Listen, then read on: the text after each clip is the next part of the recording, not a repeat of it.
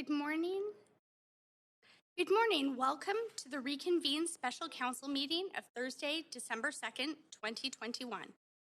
This council meeting is being convened by electronic means as authorized under Part 14 of the Procedure Bylaw. The City of Vancouver electronic meetings, as such, council members may participate in person or by electronic means. If a council member attending by electronic means loses connection during the voting process, staff are available to get you back online quickly while the voting process is suspended. The staff contact information has been circulated to you.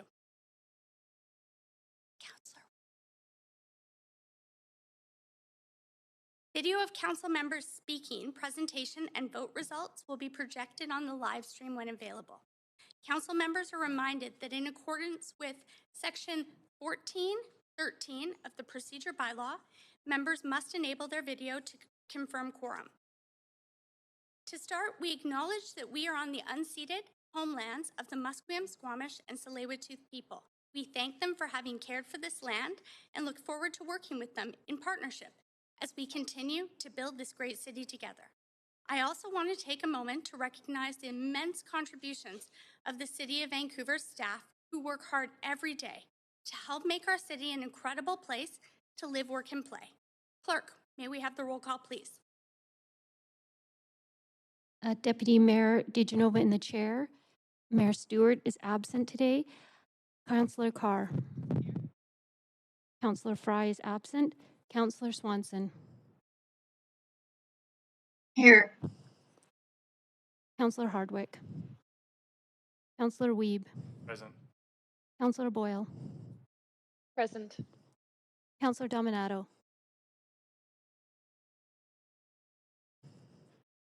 Not here. Councillor Bly. As on LOA till noon. Councillor Kirby-Young. Present. You have quorum, Deputy Mayor DeGenova.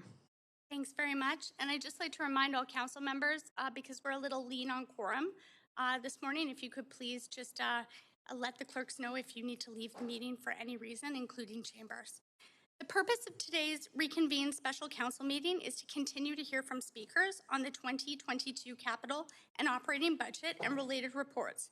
Motions related to reports on today's agenda will be considered next week. Debate and decision on the 2022 capital and operating budget is scheduled for the council meeting on Tuesday, December 7th, 2021. On December 1st, 2021, council received the staff presentation, had 3 rounds of questions to staff, and then began hearing speakers. The meeting recessed after hearing speaker 29, although speaker 42 has also been heard. Council also approved an additional round of questions following speakers. Speakers, I'd just like to remind you before we begin to hear from speakers, I would like to note the following. I want to remind speakers that they have 5 minutes to make their comments and may only speak once. Council members may ask questions of speakers for up to 3 minutes following their presentation. However, speakers are under no obligation to respond. The public is strongly urged to listen to the proceedings via the city's website or YouTube link and to follow along on Twitter at VanCityClerk for updates on the progress of the meeting. Any comments on the agenda item or on this agenda item can be sent to council using the web form on the city's website. The link to that form will be tweeted out on @VanCityClerk. Following the last speaker on the speakers list, we will go back over the speakers list, calling those who missed their turn and give them the opportunity to speak. I will also ask if speakers are residents of Vancouver if it is not noted on the speakers list. We will now continue with speaker 30, Norm Leach. Yes, Councillor Carr. Thank you. Oh, I'll just turn your microphone on. There you go. Thank you. You asked about if you have to leave the meeting for any reason. I don't think you announced that I have an LOA that's been approved from 11:30 a.m. to 2 p.m. Thank you for reminding me. Clerks, do we have speaker number 30, Norm Leach, on the line? Hello. Hello. I will start your timer now. You have 5 minutes to speak to council. Please go ahead. Thank you very much, Mayor and Council. On this beautiful sunny morning, everything is much more possible on a sunny morning. Over the last year, this incredible year that we've faced, we've engaged much more deeply and regularly in the downtown east side of Vancouver. Well, actually, before I start, I rise to speak in favor of multi-year funding for a homelessness solution for SROs in the downtown east side, as well as in favor of a restorative justice initiative to bring Vancouver into the restorative justice realm. But what we've learned over the past year and the people we've met and the relationships we've built have been incredible in the downtown east side, and we've been forced to work together to meet the needs of the community over multiple crises that converge on the downtown east side of homelessness and overdoses and poverty and hunger and now weather. But what we've learned is that the people are capable of so much, the people who work in the neighborhood and the people who live in the neighborhood, that when multiple crises hit at the same time, that they are able to pull together and do what's necessary to help each other. So what we need as far as coming up with a long-term sustainable solution for homelessness and SROs is more time. We need multi-year funding to support the SRO initiative that's developed. The conversations that have begun and the relationships that have been built need more time to build and grow and find the solutions necessary to the problems that have developed over decades. So if we can please get more than 1 year of funding for the SRO initiative that's begun in collaboration with the SRO Collaborative. So we really hope that Council can show a little faith in the citizens and the people and the neighborhood of this city by demonstrating that with a little more faith than 1 year of funding. Also, the conversations that have begun for restorative justice in Vancouver have been very fruitful and have revealed many of the gaps in the so-called justice system. But the conversation needs to extend and go beyond just the 30 or so people who've been involved so far. And so we're very grateful for the motion to provide funding for that initiative, and we support that wholeheartedly. With that, I'm finished. Thank you.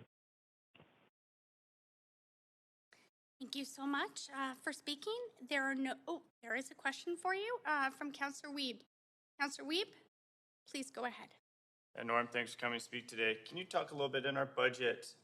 We have an item that is not currently funded, and that is on the CPCs. Can you talk about the importance of having community volunteers in our community to help community safety? So can you talk a little bit about if we should be funding the CPC program to support community safety? Absolutely. CPCs are vital. CPCs, for the amount of funding that CPCs receive for their core budgets, they magnify that by very likely 10 times that amount in the value of the volunteers that volunteer at all of the CPCs.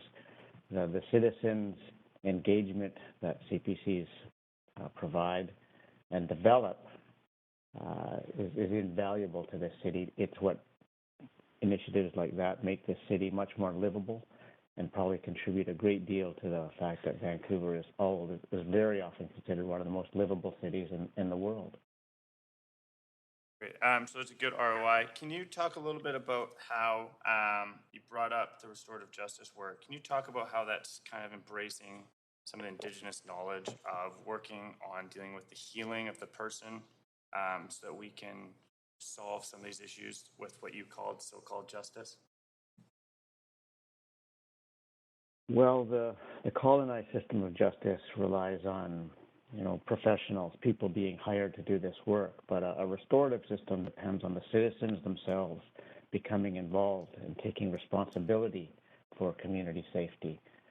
Both CPCs and restorative justice rely on that and build on that relationship with citizens to step up and to accept responsibility and to invest their time and energy in their own community, which means community safety, community health, because a healthy community pays off in our own health.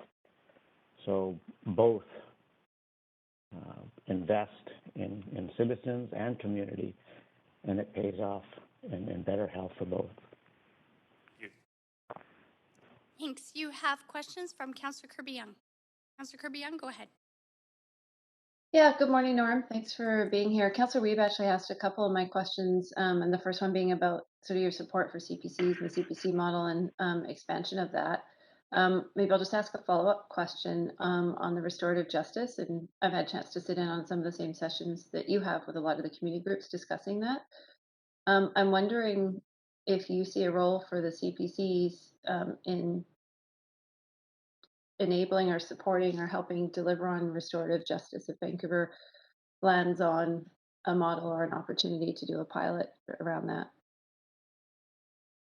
I think that they could be strong players in that because they have the relationships with the neighborhoods already, with the citizens in the neighborhoods, and the people who are already actively involved in community safety.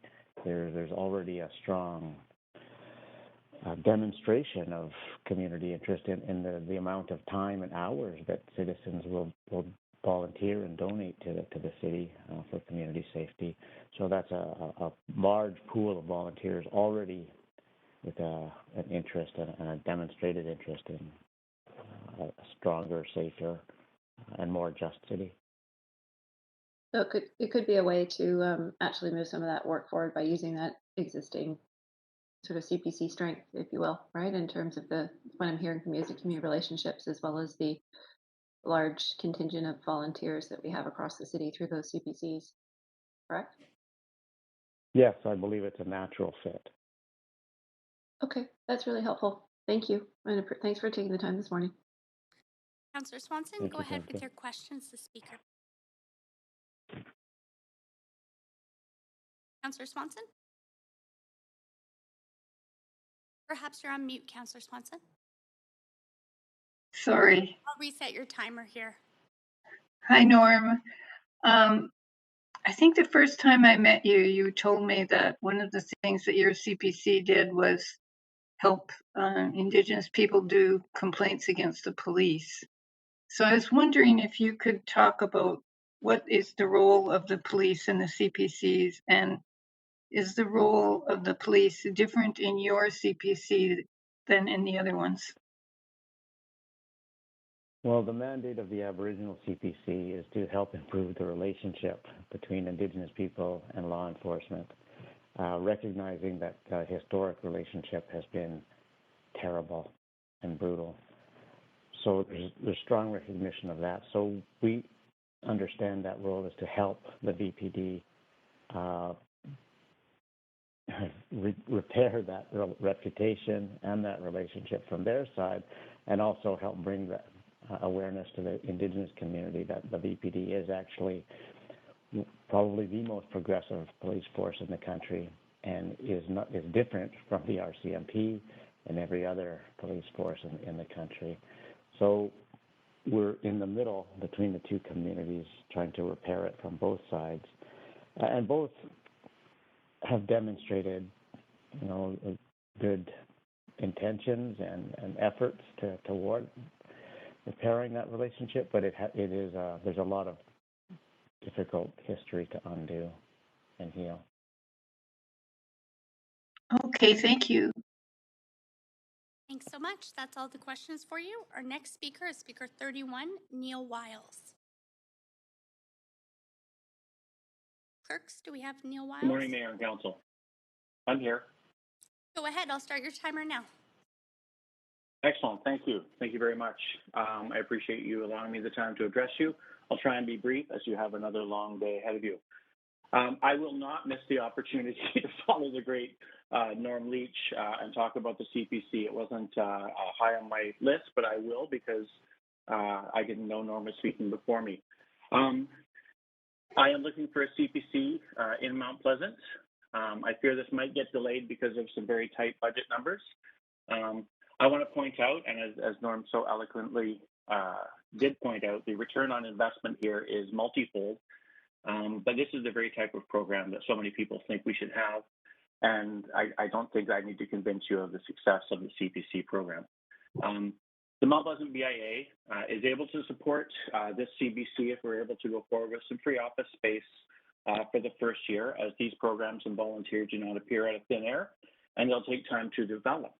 In addition to that, I've been able to get a commitment for some ground level space, at worst, a discounted rate, and possibly even some free space for a few years going forward. So I'm proposing that we don't need the entire amount for the first year. By the time these programs and volunteers have been developed and trained, we might be facing a new situation here as our city and our economy further recovers. So I hate to see this project delayed a year for the lack of a few dollars. But anyways, I am here today to speak in support of the police board's proposed budget. There's been a lot of discussion in the media and on social media about crimes, levels of crimes, type of crime, charges, and changes in the severity of the crime. It's overwhelming and sometimes conflicting and confusing. But I will say, in the past year in Mount Pleasant, we've started tracking the incidents in our neighborhood through an app. Our merchants are able to quickly report many types of incidents and often get an immediate response from some of our BIA team. While lots of these reports are dealing with graffiti, there's still about 50 a month that are about shoplifting, theft, or other safety issues. I've also had access to the data from the Kingsgate Mall security team, and this past year has seen a steady rise in incidents over the past year, and the past few months, they've seen over 100% increase in incidents, mostly in theft. My point here is that while maybe crimes being reported to 911 or online might be down, they are still happening and appearing to be increasing in recent months in my area, but they're going unreported. I'm hearing from my members there's a variety of reasons for this: long wait times on hold, slow response, or the online reporting tool is cumbersome. I know that's no news to any of you here. I will say that we won't see any changes or improvement on these issues without adequate funding. And that's all that I'll leave you with on that issue. I will say one more thing that just came to light the other day, and I found it interesting, and you might be able to draw a connection. There's a bunch of broken windows at the Biltmore, the social housing units, and they're unable to get them fixed because of lack of glass, and their contractor can't get to it.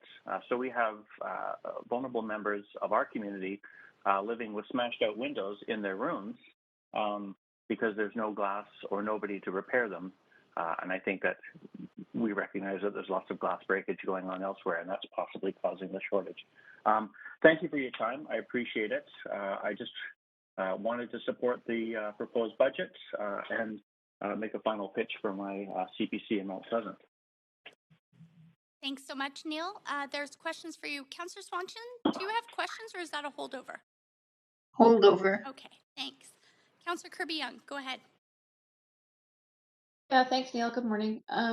You had mentioned, I think it was July of this year, feels almost like last year, but it was this year, when council passed the motion to look at options for bringing forth and supporting a new CPC in Mount Pleasant, and looking at options about how to facilitate that within the budget. So in that sort of those intervening months that have passed, have you still see the need in terms of the activity that's happening in your area? And I think, and maybe you can sort of add any perspective or updates for council on that. I know a big part of it was also just the sheer geographic distance from some of the existing and older, more established CPCs like Kensington. So I wonder if you can provide some commentary or color on that.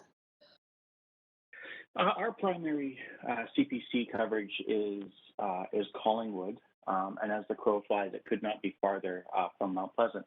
And while I do appreciate the service and responses that we're getting from the Collingwood CPC, they're also strained as other areas of the city have developed, sprung up, been created since their inception. So time has marched on, and areas have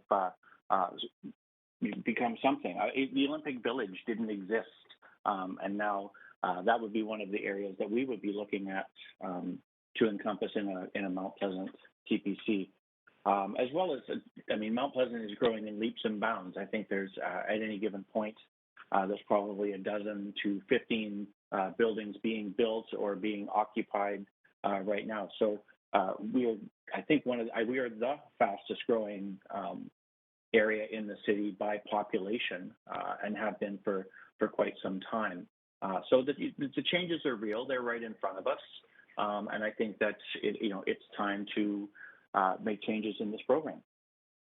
We did go to the police boards, and we have the support of the police board, which was the next step after we went to we spoke before council.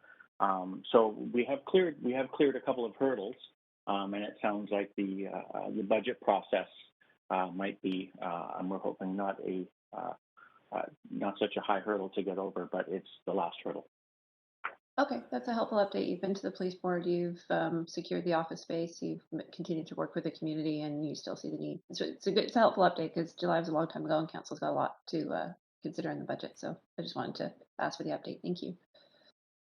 Thank you. Councillor Weep. Yeah, thanks for coming in. You did talk about not needing the full amount. What is an amount that you talked about being a good ROI? So what would be the investment that you're looking for council to make that you think you could run for next year, recognizing our budget is very difficult this time around? I do recognize the budget's very difficult. If my memory serves, I think that the line item says we need about $350,000 to get this off of the ground. Yeah. Because of there's no need for office space or anything like that, as I have plenty to help out with. I just need some staff dollars, some executive director dollars. So I'm thinking that's anywhere between $90,000 and $100,000 for the first year to get going. Okay, and Norm, before you talked about the importance of volunteers and having the community involved in community safety, do you think that there's an appetite in the neighborhood to get volunteers to support a CPC in Mount Pleasant? Yes, I do, actually. Through my day-to-day interactions, I'm still getting questions from people that I'm running into. They thought this was already happening. Where is it? How can I get involved? And people then understand that it's a process, and some of these processes take time. But there still is an appetite for it, and I think people, whether it's just a change in overall attitude, people are wanting to become involved in their community. I don't know if that's the past couple of years have maybe changed attitude, but it's a positive thing as far as I'm concerned. Okay, thanks for coming in. Appreciate it. Thank you. Thanks. That's all the questions for you. Next. Thank you. Have a good day. You too. Speaker 32, Julius Chitany. Thank Yep. you. Thank you for correcting No worries. me. You have 5 minutes to speak to council. Please go ahead. Okay, thank you.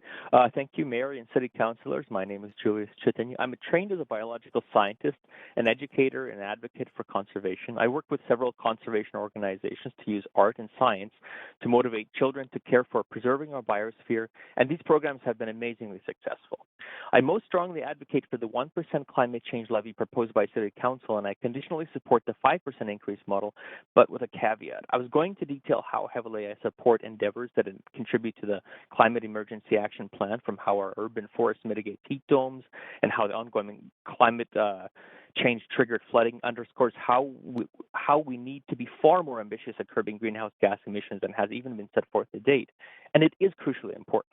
But after seeing yet another example of police violence yesterday against peaceful protesters at the Wet to Wet and Solidarity gathering downtown, which involved pepper spray and violent shoving, I had to change my words. I think the police budget needs to be revisited. And I'm not saying we don't need the police, although community peer support programs are great ideas that should be pursued, but we cannot afford to keep the police force operating the way it currently does. It isn't sustainable as is. The police department needs to have more extensive training and independent oversight to achieve less harmful and less disruptive interaction with First Nations people, individuals with mental health issues, and peaceful protesters as the rising climate and biodiversity emergencies lead to more demonstrations supporting reconciliation and environmental protection. We need to make sure that people who are doing the crucial work of advocating peacefully for both reconciliation with the First Nations and the protection of our environment from overexploitation are guaranteed respectful treatment and the avoidance of marginalization or racial bias. And this discrimination represents a huge threat for BIPOC people, whether they're demonstrating or not.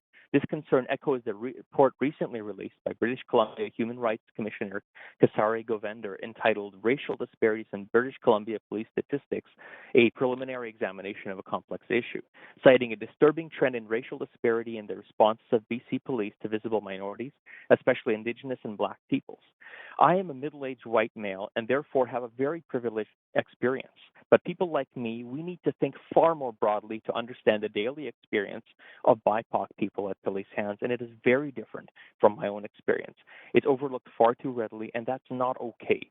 I'm not attempting to paint all of our police officers negatively, as there are some great, hardworking members, but just like the police chief stated yesterday that he would rather rely on carefully conducted studies than the impressions of some of the public, I think that the evidence from independent human rights reviews rigorously points to the presence of a systemic problem that urgently needs to be remedied. And also, I urge you to invest some of the funds, perhaps that the VPD is asking for, into something that would better address the climate crisis and inequity in a truly empathetic way, more extensive treatment and anticipating of mental health concerns. We will see a rapidly increasing frequency and severity of mental health problems stemming from climate change. These include, first, climate impact-related trauma, like the thousands of families who are and will be displaced from their homes by devastating events such as the current flooding. Second, climate anxiety or nostalgia, which is a rapidly rising area of concern. I myself live with clinical anxiety and depression associated with Tourette syndrome, which requires medication but is worsening still as it is exacerbated by the very real stresses of the intensifying climate and biodiversity crises, so much so that my work performance is increasingly faltering, and there are thousands more who will be worse off than this in a very short order.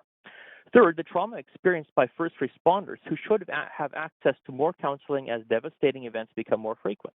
And yes, this most certainly includes members of the police department as well. Empathy and care generate more of the same. And fourth, inequity-related mental and emotional health problems that may result in substance abuse and sometimes violence, and which social peer support programs would do a far better job of addressing than would intervention by the currently structured police department. Yes, these are long-term solutions that need time to build up, but I'd argue that they would give us a far more motivated, cooperative, and resilient population than would the continued application of the kind of unnecessary shows of force that we've increasingly been seeing at the hands of our police department. I think that this needs rehabilitation. And in conclusion, in addition to this, of course, we do need to think of ourselves and not as a single child trying to stem the flow of a leaky dam by, putting our finger in a single hole, but as thousands of communities against climate change who are united in this together. We need to do this at all levels of government. Thank you very much. That was perfectly timed. Thank you very much. There aren't any questions for you. Speaker number 33, Catherine Alancy. Speaker number 34, Stephen Canafari. Speaker 33 and 34 are not on the line. Thank you. Speaker 35, Reverend Darren Latham. You have 5 minutes to speak to council. Please go ahead. Do I hear Darren Latham on the line? Yes. Okay. Yes. Go ahead. Okay, I'm sorry. Thank you. Yes, my name is Darren Latham, and I'm the lead pastor of Broadway Church, a role I've held for 14 years. Broadway is a congregation of approximately 3,000 people and has been an active presence in the city of Vancouver for 112 years now. Now, our main campus is located on the corner of East Broadway and Slocan in East Van, directly across from Van Tech High School. We presently oversee the operation of 3 subsidized housing projects, a 114-bed care home, along with 2 residences for independent living. And we also operate a society that feeds 4,000 people every week. Now, I mention these things simply to let you know that the organization I serve has deep roots, an expressed love, and an active concern for our community. But having said that, I am not speaking to you today in my official capacity, but I am speaking to you today as a result of the personal, on-the-ground observations I've witnessed while fulfilling my official capacity. I've witnessed up close the growing challenge that our city is facing in its noble attempts to maintain peace and order for its businesses, citizens, streets, and neighborhoods. Let me fill you in on what has transpired in just one block of our neighborhood over the last year alone. About 2 years ago, our corner of Slocan and Broadway was a peaceful, well-trafficked area used by high school students heading to Van Tech, families, organizations using the state-of-the-art soccer pitch, and commuters accessing the Renfrew SkyTrain station. Yet, over the span of about 2 years, this small area turned into a chaotic, dangerous zone that required the focused attention of the city's police and bylaw officers. Now, the street became home to an untold number of campers, buses, recreational vehicles. As time went on, the street became covered with large mounds of garbage, scattered appliances, and other random objects, including discarded needles. We sadly witnessed one of the vehicles catch fire, resulting in the death of the occupant. And then not long afterwards, the street was shut down while the Vancouver Police Department was forced to deal with another individual brandishing a weapon in his vehicle. Our own building has experienced a noticeable increase in crime and attempted break-ins, including one of our custodial staff members being violently assaulted by a random, unprovoked attacker. It was all on film. Now, I want you to know that the city's bylaw officers and members of the Vancouver Police Department have been excellent in their responses. They have served you, they've served us well, so thank you. We've been highly appreciative of their attempts to be diligent in their tasks. And this brings me to the heart of the reason for my participation today. Knowing the increase in the challenge firsthand, knowing the increase in the workload firsthand, I'm expressing my concern to you that we would choose to decrease the financial resources available to those tasked with policing our city. Now, I recognize that the root causes of the increasing stress are multiple and not simple to address. Trust me, I understand that very well as I deal with it daily. However, while the frontline reasons may be complex, the frontline response is not complex. We need authorized people to step in to protect our people and enforce our laws. And in our society, those people are the police. In light of the increased policing challenges that we read about in our papers, hear about in our media, and see with our own eyes, I find it highly counterintuitive that we would decrease the resources that the women and men of our police service would have at their disposal. So I simply want to bring this to your attention, respectfully question the reasoning, and sincerely ask you to reconsider this decision. So thank you for your service to our city, and I thank you for taking the time to hear me. Thank you. Councillor Kirby-Young, questions for the speaker? Yeah, good morning, Pastor, and thank you for taking the time to speak to council. I have sort of one question for you, and I really appreciate what you articulated, and I think that is that we've got pretty significant serious social and well-being issues in terms of housing, homelessness, addictions, mental health, and so on. But what we hear time and time again is, well, we need a more compassionate response, or, we're just dealing with the downstream impacts. We have to deal with the root causes. And what I hear you saying, and I want to confirm and reflect back and see if this is accurate, that you are saying that, yes, that's correct. And so, but we can't abdicate our responsibility to manage the downstream effects. But would you say we should also be advocating vociferously to do what the city can, but also to advocate those other levels of government to deal with the upstream drivers? But in the meantime, we do have to deal with the actual kind of manifestation of those challenges and issues on our city and on our residents. Yeah, absolutely. It's just not a simplistic approach. It's not a Band-Aid approach. As I say, there's mental health issues, there's poverty issues, there's all sorts of complex issues. So those I accept, and I'm working with you and with our city, and we're doing all we can to help alleviate and address those things. But it's that boots on the ground, the moment of crisis, that, where you need peace and order brought to a situation so you can then address the root causes of the individual who was placed in this situation.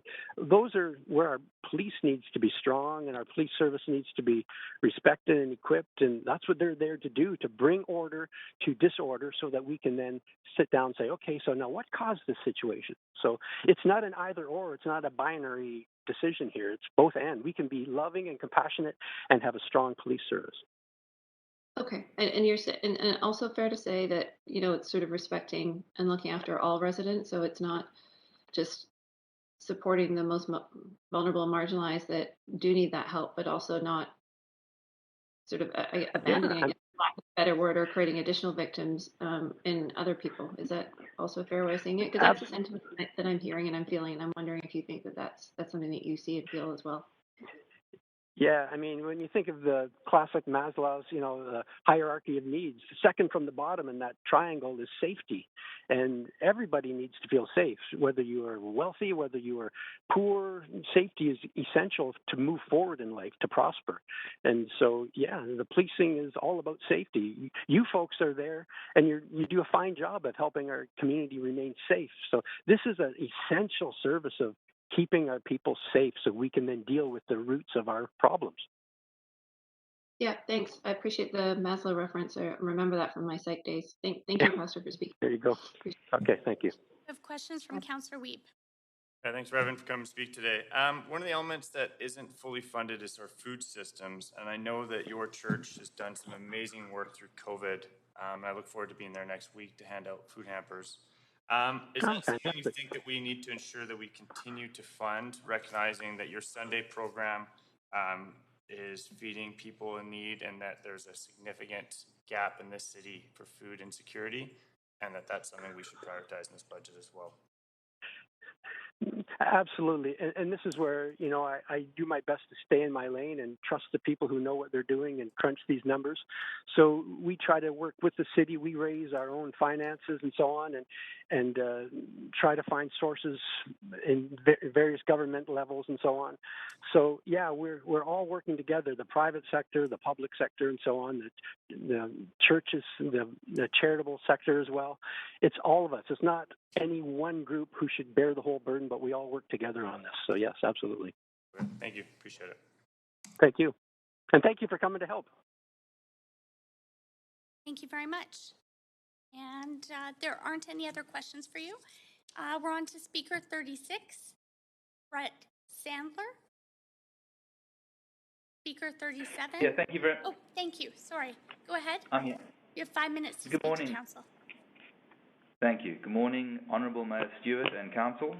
My name is Brett Sandler. I am a resident and a homeowner here in Vancouver, property taxpayer, a voter, and a business person working in Vancouver. And I'd like to focus my comments around the police.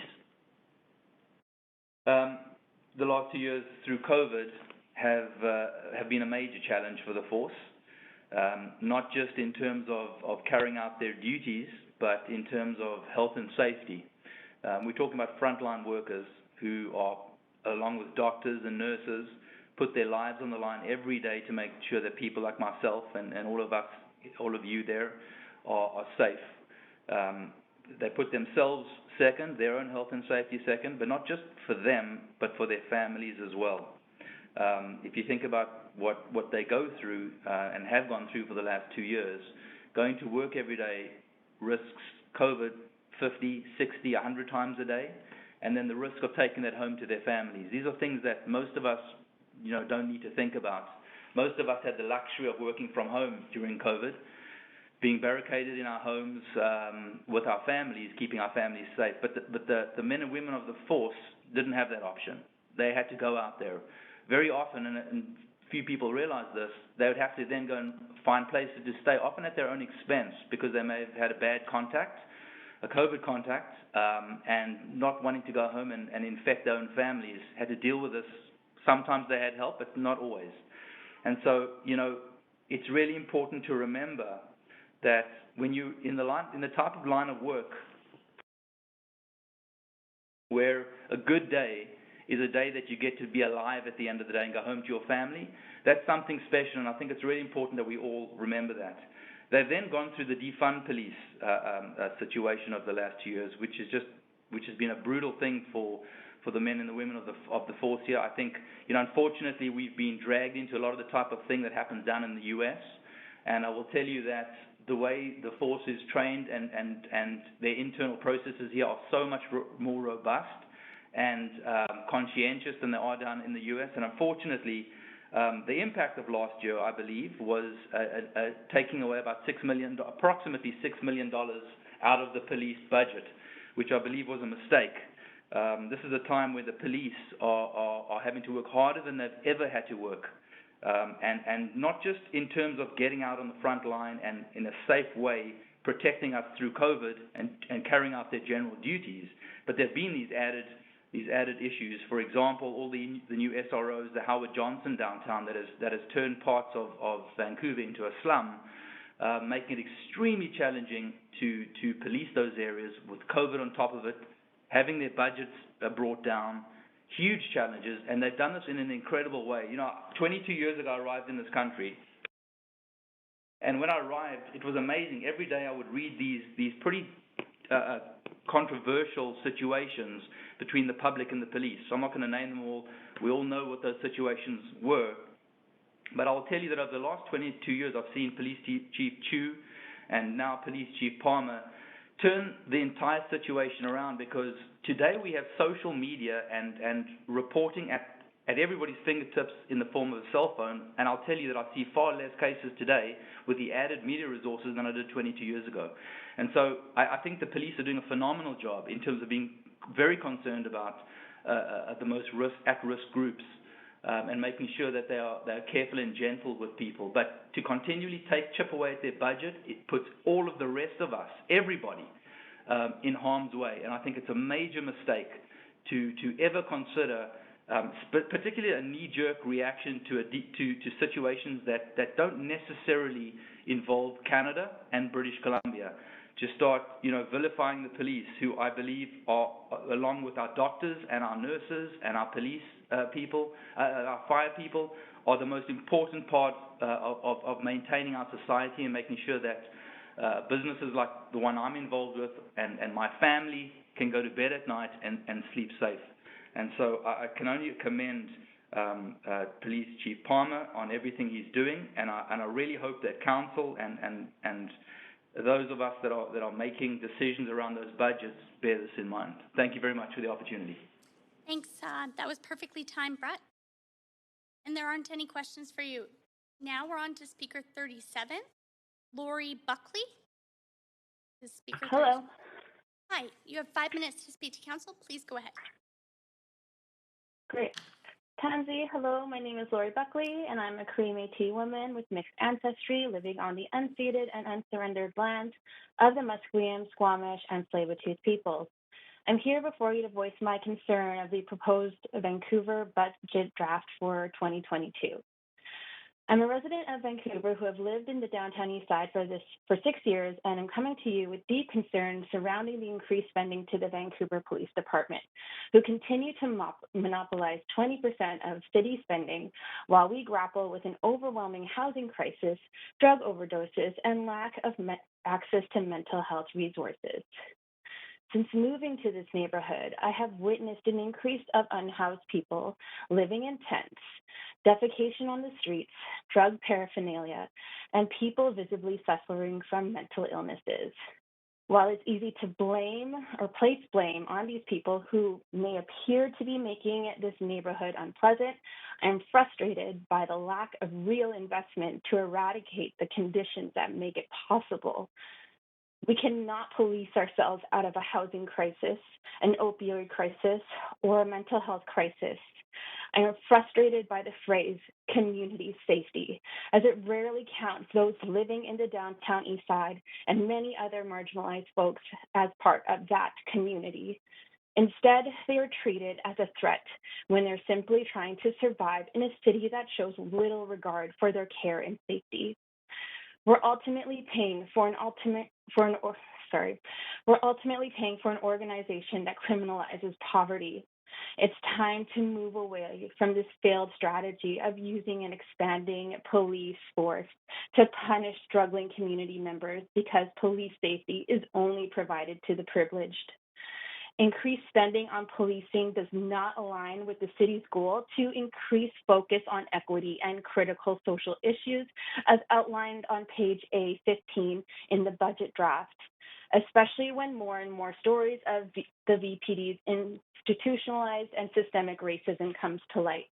Examples of this is not hard to find. Street checks continue to disproportionately impact Indigenous and Black communities as reported by the Hogan's Alley Society, Union of BC Indigenous Chiefs, Wish-Robin Center Society, and the BC Civil Liberties Association. Unarmed Indigenous youth are regularly met with excessive force, including yesterday afternoon for peacefully occupying space outside the RBC on Burrard. They were pepper sprayed by officers. Just this past June, our own mayor had stated, I have stepped down as spokesperson for the board because I find their positions indefensible in relation to the Vancouver Police Board's lack of action on systemic racism.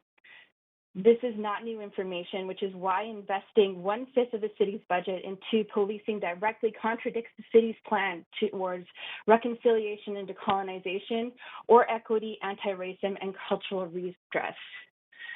I applaud many of the points in the city's budget under business planning principles, in particular the goals to integrate financial, social, environmental, and cultural, sustainable considerations into city's decisions and actions, and cultivate a progressive and creative approach to city work, incorporating continuous improvements into how the city does things.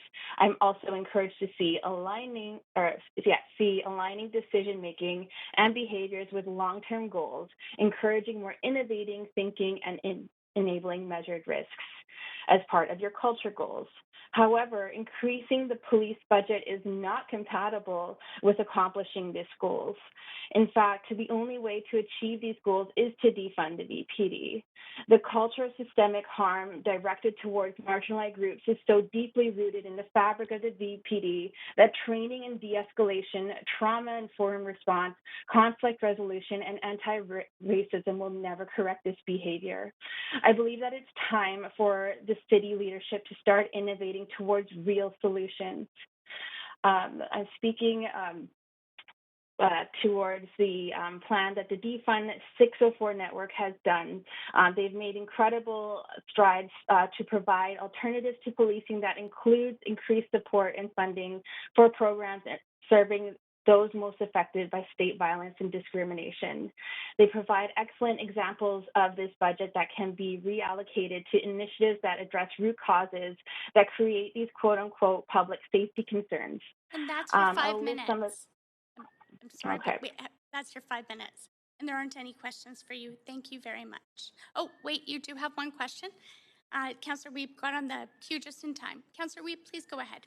Yeah, thanks for coming to speak today. So from what I'm hearing, you have a lot of passion and you're hoping that we start to fund creative initiatives. So is that something you want us to see put into the budget for restorative justice, pure crisis and de-escalation tactics and decriminalization stuff? Is that where you want us to start to see where we can build up the community-led initiatives so that we have other options to work on what you've talked about as community safety?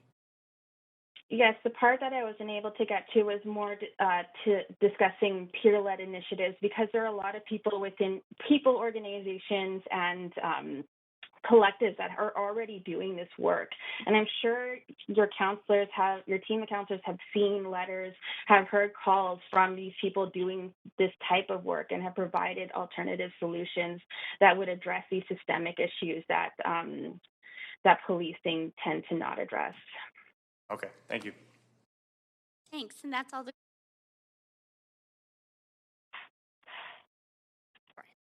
And that's all the questions for you. Our next speaker is Speaker 38, Laura Balance.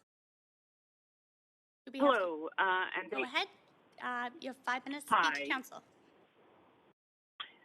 Thank you, and I'm going to pre-apologize. I'm just down on the Sumas Prairie, and so I have my cell phone is somewhat in and out down here right now. but I want to start by thanking Mayor and Council for the opportunity to speak to you today about today's budget considerations, and specifically I will contain my comments related to police funding, and I am speaking in support of the Police Board recommended budget. Again, my name is Laura Balance, and today I am speaking as a spokesperson for the Hospitality Vancouver Association, an organization that represents restaurants, bars, pubs, retailers, and nightclubs in the city. Together, pre-COVID, our businesses contributed in excess of $750 million of positive economic impact into our city annually and employed 10,000 people. We consider ourselves Vancouver's other 9-to-5 economy, and beyond contributing significantly to the economic health of Vancouver, we are impactful contributors to the cultural health of the city as well. Today, I am speaking on behalf of our membership, strongly in support of Chief Palmer's request for funding to maintain existing policing levels, and we strongly oppose any decision that doesn't reflect cost of living increases. We know in turn that this will result in cuts to the numbers of officers on the ground. I want to clearly express to Mayor and Council the grave concerns our memberships have about any police budget restrictions and the impact that could have on the community safety throughout our city. It does not do a service to the people of Vancouver to pick out individual statistics from a vast and complicated matrix and simply say crime is down. We know that that is not true in many areas that count so much to the people of this city. And while crime may be down in one particular subset, I can tell you, as a business and property owner in Vancouver, that the surge in crime is real and it is frightening. Statistics and percentages can seem abstract, but there are real, live people behind each and every crime. People in our city are having their lives changed by a growing sense of fear. On top of the dissemination of our sector due to COVID, our businesses are now challenged by dramatically increasing street crime, to the point that their staff no longer feel safe walking to work in the daytime, let alone walking home after dark. I can tell you that regardless of neighborhood, community safety is the number one issue expressed to me by our membership. Worsening vandalism, aggression, threats, and theft continue to affect our neighborhoods and businesses directly, while also contributing to a general feeling that the city is becoming more and more unsafe.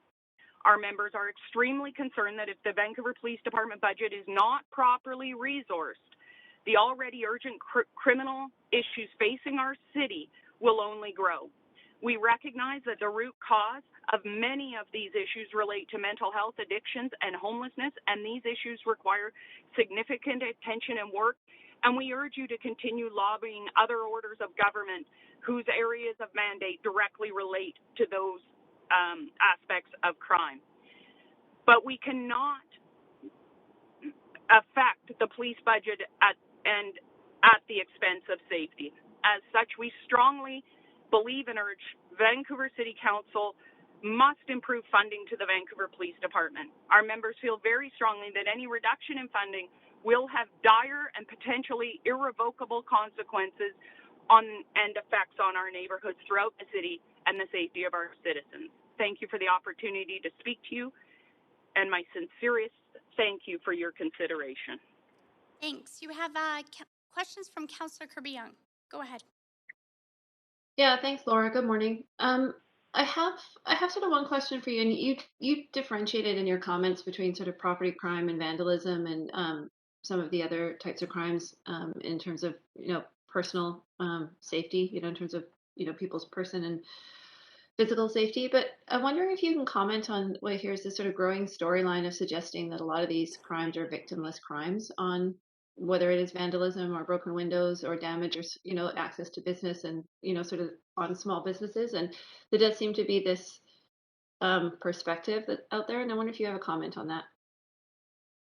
I certainly do. I do not believe there's such thing as a victimless crime.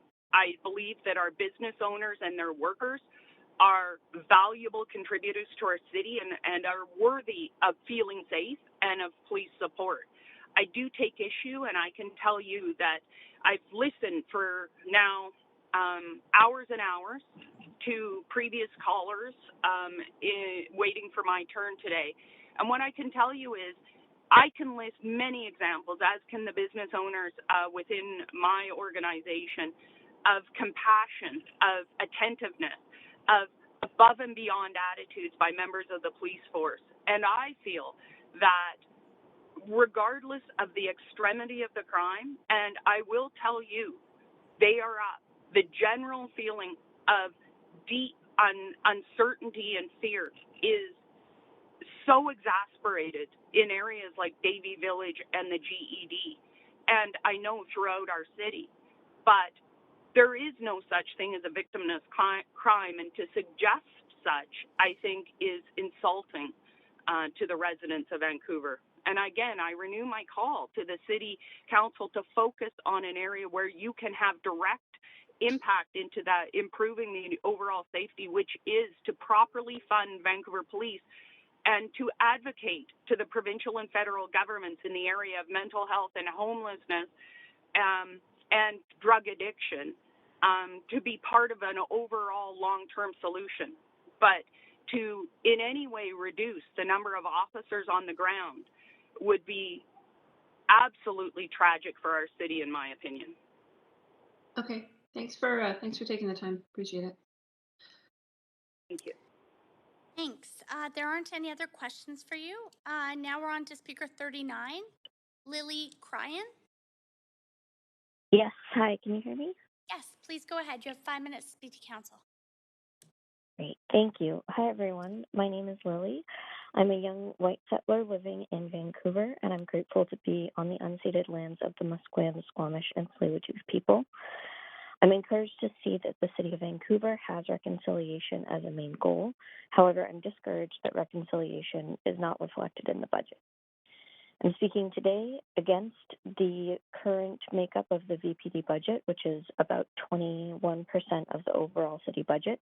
This hardly leaves room for the other stated priorities of the council. I've heard through the session yesterday that other city services are pressed and stressed for funds that would actually solve the problems that we can all see are issues. We can all agree that people need support with stable, affordable housing, mental health, and community connections and meaningful participation in their community. We can also all agree that the big issues of our time are unavoidable: climate change and the extreme weather caused by it, reconciliation and decolonization, and income inequality. None of the problems that I've stated are solvable by the VPD. The VPD come in after a crime or something terrible has happened and often make the situation worse. In the best case, the VPD presence is benign. In the worst case, the tools the VPD has available, arrests, tickets, forcibly taking people to the hospital, guns, or other forms of violence, makes the situation worse or fatal. The framing of community safety often leaves out our most vulnerable community members, like the homeless people and other street-entrenched folks. I've heard from both the chief of police and the police union chief that the VPD is ill-equipped to do their jobs as they currently exist. 60% of the calls to the police are not crime-related. The only reason why those calls go to the police in the first place is because that is the only option that currently exists in our system. I would much rather call a mental health worker, a social worker, a park ranger, a peer support worker, anyone other than a cop. I do not call the police because I'm scared of what they would do to me or others, especially Black and Indigenous people, if they did arrive. I believe in the council and city staff to dream up other solutions to the big problems of our time. I commend the city staff's work to create a balanced budget that tries to reflect our priorities as a city. There are so many better ways to solve the problems we all see, and we could all do that by reallocating funds from the VPD budget to other city services that are so strapped for resources. For instance, we could better fund housing investments to increase affordability for young professionals like myself who can barely afford rent with a full-time job that required a university education. We could provide housing first programs to people experiencing homelessness, i.e. housing not contingent on meeting other requirements for maintaining a home.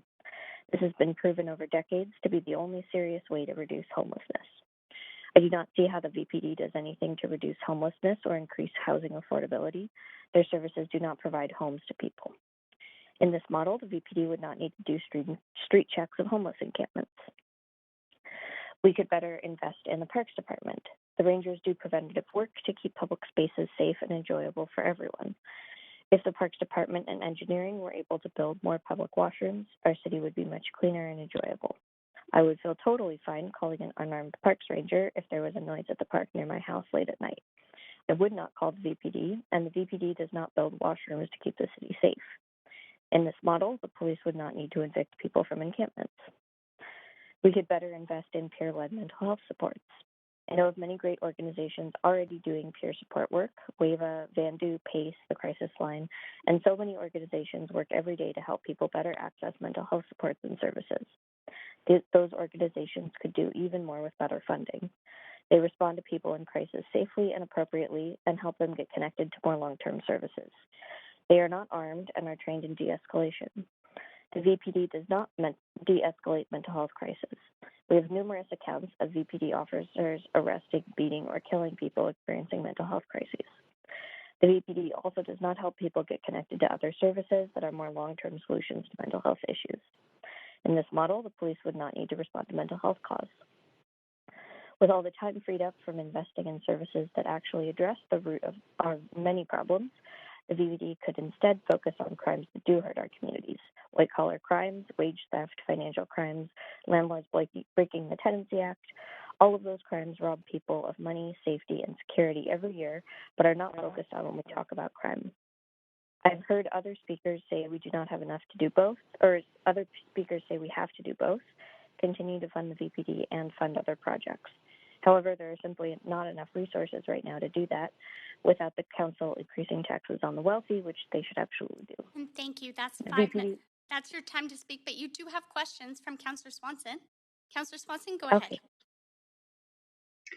Yeah, I would love to increase taxes on the wealthy, but the province hasn't given the city that power yet. But Yeah.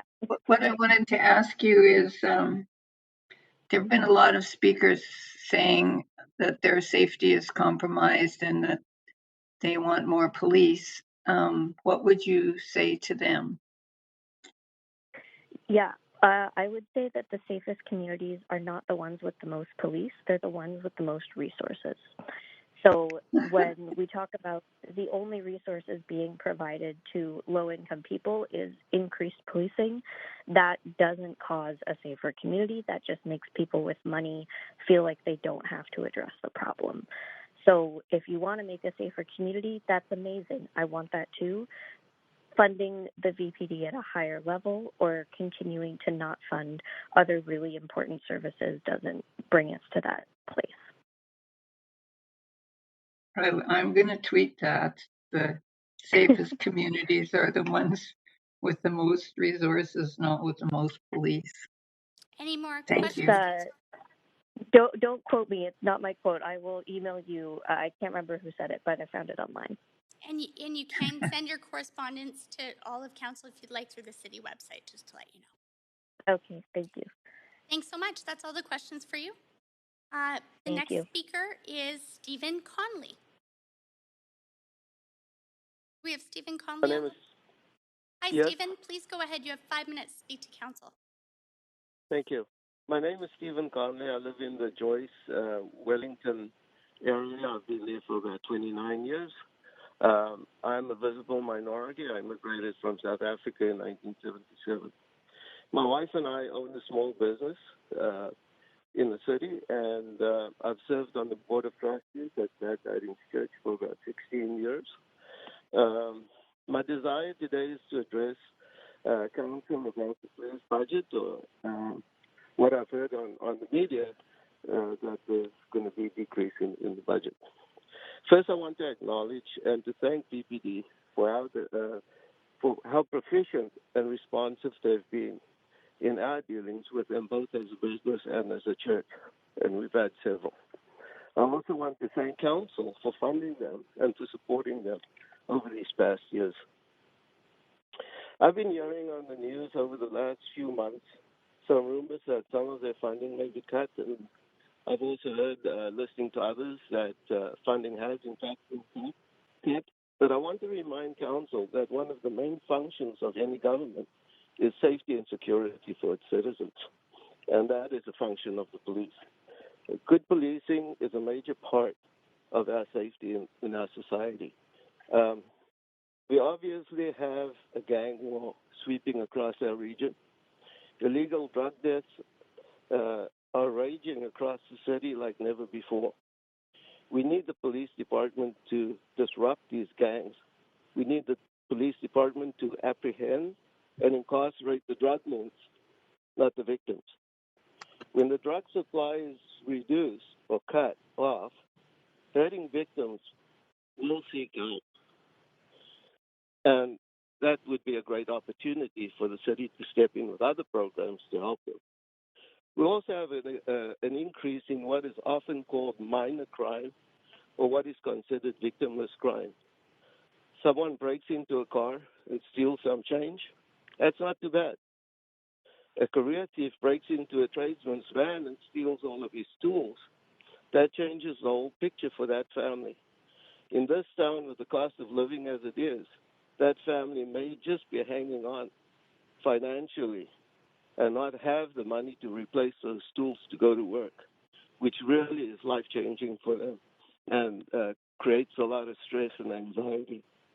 An increased presence and cracking down on some of these petty thieves would help the business community a lot, would also help us feel a lot more secure. We cannot reduce our funding and support to the police department. I don't believe that we can. I think we need them.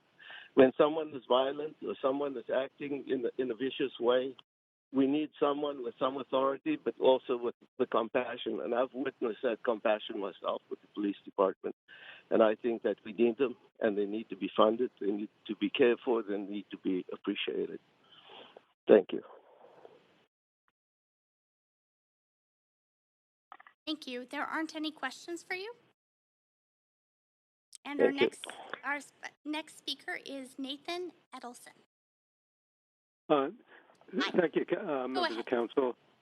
I'd like to acknowledge that we are on the unceded lands of the Coast Salish people, far too many of whom are living in single-room occupancy hotels or are homeless.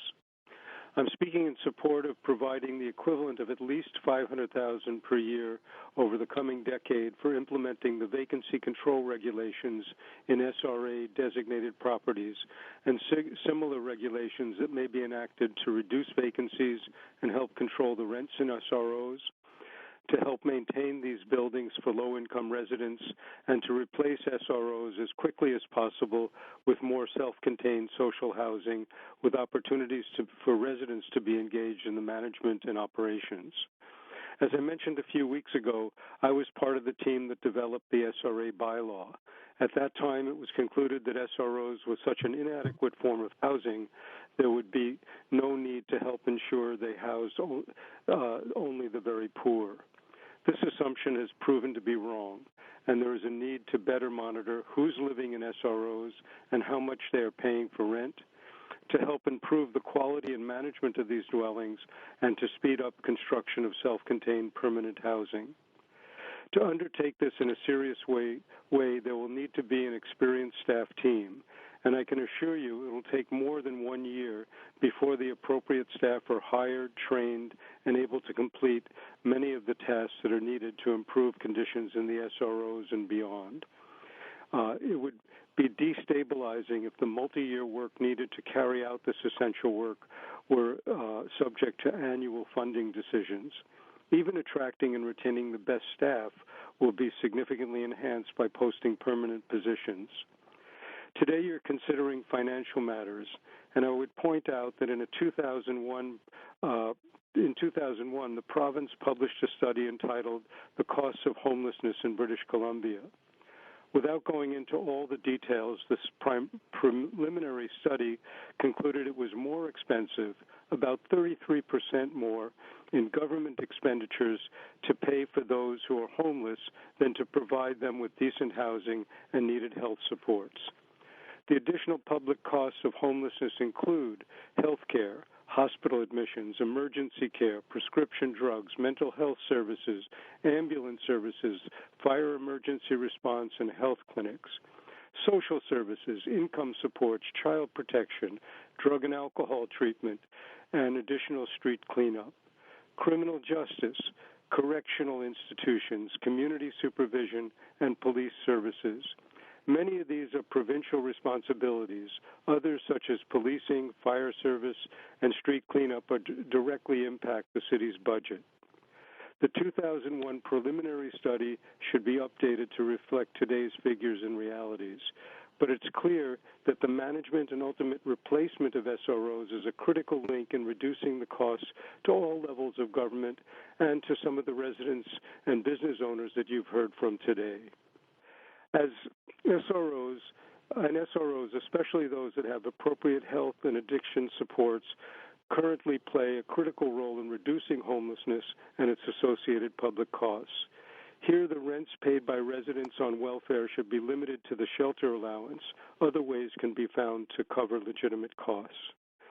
So again, I would urge that work on the improvements to the SRA bylaw be implemented as quickly as possible, and that the funding be approved in a way that best ensures multi-year staffing so that a model program can be created and maintained. In addition, I would recommend that further cost savings can be achieved by giving priority to developing permanent self-contained housing for those who have experienced homelessness as quickly as possible. As you know, there is considerable community support for replacing the temporary modular housing in Falls Creek South with more than twice as many permanent dwellings with appropriate health supports for people who've experienced homelessness. It would be wonderful if this could move forward as a companion piece to demonstrate the clear direction that is needed and which this council will hopefully unanimously support, not only to improve the quality of life for residents and their neighbors, but to reduce the need for unnecessary public expenditures. Thank you. Thank you very much, and there are no questions for you. Thank you. The next speaker, Speaker 42, was heard last night as they were here in person, Council. Just to remind everyone, Speaker 43 is withdrawn. Speaker 44, Lorraine Lowe, Executive Director of the Sun Yat Sen Gardens. Please go ahead. You have up to 5 minutes to speak to Council. Hi, good day, Mayor and City Council. Lorraine Lowe here, Executive Director of Dr. Sun Yat Sen Garden, located on the traditional and ancestral unceded territories of the Musqueam, Squamish, and Tsleil-Waututh Nations. A little bit about myself. I'm a member of a visible minority. I'm Chinese Canadian, born and raised here in Vancouver, School of Criminology grad from SFU, and I've lived on both sides of the law growing up. Struggled with my own demons, consider myself lucky to have turned my life around early on with the intervention of some hard-ass constable Nelms out there, although he's retired. And over the years, I've seen Chinatown struggle through some really tough times, but never has it been this bad. And while I do commend the city for their efforts in the climate change initiative, trying to solve the homeless and opioid crisis, that we can't deny the fact that there are storefronts downtown with smashed windows and businesses that are closing due to the rise in crime, the rise in property taxes, the penalties levied against the business owners for the rampant graffiti and street disorder. There won't be any businesses left to pay for these social services. So people will start moving out of the city. And as Chief Palmer pointed out, there needs to be a balance. So here I am speaking on behalf of my staff, my volunteers at the garden, and some concerned neighbors. And unapologetically, public safety is key to Chinatown's survival right now. And that encompasses protecting the vulnerable, the homeless, the mentally ill population, which I've seen firsthand the VPD handle with the utmost care and compassion. But all I've been hearing in these discussions is this us versus them narrative. But what about the real serious safety issues here that haven't been addressed, that's happening right in front of my eyes? Like the drug deals that's going on, the arson, the willful destruction of properties, the assault on Asians, public urine and defecation right outside our entrance. You know, the list goes on. So I agree with the social support service initiative, but the results will not come to fruition overnight. So it's important that we have the policing and public safety support measures in place to complement these other initiatives. So looking at it from a tourism perspective, and here we are, we're a main tourist attraction, a main economic driver for this Chinatown community, which has also experienced our fair share of being marginalized over the years. So it's important for us to keep encouraging visitors to come to the gardens when we pride ourselves as being a safe, inclusive space for everyone to enjoy. And if you go on TripAdvisor and all the Google reviews, you'll see that the 90% of the negative reviews talk about the area being a dangerous place. So let's just take the politics out of the policing and focus on the basics here. Law and order, the basics of public safety, protecting the vulnerable. We want to support and make sure the police have the sufficient financial support in carrying out their work and in turn support our revitalization efforts. Defunding the police will only create a domino effect on other department resources. For example, there's been public pressure for us to open the courtyard in the park, but this would require a comprehensive safety sanitation schedule that would mean a substantial amount of funding from the park's budget to support this. And honestly, opening it up, it's just going to be very dangerous for our visitors, our staff. Another example is dipping into the ACCS's budget funds that was redirected for a public safety initiative program. And those funds could have been used towards exhibition and cultural programming. And we've been very fortunate to have the police presence to keep Chinatown safe. And without them, our neighborhood's rich cultural history would disappear, and let alone all the work that we've been doing in bridging this relationship between the Chinese and Indigenous downtown East Side communities. And we talk about trying to achieve UNESCO status for Chinatown, but at this rate, there won't be a Chinatown today. So in combating anti-Asian racism and any type of racism and helping the Chinatown community is a priority for this council, I strongly hope that you'll take into consideration in supporting the VPD's original endorsed budget. And this would also equip the department with any additional support and restorative justice approaches on diversity, inclusion, and de-escalation, as some of the other groups have pointed out. And, you know, with the help of the VPD support over the last little while, our community has made small improvements in finally breathing back some life and energy back into our community with cultural festivals and supporting the BIPOC LGBTQ2 trans community. And it would be such a detriment if we lost this positive momentum that we've gained. And thank you, Lorraine. I'm sorry to interrupt you, but you're at 5 minutes, and Councillor Kirby-Young has questions for you. Councillor Kirby-Young, please go ahead. Yeah, thanks, Chair. And good morning, Lorraine. I have two questions for you, and I have limited time, so I'm going to just signal that to you. But two of them. The first one is around just the state of Chinatown in general. And I know that the neighbors always had significant challenges. I wonder if you can give us some perspective of how much you feel it has worsened or degraded in the last couple of years. It's gotten terribly bad. I mean, if I'm going to be comparing the Chinatown from where I grew up, I mean, it's completely different. But I would say the last 3-4 years, it's just gotten up, especially post-COVID and during COVID. We've had to erect the gate. Our visitors need to buzz in. Our staff's been threatened and attacked. I've been attacked and spat on, called derogatory names. It's just the state of the graffiti, the broken windows. It's a daily basis. It's, my custodian, he's just fed up with everything. And I almost feel like it is a direct, it's directed towards us because, you can defecate in front of anywhere on that street, but they choose the one door that we let our visitors into. So I don't know if that's like an anti-Asian message, but we sure do feel it is. And with your, just to follow up on that, with your staff being attacked and threatened, are you having any staff that quit or leave or don't want to stay anymore? Are you having trouble attracting staff? The turnover rate the last 3 years has been tremendous. It's created a level of anxiety and just, we've lost so many people. Lorraine, are you there? Did we lose you? Yeah. Did you hear me? Sorry. Yeah, you just cut out there at the end. Sorry, the turnover rate has been tremendous, like the last since 2018. Like we've lost, there's a mass exodus of people, and it's because of what's happening in Chinatown as well. It's hard.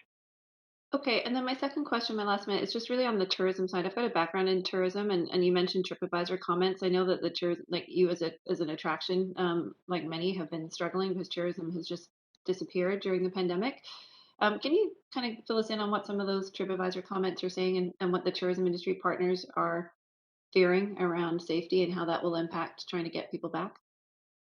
Well, it's impacted us tremendously. Like, you look on all the reviews, anything that's been negative has been said. It's about do not go to Chinatown. It's affecting certain parts of Gastown, Chinatown, downtown, and I have to redirect them to make sure that they're taking the right route to come over here. But our numbers are down, and that's obviously because of COVID and everything else. But safety is a huge concern for people wanting to visit Chinatown. And I'm not talking about tourists. I'm talking about the people that have lived here and have moved out to the suburbs. They won't come and take their family down to Chinatown because they don't want their kids around. Like they feel it's dangerous. And that's okay, your that's time, my time. Thank you very much. And Lorraine, I actually have a question for you, so I put myself on the queue. It's Deputy Mayor DeGenova, and I'm just wondering if you can tell me, in your opinion, first of all, I want to say I'm really sorry to hear about your own personal experiences and some of the things you've had to endure in Chinatown, but can you tell me what the impact of anti-Asian hate crimes on seniors specifically is that you've seen, that you've witnessed in your role? Is that something that you can comment on? And how this is affecting their ability to visit Chinatown? Well, I've heard from a lot of seniors and seniors groups that they're afraid to leave their homes because they're afraid to get mugged. They're afraid to get pushed over.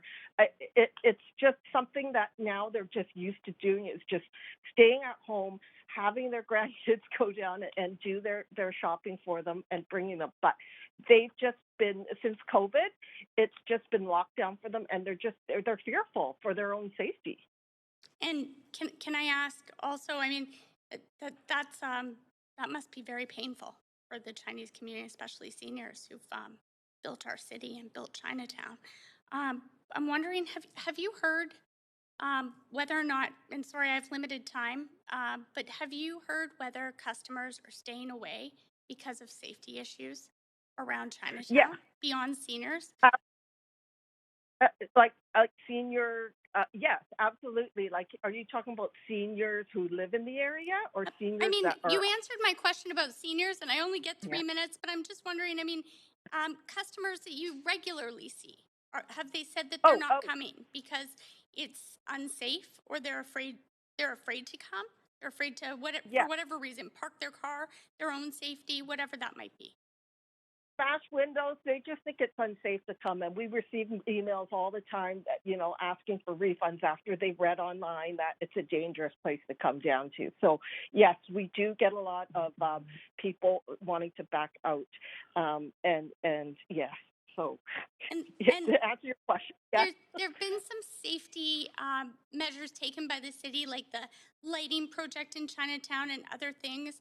I'm just wondering, as we move forward with the transformation of Chinatown and all of the initiatives, do you think that if we don't address these issues with law and order and public safety, that will further hurt Chinatown as a cultural hub in our city? Absolutely, 100%, absolutely. Thank you so much for answering my questions and being so concise. Really appreciate you speaking today. Thanks so much. Our next speaker is Chantel Spicer. Do we have Chantel Spicer on the line, or Chantel Spicer? Yep, I'm and here. Chantel, Sorry. It's our practice here at City Council. Just before I give you your 5 minutes to speak, I am supposed to ask. It can be a yes or no answer. Do you live in the city of Vancouver? Yes, I do. Thank you. You have 5 minutes to speak to council. Please go ahead. It is a true gift to be an uninvited Indigenous person of Mi'kmaq and Jewish ancestry who has now been welcomed many times into the unceded and stolen lands of the Musqueam, Squamish, and Tsleil-Waututh people. I am a taxpayer and small business owner in what is now known as Vancouver, specifically Fairview. The lands and people here are a blessing in my life, and it is my duty and delightful obligation to work towards Indigenous sovereignty and just futures without colonialism. As part of the Defund 604 network, I was lucky enough to have participated in the People's Budget Project. We undertook this project with the understanding that the city budget must be a moral document and reflect our values as a city rather than the values and myths of capitalism and state violence. Therefore, I am speaking against a budget that contributes to a structure like the police that harms so many communities. The focus of our survey was to hear the perspectives and solutions of those most marginalized by city processes, including the budget process. Those who we centered in this work include low-income and houseless people, sex workers, Indigenous land defenders, people who use drugs and alcohol, and others who have been purposefully marginalized or disenfranchised from politics and other potential structures of change. These community members not only responded to our survey and took part in countless conversations with us during outreach, but also played a significant role in building the survey itself. Many of the alternatives to policing that are available in the survey are structures community members are already building or have built, while City Council continues to be bound to a status quo based on violence or makes value statements about equity that bear no action. As a previous speaker this morning pointed to, this is not about increasing budget for equity training or body cameras to a foundationally harmful system. Earlier, a question had been asked about needing solutions that can be funded as alternatives to policing. These are those alternatives, care-led and empowering alternatives that need to be funded and the community stewarding them to be empowered. It is my honor to carry forward the perspectives of communities who have entrusted us with their knowledge and brilliance, and it is for them that I am speaking today. The demands that came from the survey are rooted in defunding the police by 50% and redirecting funds to peer-based, community-based forms of safety. This looks like funding peer-led mental health support, creating affordable non-market housing while ending the violent displacement of unhoused people through the practice of street sweeps, funding peer-led services in spaces, including access to a safe drug supply, and the creation of peer-led indoor sex worker spaces, the creation of a healing center at Crab Park, and the return of Crab Park to Indigenous stewardship, and creating a meaningful and accountable participatory budget process. In our survey, 86% of people shared that they supported defunding the police by 50%. Many who stated no stated that they only supported fully defunding the police. I want to talk to you today about another 86% of the people who shared that Indigenous sovereignty, land back, consent, and economic justice are a universal need that could be met by defunding the police. The movement to decolonize Indigenous lands is intimately connected in the movement to abolish police and prisons. Policing in Canada has deep roots in the theft of land and children.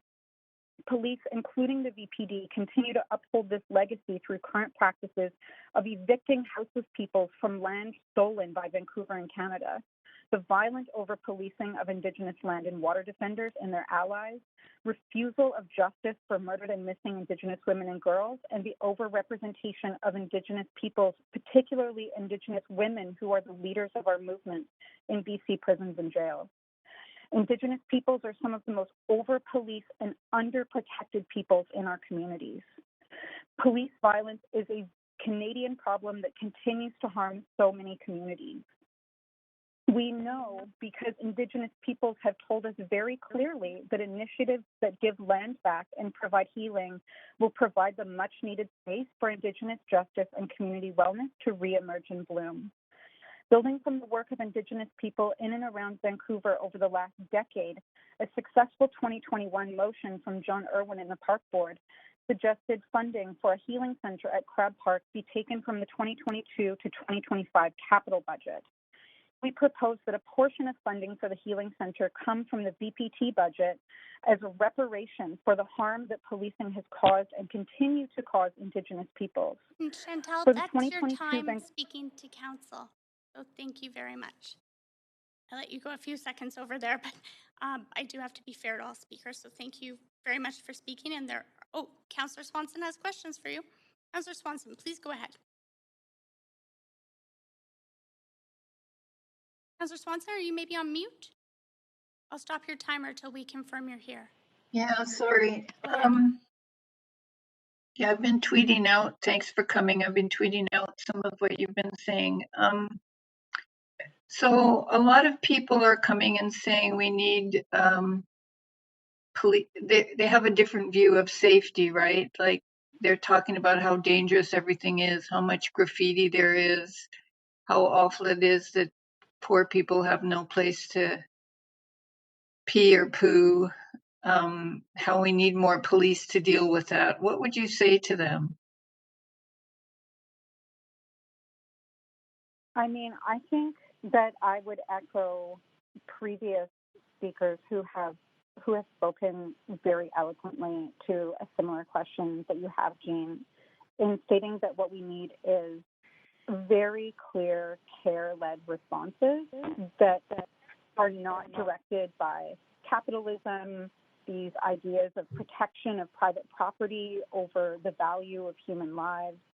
There are a plethora of options that are available that create real forms of community safety that are not based in police responding to things that have already happened. So yeah, I think we need to start reacting. We need to start moving proactively rather than reactively to the situations and start building the structures that we need to have tomorrow, today. Okay, thank you, dear. Thanks for calling in. Appreciate it. Thanks. There are no more questions for you. The next speaker is Wally Wargolet. Sorry, I'm probably pronouncing that wrong. Do we have Wally? Oh, it's perfect. Thanks. Yes, Go I'm ahead. on. Thank you. I appreciate the opportunity to speak today, and I am also impressed with the amount of time you all give to listening to us share our thoughts and views. I'm the executive director of the Gastown Business Improvement Society. I'm very privileged to represent this national historic site. We have over 500 businesses and business owners. Many of them are small owner-operated. We have thousands who are very concerned with the state of our city and neighborhood, very worried about the direction we are headed. These businesses have the ability to pay over $10 million in the 2022 budget if this 5% increase is approved. But they also generate tens of millions of additional taxes through GST, PST, payroll taxes that fund many services that are vital to all citizens in Vancouver. Something we also learned during the pandemic is the vibrancy that they bring to our streets that is really irreplaceable. I think it's also important to note that businesses in Vancouver pay 2.8 times what residents pay in property taxes. So any rate increases that are implemented have a bigger impact on businesses in our city. We have many of our businesses still recovering from the current pandemic. In talking with some of our folks, some of them are still down almost 80% from pre-pandemic revenues, especially if they're more tourist-centric. We've also seen a lot of these folks take on debt over the last 2 years to manage through this pandemic. So paying more in taxes is really something that many of them cannot afford. Because of this, we cannot support the 5% tax increase nor the climate levy proposed by the mayor. However, we do encourage council and staff to find the funding requested by the Vancouver Police Board due to the public safety and state of our city. But we do ask that the Vancouver Police Department, though, commits that this increase would go to having additional beat police officers on our streets. We think having an increased presence is really, really important. We also request that there's no further decreases to the basic core services necessary for functioning for a functioning city. We see this as, street cleaning and maintenance. Anyone who, visits Gastown or Vancouver can attest that our city is in need of some real care. The other thing that's important to us is that Council find the $678,000 necessary to fund Mission Possible's micro-cleaning services, something that we have grown to rely on. We appreciate and is vital not only to our neighborhood and keeping it clean, but to the folks that Mission Possible employs through their services. We also want Council to ensure that when looking at capital budgeting planning for the 2022-2026 cycle, it includes the funding for the revitalization of Gastown. This is something that we have been promised for over a decade and was, because of the pandemic, canceled, also due to poor budgeting, and this can't happen again. The other thing we really want you to do is encourage staff to work with us in the work that we've done in our Gastown Tomorrow project. We want to have a seat at the table to be part of the city's plan and to see that plan put into action finally. We are concerned that we just can't normalize where we are today. We have a community that's moving from empathy to apathy, and it has us concerned. We must find ways to work together and find civil collaboration and proven ways to solve some of the issues that we face today. It's one of the reasons why I encourage you on Council to review the work done by Dr. Julian Summers at SFU's Karma program and his call to action. It's something that we are working on both provincially and federally right now to get attention to and see if we can find the funding for Dr. Summers' program. We really would like to have his action plan put into play, because it's going to help solve some of these issues that you've all heard over the last day and a half and that we see every day on our streets. Again, I really thank you for your time today, and that's all I wanted to share at this point. Thanks very much. Councillor Kirby-Young has questions for you. Hi, good morning, Wally. I've got a couple questions for you.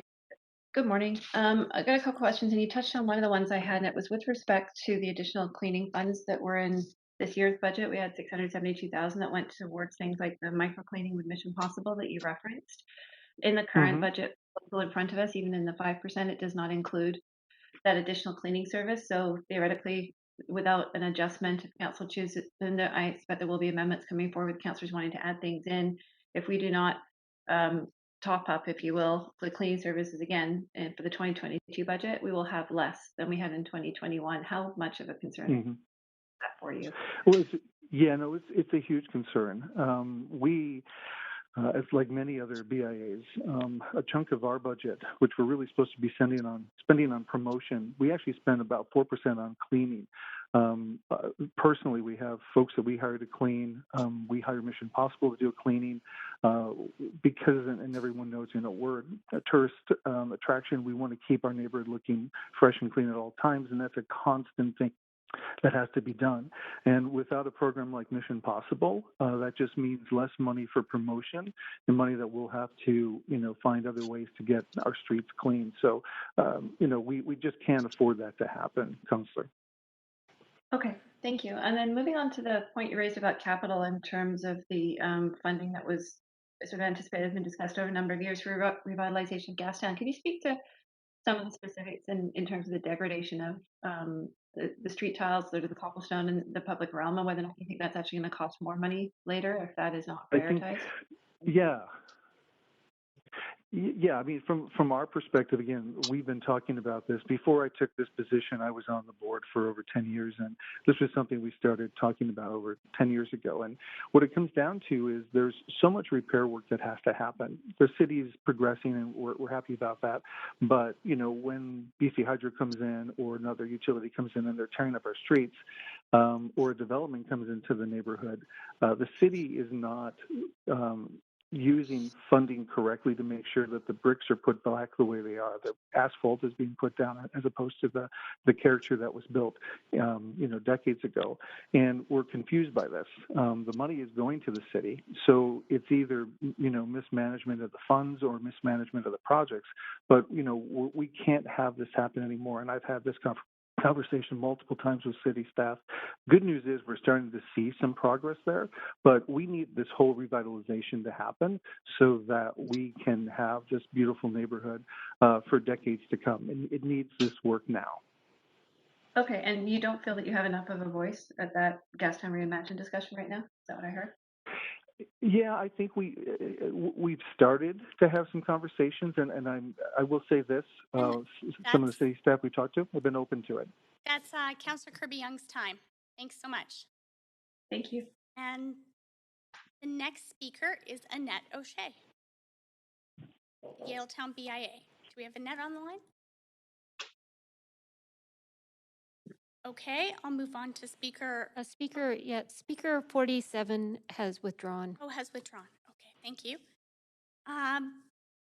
Speaker 48, Matab Legay. Am I saying that right? Hello. Thank you. Lahoy.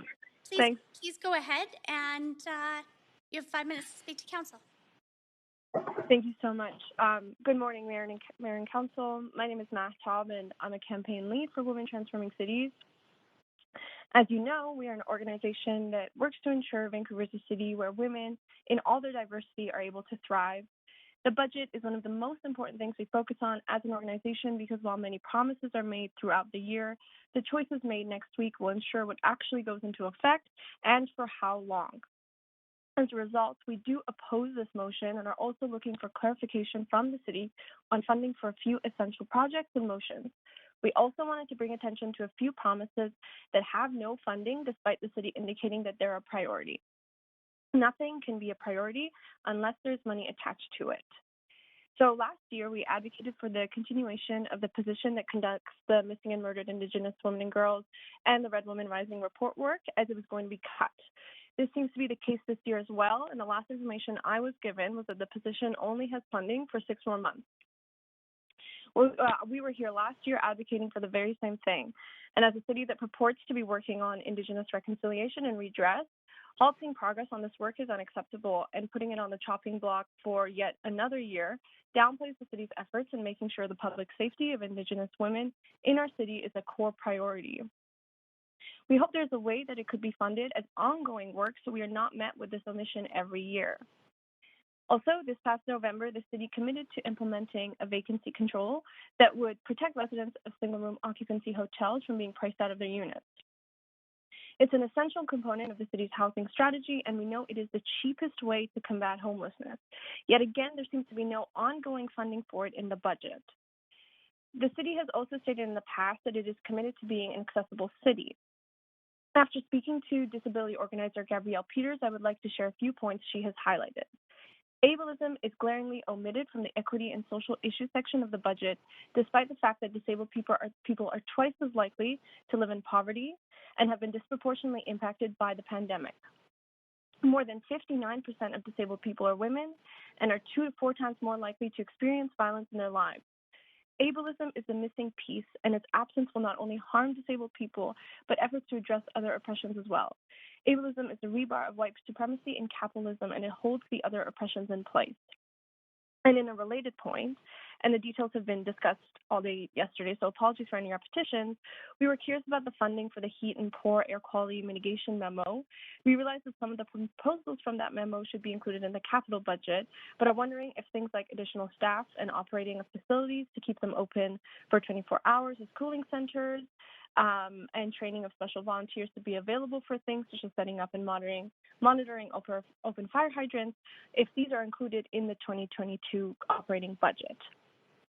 So I've asked you a lot of questions and also talked about a lot of projects, but everything I have mentioned today points to an essential service or an absolutely critical lens that is omitted or not being prioritized for funding that is ongoing. I recognize that the budget cannot and will not include everything, and there are many other service provisions that I'm not able to advocate for today due to a time constraint. But to reiterate, everything I've mentioned is part of a motion previously passed or a decision already agreed upon on the line due to a culture of scarcity perpetuated by the budget processes. What I can tell you is that it is unfortunate that we have to fight for these already promised provisions every year. when you ensure projects are ongoing rather than on a one-time basis, it allows organizations like us to focus on other social areas that need improvement. Thank you very much. Thanks very much. You have questions from Councillor Swanson? And after that, Councillor Boyle. Go ahead, Councillor Swanson. Hi, Matab. How are you? I'm good, Jean. How are you? Good. It's possible that we could get the murdered, missing, and women and Red Women Rising stuff in this budget, also the vacancy control and the accessibility, but it's not necessary. It won't necessarily happen. 6 people will have to vote for it. So keep up the pressure is all I can say on that. The problem is that we're limited by this council motion that I didn't vote for about a 5% limit on tax increase. So the question I have for you is, would Women Transforming Cities be okay with going over a 5% tax increase? I'm so sorry to interrupt, Councillor Swanson. I'm going to have to stop your timer because we don't have quorum right now. So I'm going to need to make sure that we, if we have any council members on WebEx, if you could please turn on your cameras.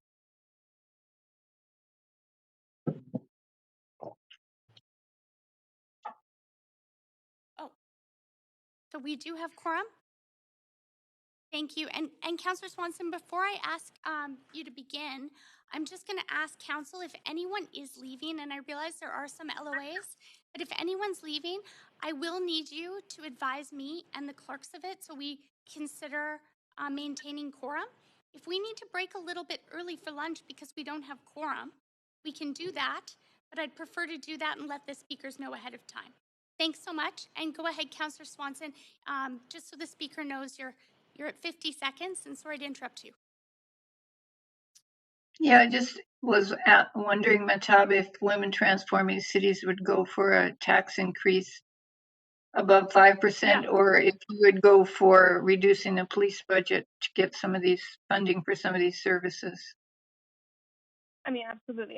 I've been listening to every speaker since yesterday. I understand the impact it will have on small businesses, and I also have heard people talk about why increasing the police budget is important. But I absolutely believe either through an increase in the property taxes or lessening the increase in the police budget is necessary, because these are all projects that have been promised by the city before, and they have to be ongoing for them to have an impact. And like, as an organization, as a young person working for an organization like Women Transforming Cities, I keep speaking on these issues every year because they keep coming up on the line, and my time could be spent to focus on things that we aren't doing yet. And so Women Transforming Cities would definitely support something like that.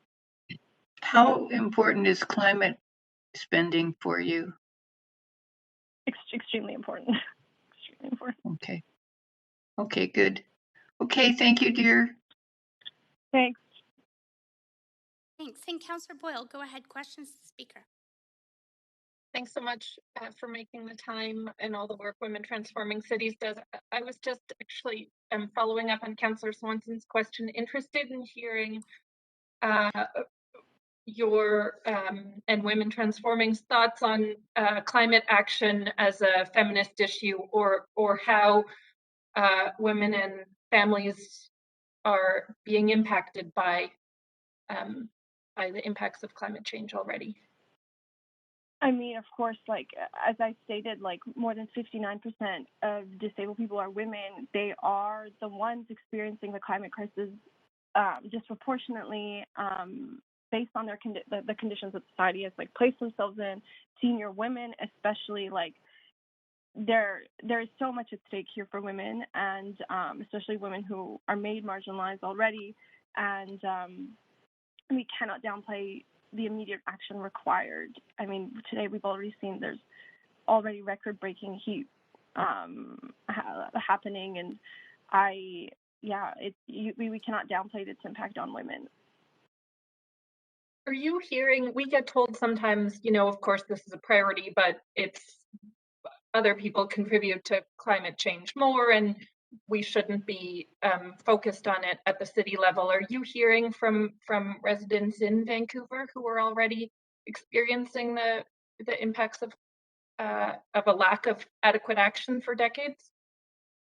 Yeah, I mean, and also to echo something another speaker said, it is very, very, the city council is much more accessible than any of the other levels of government. We are able to voice our concerns, and we actually feel more heard, or we can feel more heard than other levels of government. So for our city to be a leader in climate policy, in mitigating, the climate impact here in Vancouver, it is essential. And I know that for myself, it's essential for the city that I'm living in to be a leader in this. And I know we'll have impacts, in the areas that, some people say, it's not the jurisdiction of the city or we're not responsible for it, but it will have reverberating impacts elsewhere too. So it's essential that we are a leader in climate policy, and it doesn't really matter who's to blame here. We need action now, and if I'm able to push my city on that, then that's where it needs to happen. Okay, I'll leave it there. Thank you again so much for all the work you do. Of course, thank you. Thanks. And there are no other questions for you. Our next speaker is David French. Do we have David? Good morning. Go ahead, David. You have Yes. 5 minutes to speak to council. Hi, thank you for this opportunity. Good morning, Mayor and Council.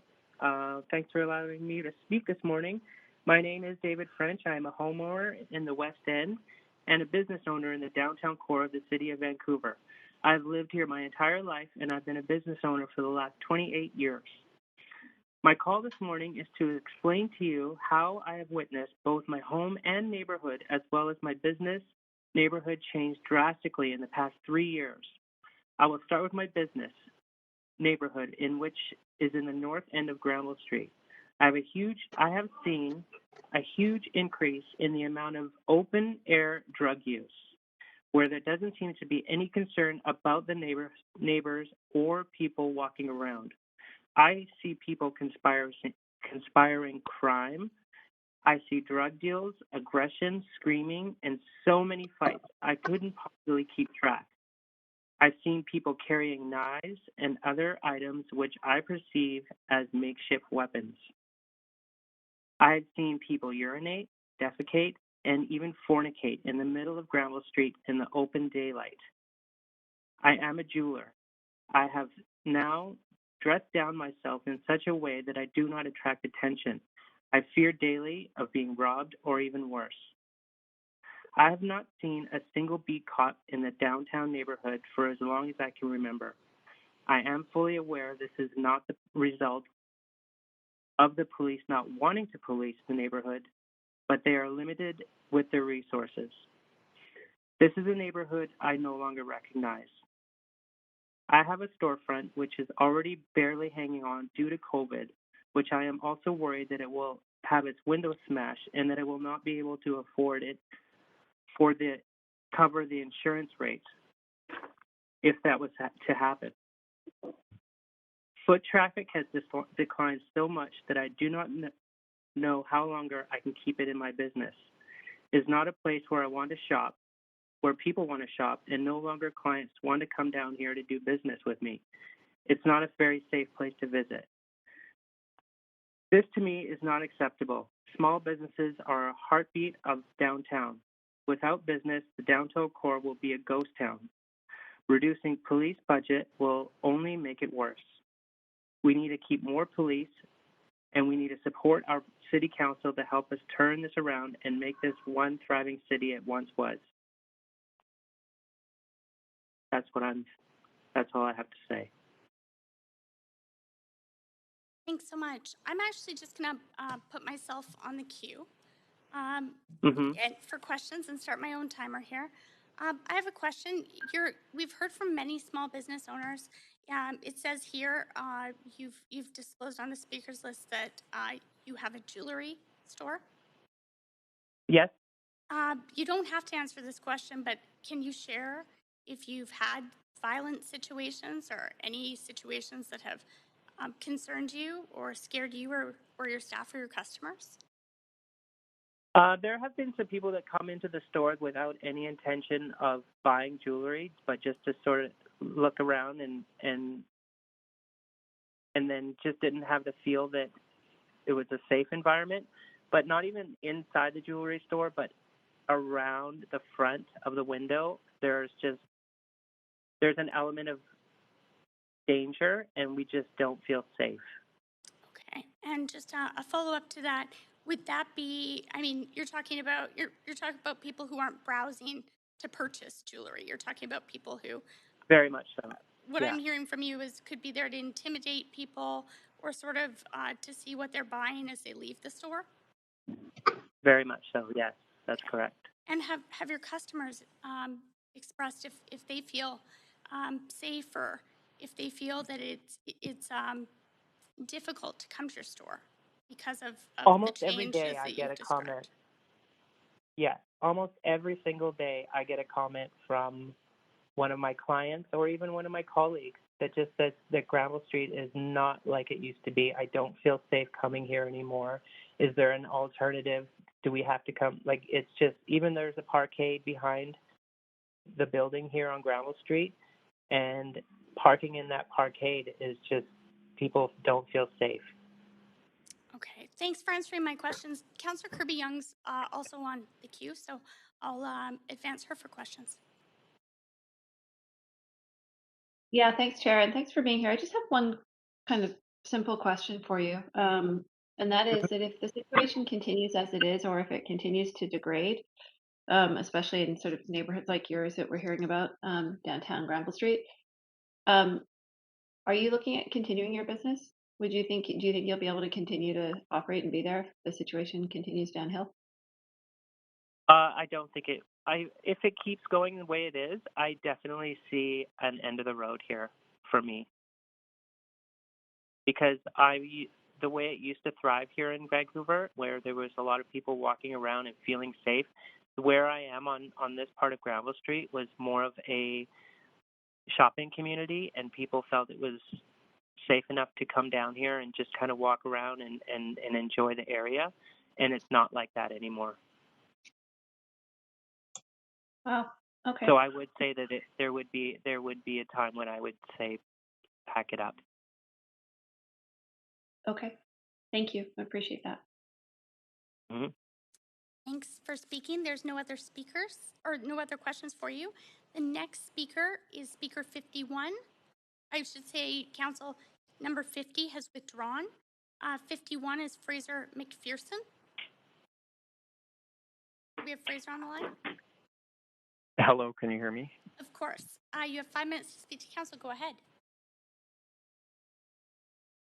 Thank you. My name is Fraser McPherson. I'm calling from unceded Mawachat and Machalit territories, but I live and work on unceded Musqueam, Squamish, and Tsleil-Waututh territories in so-called Vancouver. I'm a queer person and a registered nurse. I work for Vancouver Coastal Health in downtown Vancouver and in the downtown east side. Speaking today in opposition to the budget for 2022 because I cannot support another budget that does nothing to redirect funding from the Vancouver Police Department to invest in real community safety in our city. Throughout this budget meeting, I've heard countless stories of property owners, business owners, homeowners who feel unsafe when walking city streets because of an alleged increase in crime and visibility of poverty and houselessness. And VPD is here asking for another budget increase after 5 years of increases. 1 in every $5 spent by the city goes to the VPD. In the VPD's own statistics from the last year, property crimes, calls for police service, and overall crime have decreased. Despite this, VPD and their allies pursue a persistent narrative that our city is more unsafe for the average resident than it has ever been, appealing to a common moral panic that poor and unhoused people equal unsafety and crime. It's disturbing to see how many councillors are not only susceptible to this narrative, but continue to endorse it and reinforce it at this meeting. I want to speak to 3 points, really. First is that city money going to the VPD has been used repeatedly over the last year to criminalize and harass unhoused people. I work with unhoused residents of Vancouver and hear regularly stories of how people have belongings and shelter stolen and destroyed by the VPD and by City of Vancouver workers. This year, we've seen forced removal of unhoused people who were sheltering in public spaces on unceded territory. The practice of street sweeps further entrenches the criminalization of poor and unhoused people. And I want to speak in support of the People's Budget 604 demand to defund the VPD by 50%, to immediately cease the practice of street sweeps, and to use funds from the VPD to support a peer-led street cleaning program in the downtown east side that does not involve police. We also need to defund and redirect money from the VPD into peer-based mental health emergency response programs and services. And the People's Budget survey that was done this past year found that the majority of people identified they would want peer-based services when experiencing a mental health crisis. Instead, we funnel money to the VPD to deal with these emergencies. And as a nurse, I've seen firsthand the harms caused by police providing mental health care.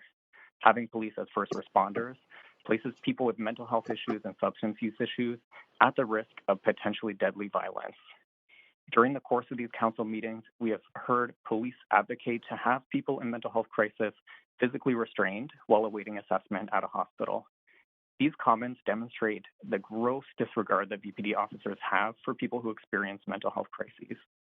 As many people have already said, removing police from wellness checks is life or death, and we urgently need a peer-led emergency mental health response system, and this is something that other cities are working to develop. Finally, the call to defund VPD is not going away.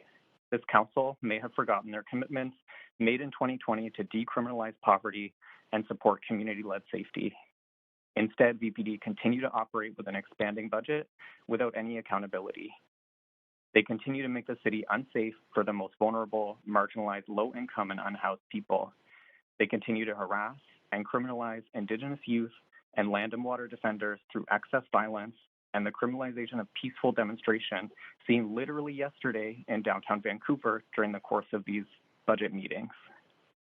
VPD continues to racially profile Black and Indigenous people at disproportionate rates and publicly denies that systemic racism even exists within policing. Continuing to support this violent institution without redirecting any funds from it to address the root causes of harm in our communities is just shameful. There's no data that increased funding to police reduces crime or makes communities safer. The safest communities don't actually have the most police, they have the most resources.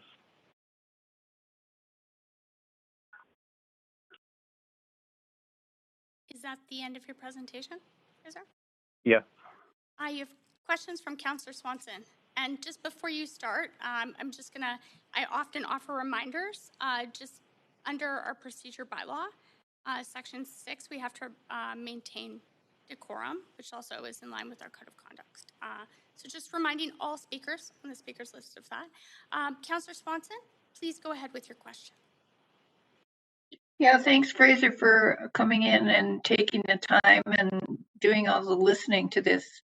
Must have been pretty interesting for you.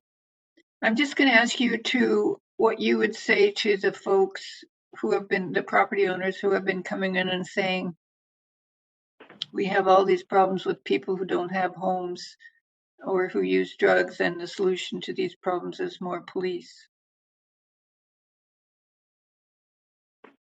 What would you say to them? I think I would say that all the evidence that we have is that policing does not fix these problems. I think we've seen over the last few years the results of literally decades of poor social policies, of austerity measures, of neoliberal social policies that have cut social safety nets, reduced the amount of affordable housing being built. We've seen poor and really violent drug war policies that are resulting in people dying of overdose at record rates. I think all the evidence points to the reality that police are not solving any of these problems, and that the call for more police or more police presence or more police money is really reactionary and doesn't reflect any kind of analysis of the root causes of things that people are seeing. Okay, thanks. What do you think would be the impact on safety for people and businesses and the people that have been complaining about drug use and people who are unhoused? What do you think would be the impact if we had a safe supply of drugs? I mean, I think there would be so many impacts if people could actually access a safe supply. This is something that I see every day in my work, how much people struggle because there is no access to a safe, not toxic supply of drugs. And I think people do a lot of things out of desperation because of poverty, because of not having access to substances, and because of not having spaces that are safe for them to use. It's super disturbing to hear people complaining about drug users existing in public space when literally that's one of the safest places for a drug user to be, because there's someone around if they have an overdose. It's actually safer to be on the street because we don't have enough spaces for people to use. We only have one space in the city where people can smoke their drugs, and that space is routinely monitored and surveilled by the VPD, so a lot of people don't feel safe going there. I think real disconnect from the reality of what people who use drugs are experiencing on a day-to-day. And I let you finish your sentence there, but that's Councillor Swanson's time. Thank you, Fraser. And our next speaker is. Sorry, can I ask a question, Fraser? I tried to get on the list. I'm sorry. Is this a point of privilege? Point of privilege. I was trying to get on those speakers list if possible. I wasn't quite sure. Of course, I'm putting you on the line. Fraser, are you still there? Councillor Weeb has questions for you. I'm still here. Yeah. Go ahead, Councillor. Hey, Fraser, thanks for coming in today. Recognizing that Vancouver Coastal Health is asking for 6 more police officers to make Car 87 able to deal with issues on demand instead of the 2 to 3 day wait time to deal with an issue. What is your stance on what that could do to support that work, as well as Coast Mental Health Associations looking at a peer crisis pilot that we could do to divert some of those calls to the peer system, but it would take a little time to set up. So do you think it's appropriate that we fund both of those initiatives to try to move them forward, recognizing that the chief said that 6 officers that Coast Mental Health is asking for is not included in this budget? Sorry, can you clarify? You said Coast Mental Health was starting a peer-led so they're program, asking, saying that, no, they're saying that, yeah, so there's 2. So Coast Mental Health Association saying that there's an opportunity here if we fund to help work with the community to create a pilot that we could use peer crisis as an option that we're seeing in kind of New Westminster, Victoria, the North Shore, and others. However, there's also been a call from Vancouver Coastal Health to put 6 more mental health workers with Car 87, recognizing if we had a few more police officers, then we could have that car out way more often, because right now it's not, it doesn't respond to calls immediately. It comes a day or 2 later. We just don't have the resources. So I guess 2 questions there. Do you support the Coast Mental Health one? And what do you say about the Vancouver Coastal Health looking for more police officers to, in the immediate future, have an opportunity to make that car more reactive? Yeah, thanks. Vancouver Coastal Health bid to add more police and increase the service provided by things like Car 87 is really infuriating to me, because it's not based in any research or evidence-based care. There's literally no studies or research that show that police and healthcare-based teams result in better outcomes for either patients or workers, better outcomes like being people getting access to care, getting services that they need. And there's also no research that shows that it improves safety for anyone, workers or patients or people who are seeking care. So I definitely do not support VCH's police and healthcare-based partnerships. I think they're really, they were created based on no evidence, and there continues to be no way to evaluate the success or benefit of those programs. I think the way forward is really to listen to what people in community have been saying, which is things like Coast Mental Health project to create a peer-based emergency response team. In the People's Budget survey that was done, there were over 700 people, many of them living with mental health and substance use issues, who responded saying that they wanted peers to respond. That was their first choice of who could respond. And we've seen these kind of projects rolled out in other cities. It's definitely doable in the city of Vancouver. 100% I do not support any more money going to police and healthcare-based partnerships, but I would definitely support a project that pays peers the way that they should be paid as experts And to that's respond to just, crisis, because Fraser, peers are doing that I've every given you single day. 20 more seconds just to see if I could let you finish your sentence, but that's over Councillor Thank Reed's you. time. Thanks. Our next speaker, and that's, oh, wait, sorry, Councillor Kirby Young. Did you have questions for Fraser? I do. Okay, yeah. Fraser, go. You have questions from Councillor Kirby Young. Please hold on the line. Yeah, thanks for speaking, Fraser. I have one question for you in terms of the peer-led model. And are you envisioning that they're simply peers, but they're not folks or people that have any medical profession or experience? I'm just looking to clarify.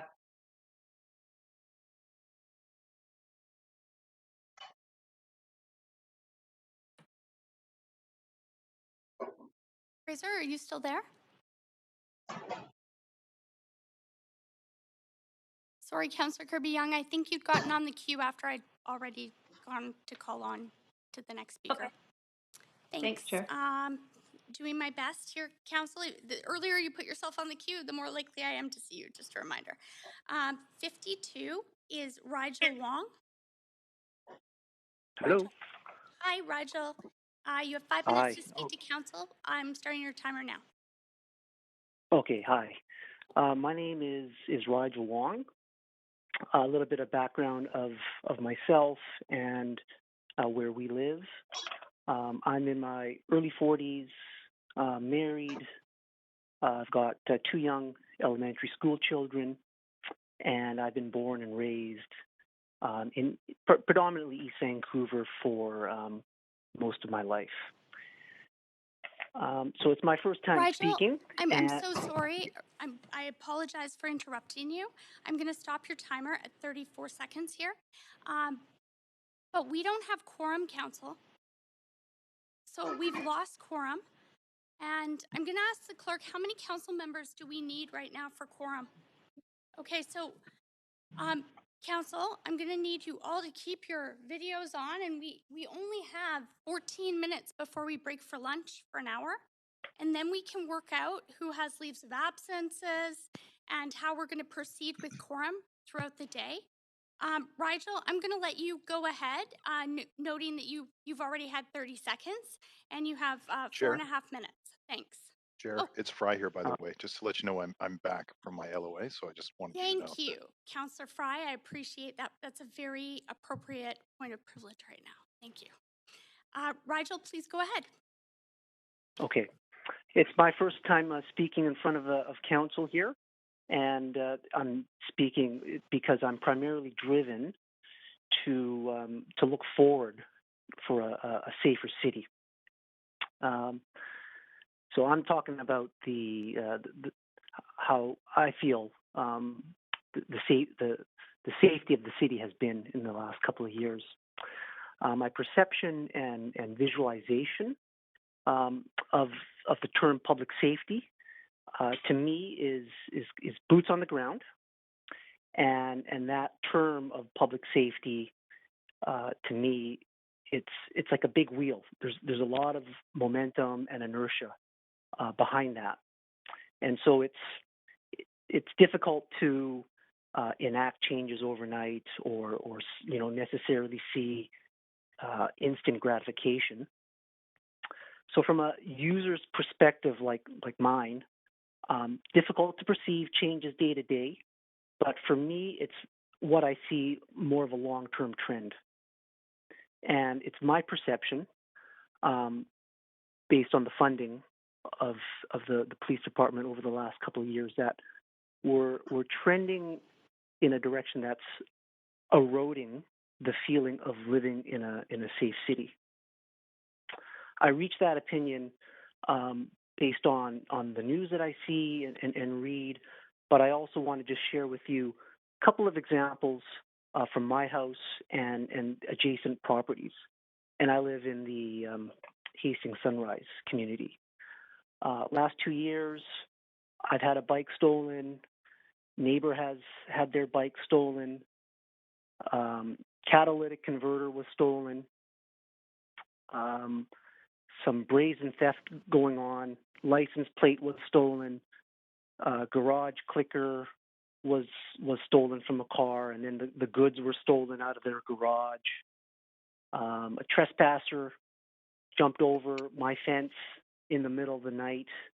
And most recently, a suspicious person late at night rang our doorbell and began a conversation which was really scary, really, really scary. And I called 911, and I got the services that I need.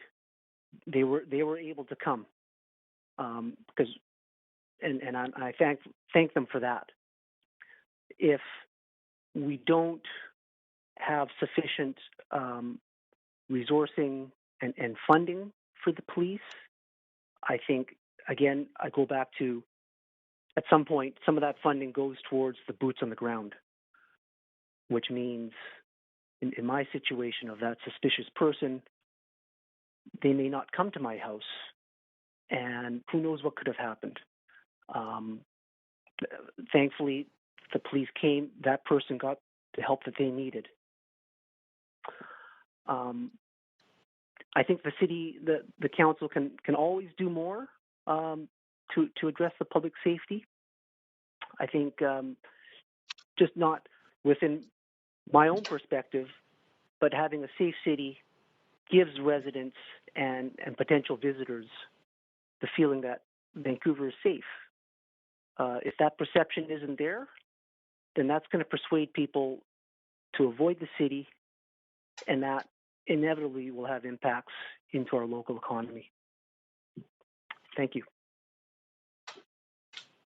Thanks so much. There aren't any questions for you, but appreciate you being right on time there, and I apologize again for that interruption.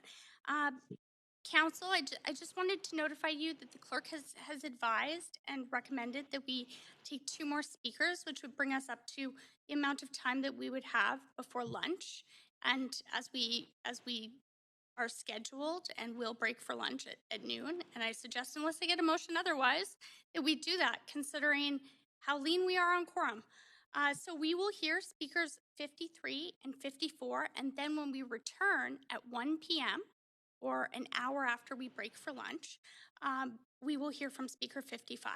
So we will proceed with, and just so everyone knows, that information will be tweeted out, but we'll hear now from speakers 53 and then 54, and then we will come back to hear from speaker 55 for lunch. So speaker 53 is Harmony Cornwell. Is Harmony on the line? Hello, and thank you. Yes, I am. You have 5 minutes to speak to council. Please go ahead. Thank you. My name is Harmony Cornwell. I work and manage properties in Gastown, along with serving as a board member for the Gastown Business Improvement Association and sitting on the Gastown Historic Area Planning Committee. I am speaking on behalf of myself and sharing information for my tenants, their businesses, and for Gastown as a community. My view of the current state of Gastown is not sided, meaning I do not want my ask to be to the detriment of those who need help. It is an and ask request. I want social programs that have already been spoken about and a focus on public safety. My ask is for council to prioritize funds to increase public safety, prevent further urban decay, and to retain core services, including the micro-cleaning and the feces pickup program in the downtown east side. I have worked in Vancouver for 2 decades, and specifically in Gastown for the last 3 years, and have never felt a threat to my own personal safety like I have in the last 12 months. With more people returning to work, I would have hoped to see an improvement, but this has not happened. The foot traffic has not returned to the area, and I'm routinely walking down the street while looking over my shoulder to ensure my safety. One of my coworkers has had an explosive shot at her just outside of the Easy Park Parkade on Water Street this fall, and I've had to seek shelter in local shops twice due to an aggressive individual following me from my office to the same parkade. These are just 2 of many examples. I tend to avoid the south side of Water Street, and when I do have to cross to avoid safety concerns, I must dodge human waste and needles. I have 2 new retail tenants who have had to delay their store openings because they cannot find staff who will work in Gastown due to safety concerns. Anchor office tenants are debating if they should relocate their offices due to the urban decay in Gastown. These anchor tenants infuse the retailers and restaurants in Gastown with business they need to survive due to the lack of tourism. I urge Council to prioritize public safety and request that a critical review of increases in the current budget that do not contribute to core services takes place. The upkeep of the streets, specifically the biohazards of human feces, needles, and general garbage, needs constant attention to preserve the health and safety of everyone who visits or resides in the area. I invite you all to come and walk the streets of Gastown. Perhaps seeing it in person will help tell the story of how bad things are. In closing, as a designated National Heritage Site, Gastown is not being kept as its status requires, and it's now a place that is being avoided by locals and tourists alike. The residents and business owners cannot turn this around on our own. We need support in the form of resources and budgetary allocations to safety, sanitation, and other core programs. These are foundational asks and are the basis of any well-rounded community. I will keep it concise and short, and I thank you all for your time and appreciate the longevity of these sessions and appreciate everyone listening. Thank you very much. That concludes. Very much appreciate that, and there aren't any questions for you. Thank you. The next speaker, speaker 54, is Catherine Chu. We have Catherine Chu online. Hi, this is Catherine Chu. Can you hear me? Hi, Catherine. Thanks for waiting on the line, and you have 5 minutes to speak to council, and then, as I mentioned, we'll break for lunch and come back and hear the speakers after you. So please go ahead. You have 5 minutes. Thank you, Council, for hearing me today. I want to introduce myself. I am the CFO for Global Relay Communications. We are the biggest employer in Gastown, with over 600 people reporting into our Vancouver office, just kitty corner to the steam clock. I am also a board member of the Gastown Business Improvement Society, and I currently live and work in this area and have done so for the last 8 years. I am speaking on behalf of myself and my own observations from my team and my family and my friends. I am also a new mother to an 8-month-old, and I identify as Canadian Chinese. I know this neighborhood. I've lived here for a quarter of my life, and I'm a born Vancouverite. I ask that the city prioritize funds to protect this neighborhood and its people. I've lived here for 8 years. I have never been feared for my safety as much as I have in the last 2 years. I've never seen so much open drug use and felt unsafe to walk on these streets. I cannot walk out of my door without seeing people do drugs in front of me and my son, defecate in the streets, and act aggressively. I fear for my safety, my son's safety, my family's safety, my employees' safety. How can we expect people to come to frequent these businesses, work in our offices, if they don't feel safe coming to and from work? I've personally been accosted and followed. My husband and I were nearly attacked in an unprovoked fight with someone that needs help. I want to be able to feel safe in this neighborhood for everyone. Furthermore, the Gastown streets, with the cobblestone and all the construction that's gone through, you need to prioritize more funds so that it can be pristine in its historic nature. We want tourists to come back and think positively about our city and our neighborhood, and I want to be proud of it. Furthermore, I'd like to ask City to continue to fund the Mission Possible microcleaning and feces pickup program and continue into 2022 to increase police presence or help us protect this neighborhood. And I'll keep that short, and thank you for your time. Thank you so much. Really appreciate that, and you're under time, as you'd noted. Council, we will recess and come back at 1 p.m., at which time we will start with Speaker 55. Thanks so much, and have a good break, everyone.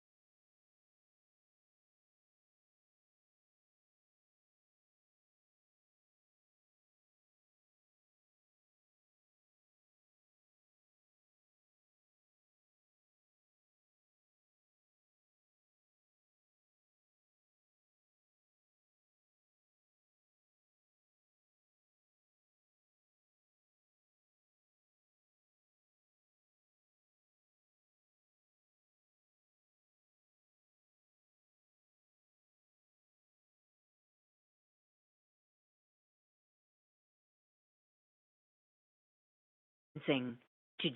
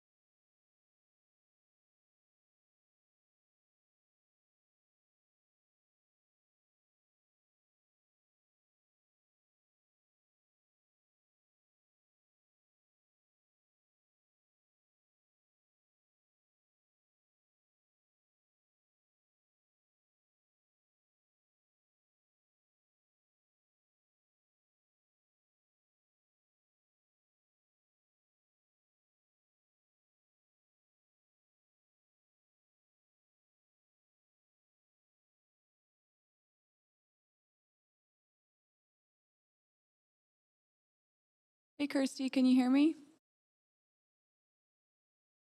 Hi, Terry. Yes, I can hear you. Awesome, thanks.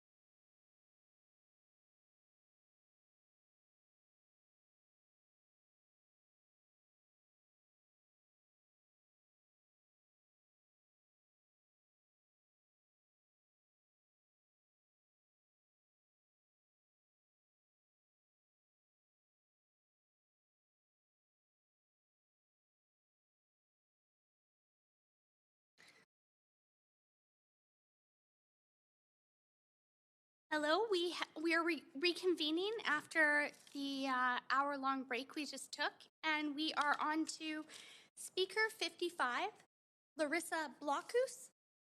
Please correct me if I pronounced your name incorrectly.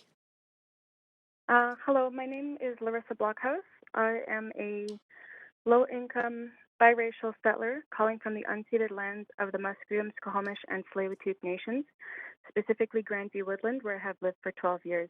I oppose this budget.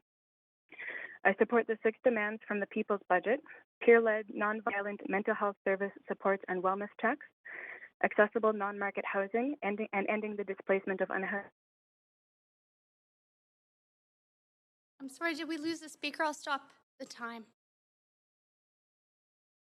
Larissa? And participatory. Hello? Sorry, Larissa, I'll just give you an extra few seconds there because you did cut in and out and we couldn't hear you. So please go ahead. It was about 10 seconds, just so you know. I support the budget: peer-led, nonviolent mental health service supports and wellness checks, accessible non-market housing, and ending the displaced spaces, peer-led access to safe drug supply, land back and building a traditional healing center at Crab Park, and participatory budgeting. 86% of People's Budget Survey respondents said yes when asked if they supported reducing VPD's budget by 50%. I support defunding the VPD by 50% as well.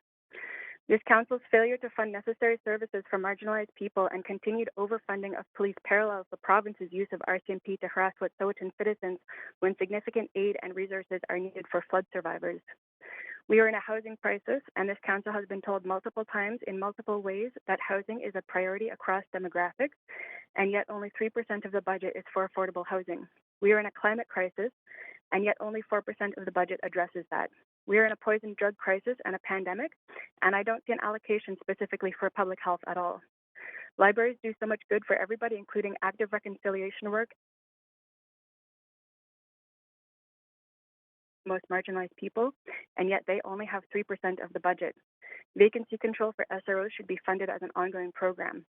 Every public service that we actually need is underfunded or not funded because the police take a huge 20% chunk, and what they do does not address any of the crises faced by the city's residents.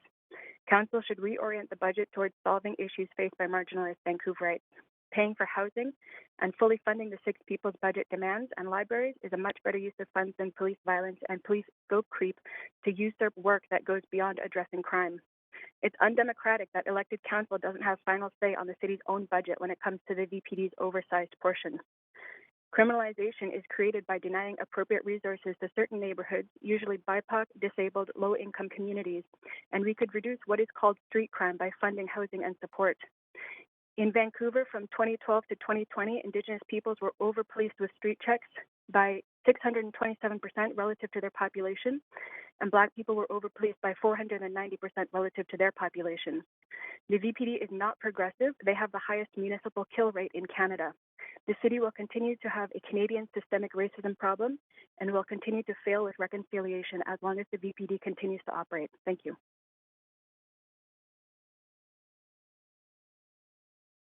Thanks so much. And there are no questions for you. And now we are on to speaker 56.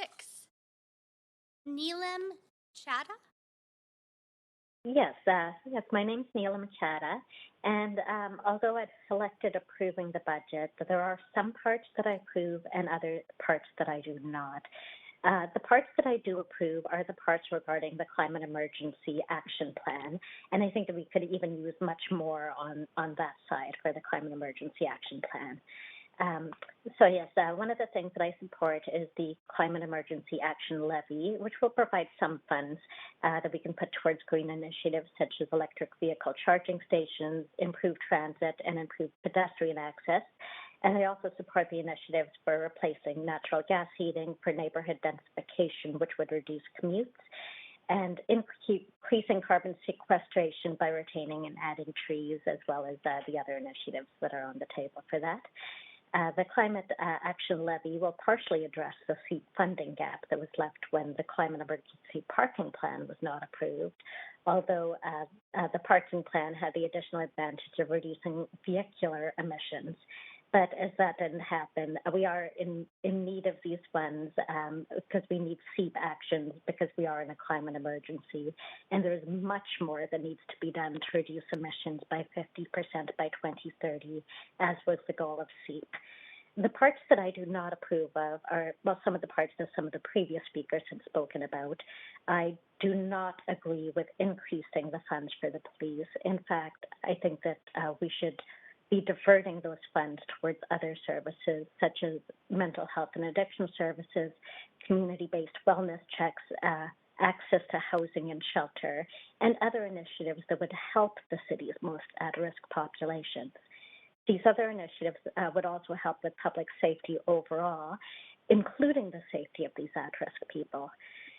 Reports have found that much police activity involves people with mental health problems, especially Indigenous, Black, Arab, or West Asian people with mental health problems, according to some of the reports of the BC Office of the Human Rights Commissioner. Instead of policing people with mental health problems, we need access to better services for them. Police are often not trained to address the homeless population and people with mental health problems or addictions, yet they are often the ones who respond. Many of these people need access to treatment services and often shelter, not a visit by the police. In addition to divesting from the police and investing in improved services like mental health and addiction services and housing, the city should also invest towards UNDRIP and improving relationships with the Indigenous community in this city, and often those who fall in other disadvantaged groups as well. The request for a traditional healing center at Crab Park fits with Indigenous mental health, helping the most at-risk populations, including homeless people, and allowing healing for this community that has been harmed by the history of colonization. Related to this topic, I'm also aware of many instances of police overreactions, often police violence, and those often cause traumatic experiences for many people in our city. One of the previous speakers had mentioned the incident yesterday of the VPD pepper spraying a protester in the face and causing distress to those attending a Wet Sweat and Solidarity rally in downtown Vancouver. That's an inappropriate use of pepper spray, which should only be used in rare instances to prevent violence, and there was no threat of violence. So more should be done to avoid inappropriate force. Police racism is also a related problem and a major problem. The BC Office of the Human Rights Commissioner report entitled Racial Disparities in British Columbia's Police Statistics, a Preliminary Examination of a Complex Issue, found that Indigenous and Black people are either grossly or significantly overrepresented in British Columbia's arrest statistics. Hispanic and Arab or West Asian people were also overrepresented in many jurisdictions. Indigenous people were 11 times more likely to be arrested, and Black people 5 times more likely. Indigenous women were 16 times more likely to be arrested than white women. The document entitled Equity is Safer, Human Rights Considerations for Policing Reform in British Columbia by the BC Office of the Human Rights Commissioner offered 29 recommendations, which I would suggest the city follow, as it would not only help with the problem of policing racialized people, but also help with improving safety for all. In addition to diverting funds to the services mentioned, including mental health and addiction services and community-based wellness checks and access to housing and shelter, I would also suggest having police training that could reduce overreaction and inappropriate use of force, training to recognize and reduce racism. And that's your time, but you do have questions from Councillor Swanson. So, Councillor Swanson, please go ahead. Councillor Swanson, are you on mute, maybe? Tara, thanks so much, Larissa, for coming in. I really like your priorities. You talked about that Human Rights Commission report, Equity is Safer. I love the title of that. And the 29 recommendations. Do you remember what any of the recommendations were? Let me see. I might still have that open in front of me. And Councillor Swanson, I think you were referencing, I'll just stop the timer. You were referencing the speaker before Larissa, but we're on Neelam, just so you know. Go ahead. Oh, sorry. No worries. That's okay. Lots of really speakers. Sorry. Go ahead. Let's see. Okay, I don't have the report open at the moment. Let me just see if I can find it here.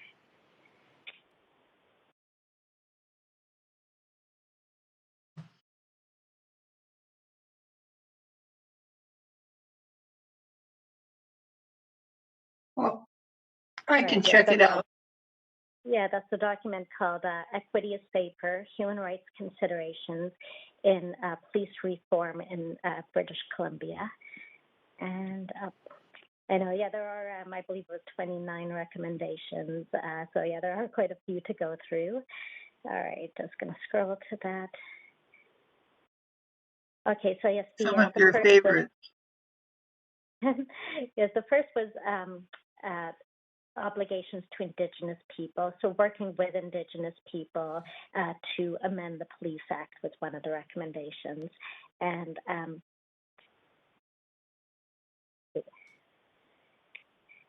know, just scrolling here, but yes, I would recommend just taking a look at the document and seeing, what you are able to be putting in place at the city level. Okay, thank you so much, dear. You're welcome. I know, yes, I wish that I had that open in front of me and could scroll through it more easily. Right, yes, sorry about that. Thanks so much. Not to worry. And our next speaker is withdrawn council 57. So after that is 58, Dr. Evelyn Zeller. Yes, good afternoon. Can you hear me? I can. Yes, and hello. You have 5 minutes to speak to council. Thank you. Thank you so much, council and staff, for all your time. I appreciate this has been a marathon session and that you face really difficult decisions.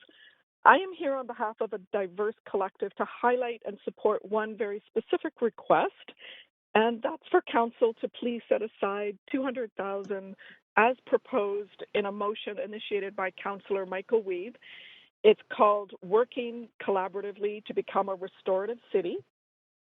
You've seen this motion and may recall that, unfortunately, it was not yet able to be discussed in November as planned due to lack of time, and it's been moved to your council meeting on December 14, which is after your budget 2022 decision.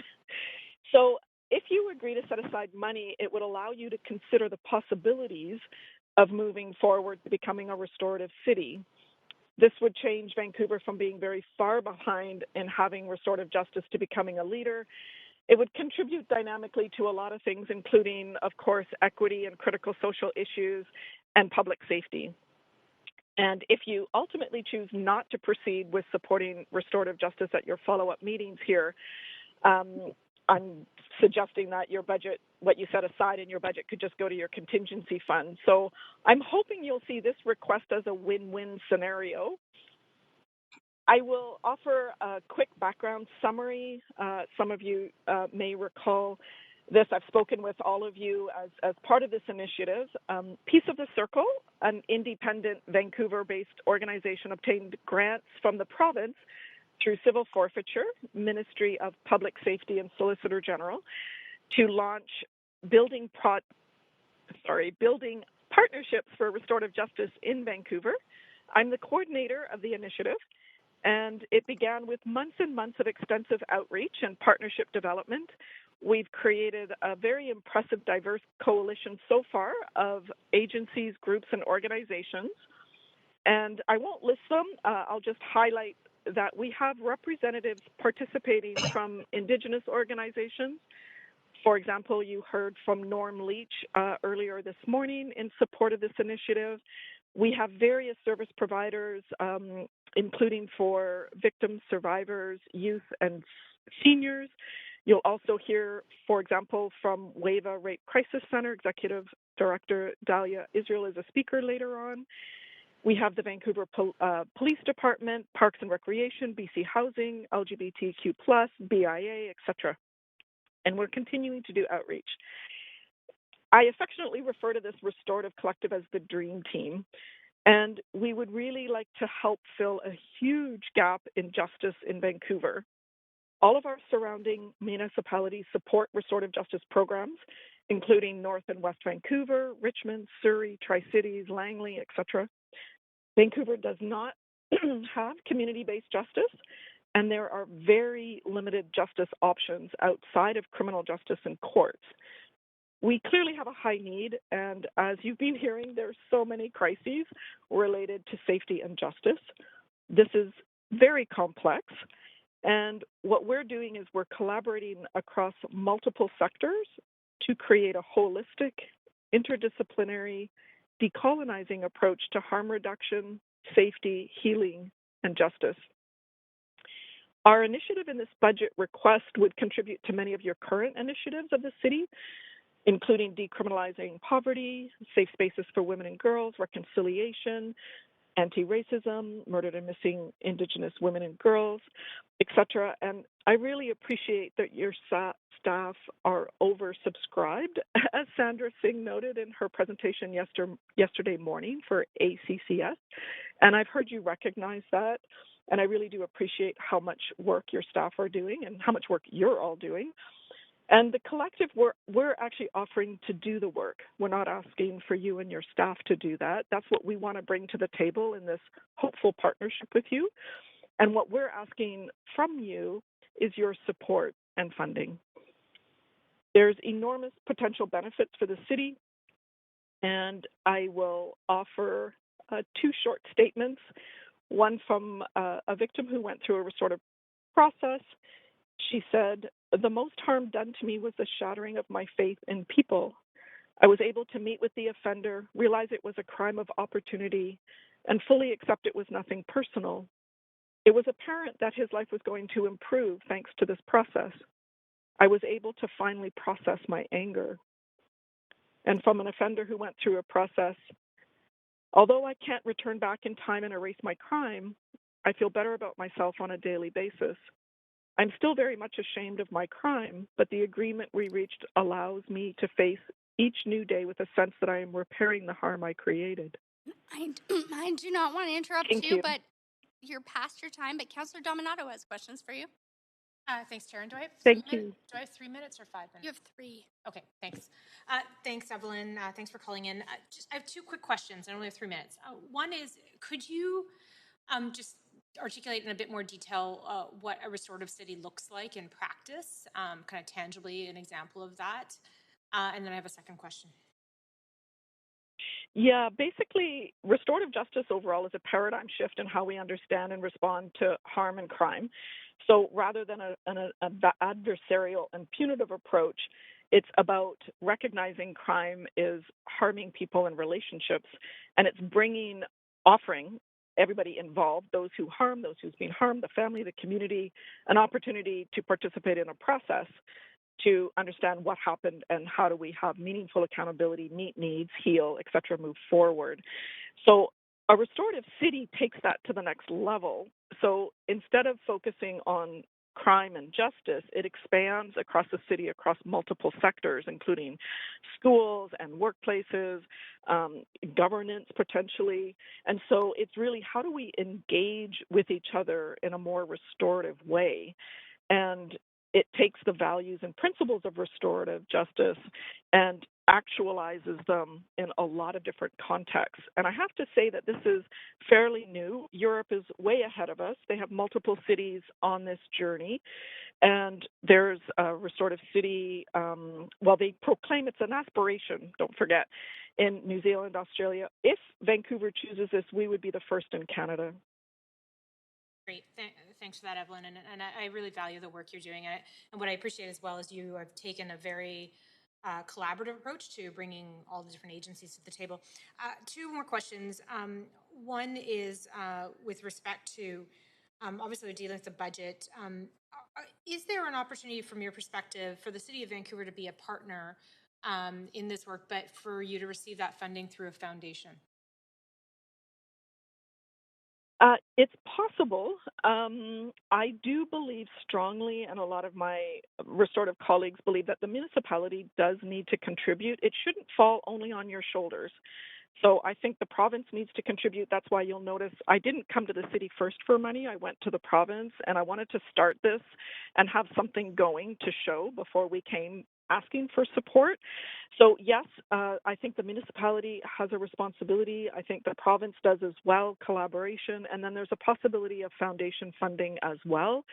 The challenge is, of course, getting stable funding. At the moment, we're only asking for one time to again, develop and show you and get it going. But the problem is if we have to keep going in the grant cycle, that's not going to support us. And one of the issues in the city, well, across Canada, is that we have so many multiple agencies putting in grant applications and competing against each other. And so what I'm trying to do is get us out of our silos and also collaborating, as you noticed. And thank you so much for the acknowledgement. I'm so and sorry. so that we're not That's Councillor competing. Dominato's time. And I don't mean to cut you off, but you do have questions from two other councillors. So please. Sorry, Councillor Dominato. Councillor Weeb, questions? Yeah, thanks a lot for coming to speak today and all the work that's been done on this. The event, the meetings have been fantastic. Can you talk about kind of some of the evidence-based data from other cities nearby, like Victoria and others, that support this work? And do victims and offenders find this a way to move forward as a city, or is it mostly just for offenders that benefit from a restorative process? Great question. Thank you so much. And thank you for attending meetings. Very grateful. So yes, overall, we have a lot of evidence. There's been lots of research around the world.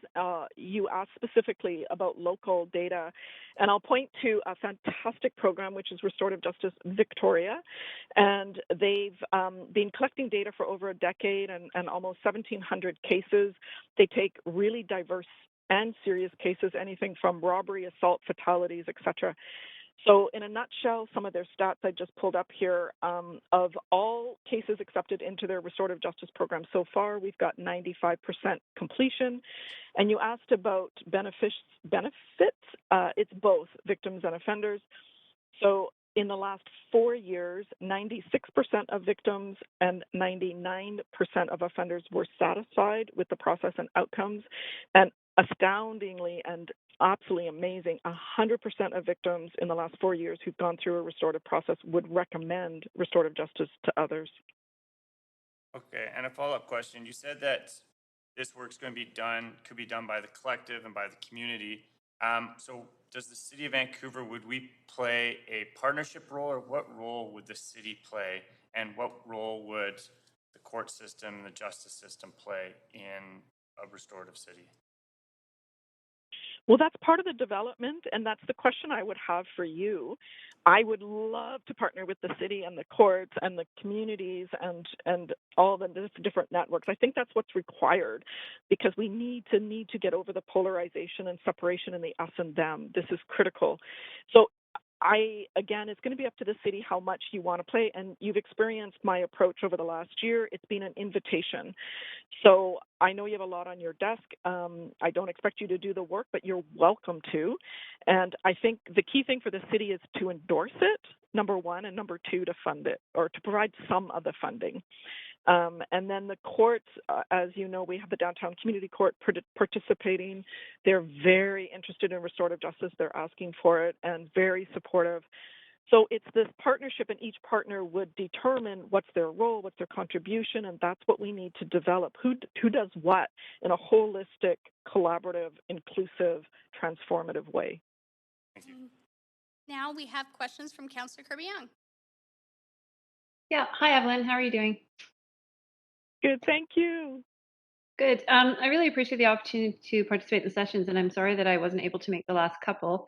I wonder if I can just follow up on Councillor Dominato's earlier question, and if you can just speak to kind of the status of the model that you're looking at for funding, and other partners you have approached, and what funding you may or may not have secured at this point. I know you mentioned you had approached the province. I'm trying to look for what the vision is for who's involved, who's contributing, and kind of where you are in that process. Yes. So the only other funder I have approached is the province, and I will be putting in another grant application. It's one-off yearly with the ministry. And so I'm hoping to get another grant for next year to keep us going, and then approaching the city for your support. Again, just as I was saying to Councillor Dominato, is the grant cycle is part of the issue, because we spend so much time filling out grant applications, and we're vying for the same small pot of money, and so it's not a viable, sustainable approach to go forward, especially for this justice sector. Okay. And I don't know, did you hear any of the earlier speakers this morning, or have you just come on recently? I'm thinking of one particular Norm from the Aboriginal CPC who also participated in some of these RJ sessions. Were you able to hear Norm or Yes, no? You I did. did. Okay. Yes, for sure. And I had asked Norm the question around whether or not, to your point around trying to find a sustainable model and identifying resources, whether or not leveraging and doing something through the CPCs was an avenue he supported. And I'm wondering what your thoughts are on that through the community policing offices. Yeah, they're one of the participants in the initiative, as you know. The community policing centers do play a role. They're a bridge between the police and the community. So they do, citizen run. And so definitely they play a role. And it's leveraging their resources, but also all of ours. We have so much wealth in terms of expertise and resources beyond money in our city. And so it's leveraging all of it and then developing what's going to work for Vancouver. And so it's not a script drop-down model. So it's not like I'm going to look for a model and drop it on the city. Absolutely not. And that's why it's taking this developmental work that we need to support is collectively we're going to know what's required for Vancouver, what's going to work here specifically for 2022 and beyond for the next 7 generations, I hope.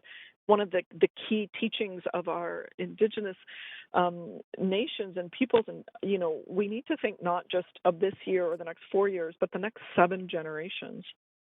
Okay, so we may be able to knit and evolve some of the pieces that we have together in terms of moving them forward and leveraging them, but evolving them. Is that a fair reflection back? I love that. Oh, I love the knitting. Yes, let's knit, let's weave, let's bring together. I'm very strength-based. We're not starting from a blank page. We have, thousands of years of wisdom, and we have all kinds of contemporary science that we can draw upon with trauma-informed, for example, I hear your the passion. neurological. I do, and I'm sorry because of the number of speakers we have. I have to be fair. And as chair, I'm going to advance. You have 2 other counselors who are asking you questions. Maybe you can weave that into your answers. So sorry. Yes, Dr. of Zeller, I'm course, trying don't here. apologize. You're Counselor amazing. Fry, Please. go ahead. Maybe you can pick up there if you Yeah, don't have other questions. Go ahead. Sure, and I appreciate the conversation here. I mean, this is quite unusual insofar as this the motion in and of itself hasn't yet been approved by council or even received by council, and it sort of seeks kind of a sole source procurement to you. And I'm curious because that is unusual. I'm curious who else is working in this restorative justice sector. What's the difference between Peace of the Circle and something like Restorative Justice Association of British Columbia? And are there other practitioners in this space that could convene this work?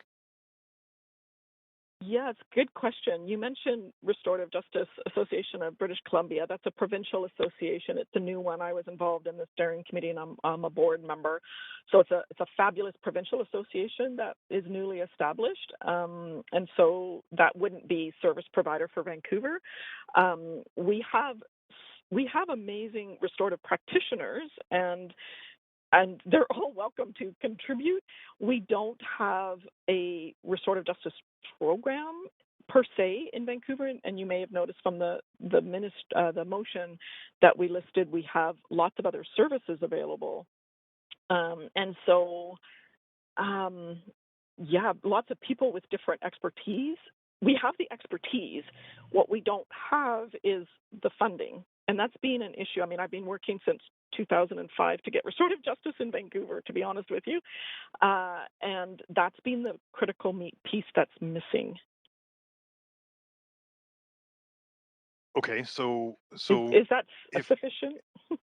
Yeah, I guess where I'm going with this is if this were to say get approved as a new budget line item, and then later the motion came forward and was debated by council, and typically staff would recommend that we refer it back to staff for an RFP process rather than a sole source procurement kind of approach.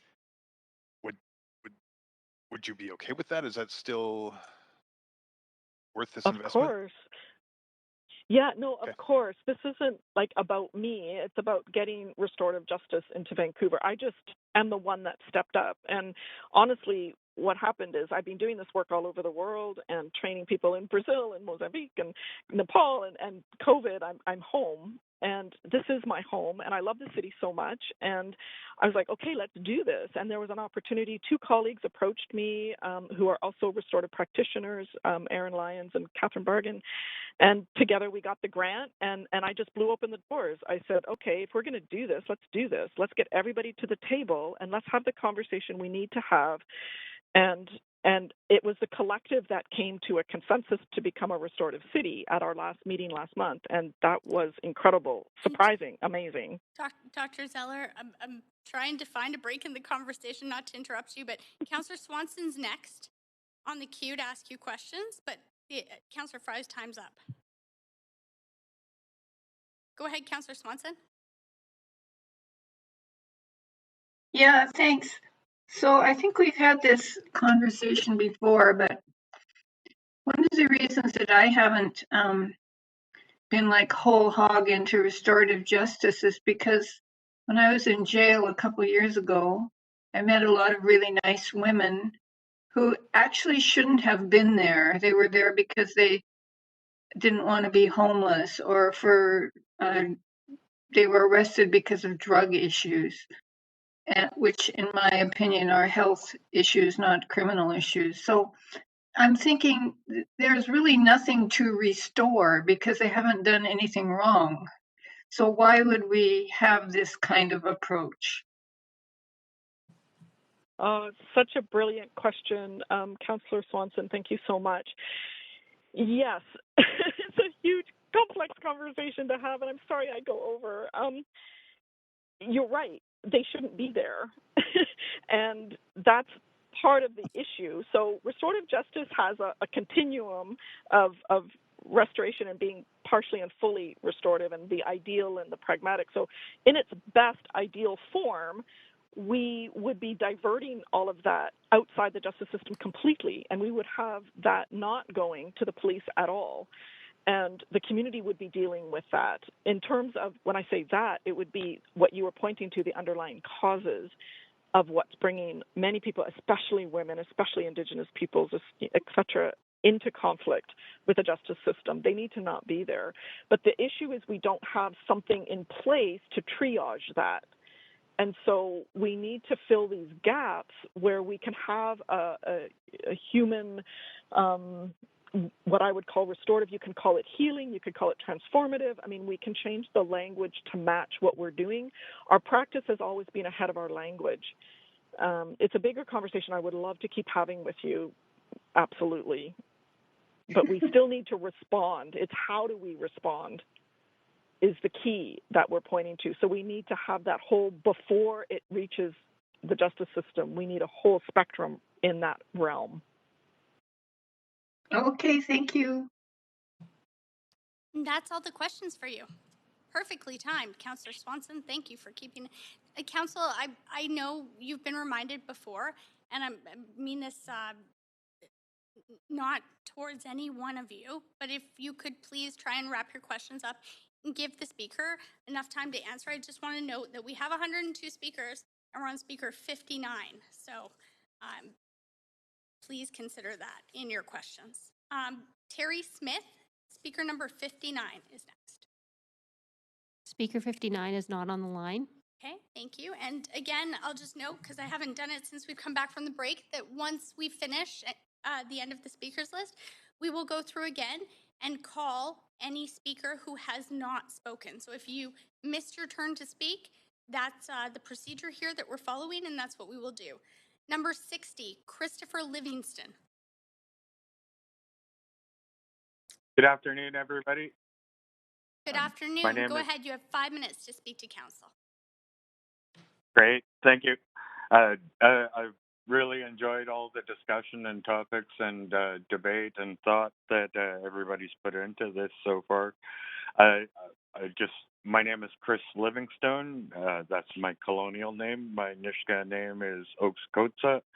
I live and work as a trespasser on unceded territory in Vancouver. I work for Vancouver Aboriginal Community Policing and Smoke Signals Outreach. And I wanted to share a couple of a small story. I am a person with lived experience, and I want to kind of warn that some of these things are a little bleak, but eventually that we'll get to a place that's more happy. But imagine if you lived in an SRO, and so this is about the SRO vacancies, and I hope that council agrees to add some multi-year funding for them. I understand that it's at $400,000 for 1 year, but some long-term funding is needed to actually stabilize and really come support the idea. But imagine if you lived in an SRO living with cockroaches, bed bugs, and mice. Imagine if you were sleeping outside on the sidewalk or in a park or under a bridge or in the rain. I've actually done all of these. And then if you're a First Nations person, what does reconciliation mean? I also am the custodian of the Facebook Crab Park Healing and Wellness Campaign page, which a lot of people have mentioned today. And I'd still like to hopefully that would get going in the future. But how do people connect to the land? What about long-term housing intentions for your citizens, the people that are living in SROs, the people that are in BC housing? Are we capturing groups of people into unhealthy futures? How do we overcome this? People have preconceived notions of success and failure in life, and wouldn't it be a great success for the city to plan for these people? Please help the downtown east side to investigate some of these issues. About Crab Park Healing and Wellness, I've heard it mentioned so many times, and I don't see it reflected in this budget. And one of the first things I would do is maybe as a city, maybe exercise some lateral thinking and get on the federal government and the Port Authority. The Union of BC Indian Chiefs has already issued a motion for them to get out of the parking lot and get their stuff out. Maybe the city's next move would be to change the leasehold to the proper owners, and that's something that they would notice right away. So if you were a person on the street, what would happen if you met an organization that had the power to help? Help means a lot. Help means access to communications and power to plan for connection to culture and health. The power to intervene and connect people to the elements. So I like what I've heard. I've heard it lots. Peers in running SROs, peers in street intervention, peers running Crab Park Healing and Wellness. And you guys aren't in this by yourself. As you know, there's lots of organizations, myself included, and we'd like to have conversations with the public on what is land back. What does it mean to have housing and health? And I hope that you're able to continue the work for the social policy groups in Vancouver. They need all the help they can get. Thank you. Thanks. There aren't any questions for you, and we'll move on to, I may pronounce this wrong, Speaker 61, please correct me if I do. Adifris Tessima? Yes, that's correct. You pronounce it correct. Thank you. Thanks. Go ahead. You have 5 minutes to speak to council. All right. Thank you. My name is Adifris Tessima. I work for 7-Eleven Canada. I'm the operation manager and the market manager. Thank you, Mayor and the City Councilor, for giving me the opportunity to speak and bring up a concern of our business and in general also to a small business, which is really community safety and security where we operate. As you know, thriving small businesses in Vancouver means thriving and vibrant local communities and thriving economy. Unfortunately, we all are facing unprecedented challenges, which I don't have enough time to list them all here on this platform. However, I want to highlight the increased vandalism, violence, assault on businesses, and people that are the number one issue that we're facing. Vandalism and violence around our stores and against our business increasingly at alarming rates. I appreciate the chief trying to highlight some of this concerns in our community yesterday, and several folks passionately talked about these issues today. Our windows are getting smashed daily and weekly. Our people are getting abused, assaulted, beaten up, and almost every day. During this pandemic, we are one of the few businesses that we've been open 24/7 and around the clock and helping and supporting our communities. Facing all these challenges, still our folks at the front line with a smile on their face. On top of this extreme labor shortage, the challenges that we're facing, our employees are not feeling safe to work in Vancouver. Our hiring and retention cost has dramatically increased, and our business is suffering, impacting the community we operate. Our security costs are skyrocketing. It is to a point is not sustainable for a small business.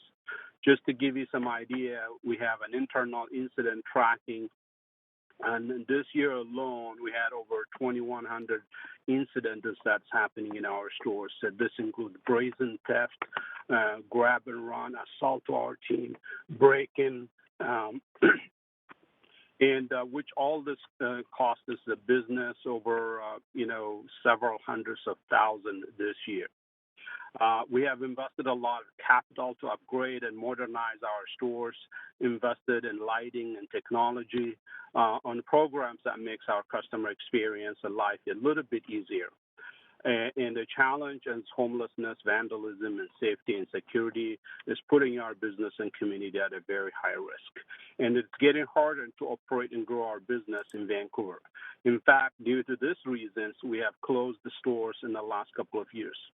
And at times, we feel that we are backing against the wall. When we face this escalating issues, we need an immediate intervention while we're working on a long-term social issues. We applaud law enforcement recent attempt to crack down on folks who are causing harm to our people and businesses. But this needs to be supported by systematic, consistent, and devoted resources to address these critical issues and to eliminate this risk from our communities. It would be a shame to continue to see businesses being chased away from Vancouver because it's unsafe to operate. I just want to highlight these challenges and hope the council's support for funding of the police and other community safety groups appropriately to address these critical issues. Thank you for the opportunity again. If you have any question, happy to answer. Thanks. And you do have questions from a couple of councillors. First, Councillor Fry. Go ahead, Councillor Fry. Thanks. And thanks, Adefris. You mentioned 2,100 incidents, I guess, of theft. How many stores are we talking about? Is a concentration of particular stores? This is in Vancouver, I'm assuming. Yeah, we have about 25 stores in Vancouver, but we do have stores around outside Vancouver as well. The large majority of these cases are coming from Vancouver. And what we're seeing is, we have over plus 200 stores in BC overall. But the majority of the increases that we're seeing here is in Vancouver and core downtown. And that is spreading around to Victoria Corridor and some other areas, but really where the majority of the issue that we're facing is in Vancouver. Okay, so the 2,100 is BC-wide, but the majority is in Vancouver. No, the 2,100 is actually, sorry to interrupt, is around the Vancouver, outside Vancouver, not the BC. BC is probably be triple or quadruple of that, depending on the areas. But these are Vancouver and a little bit surrounding area, but the large majority of this are Vancouver. And so are these? How are these interactions with your staff? Are we talking not just shoplifting, but I mean, I'm wanting to focus in on kind of the more assaults on staff kind of stuff that when we hear about bear spray or knife incidents and stuff that engages your staff directly, and what kind of training they have, and how could we better support staff, recognizing that police can't be everywhere, even if we did grant the police funding, that there needs to be other tools. Yes, we do have extensive training program internally that we do provide, and we continue to monitor and provide, a lot of the tools. We have security system that whenever they feel unsafe to be able to press, and so that it's connected to the police resources to be able to support that. But we do have a lot of break-in even during the day. With many customers in the store, people just come in and throw coffee at our team, and we are the front line. We are the target for everything because we are there around the clock. We're the easy target. So, and this escalation just, it was started in 2020, but it is just exacerbated in this year. Yeah, no, and I appreciate and acknowledge that your workforce is on the front lines, as you mentioned, and that they have a very tough job. So I thank you for speaking to us about it. Thank you for keeping your questions well timed there, Councillor Fry. Councillor Hardwick, go ahead. Thank you. How many stores have you closed in Vancouver? We have closed 2 stores, and because of the safety issues, and it is getting tougher and tougher to continue to operate. Even inside our stores, where we have vaults and things like that, folks are coming in, just breaking in and trashing everything, and the cost of operating, the safety risk is getting higher and higher. Yeah. So those 2 stores that closed, were those downtown? Yes. Do you also live in the city? I don't, but I work here, but I don't live in the city. I was the reason I asked the question is I was curious about your, as if you had experience as someone living here as well as working here. What do most of your staff in the remaining stores live in Vancouver or in the surrounding areas? Do you know? Yeah. Most do. Some, not all of them. Some live in surrounding cities, but quite a lot of them live in the city. Okay. Thank you very much. Appreciate your time. Thank you. She was on the line but couldn't speak. Chair, Councillor Kirby-Young, I have a point of procedure. Just one moment. Councillor Kirby-Young, if Council, we're just going to just give me a quick moment. I'm just going to confer with the clerk on a technical issue, and I will take your point of privilege when we get back, Councillor Kirby-Young.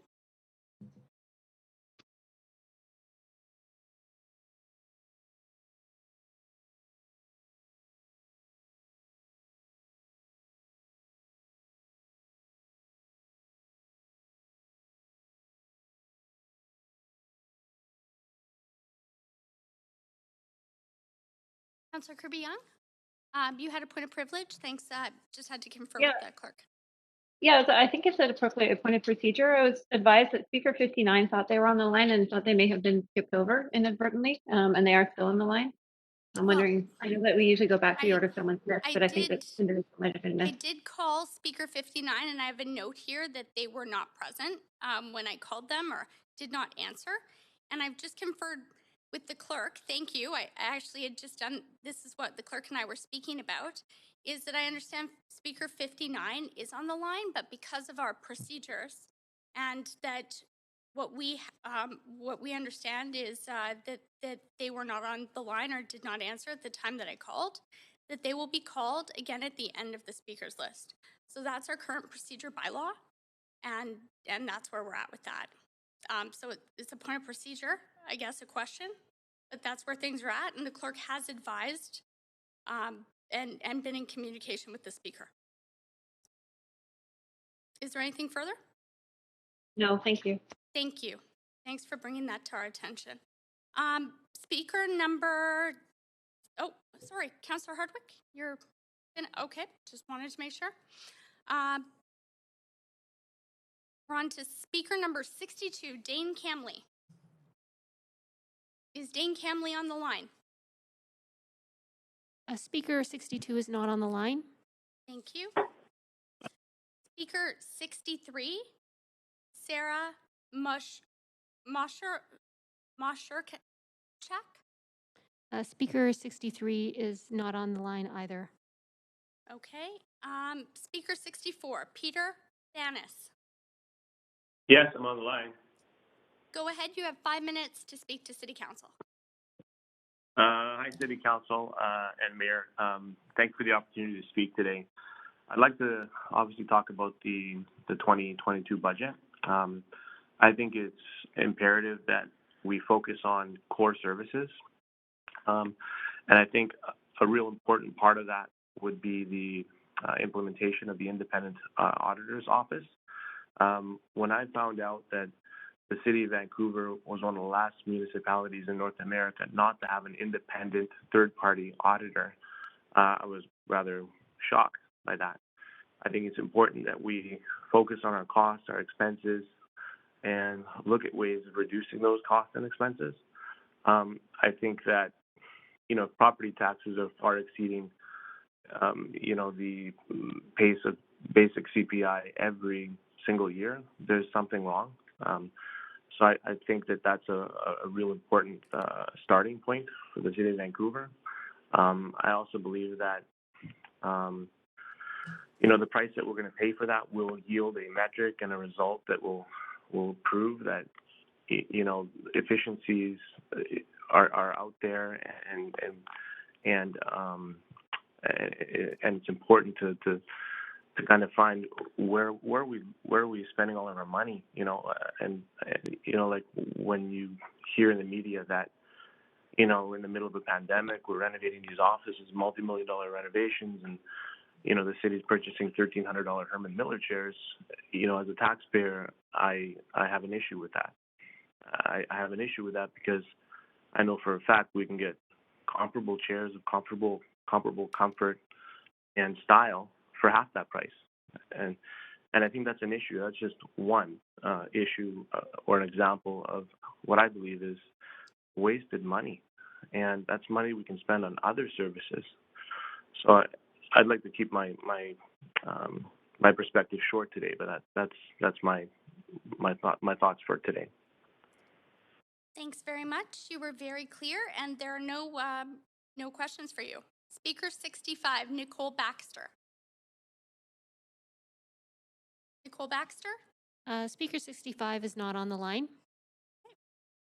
Speaker number 66, Richard Schwab. Hello? Hi, Richard. Can you hear? You have 5 Hi. minutes to speak to council starting now. Thank you. My name is Richard Schwab. I'm on the board of directors at the SRO Collaborative, and I live in a privately owned SRO. Just going to make this brief. I'm here today to ask you to amend the budget to permanently include the staff costs to operate the vacancy control program. I'd like to thank the mayor and council for passing this historical bylaw and the amendment. On behalf of all tenants in SROs, I want you to know that everyone really appreciates this. The tenants in my building are overjoyed and relieved to have this stressful period out of their life. I'm looking forward to helping in any way that I can to implement it. It's really important that you fully fund this and build it into your ongoing operational budget. This program is going to stop the continued flow of people into homelessness. Stopping the flow of homelessness means this program needs to be continued year after year. I know a new council could come and get it anyways, but I strongly encourage you to build it into your budget in such a way that it will be harder to take it away if there is a new council, which hopefully there won't be. Thank you for your time.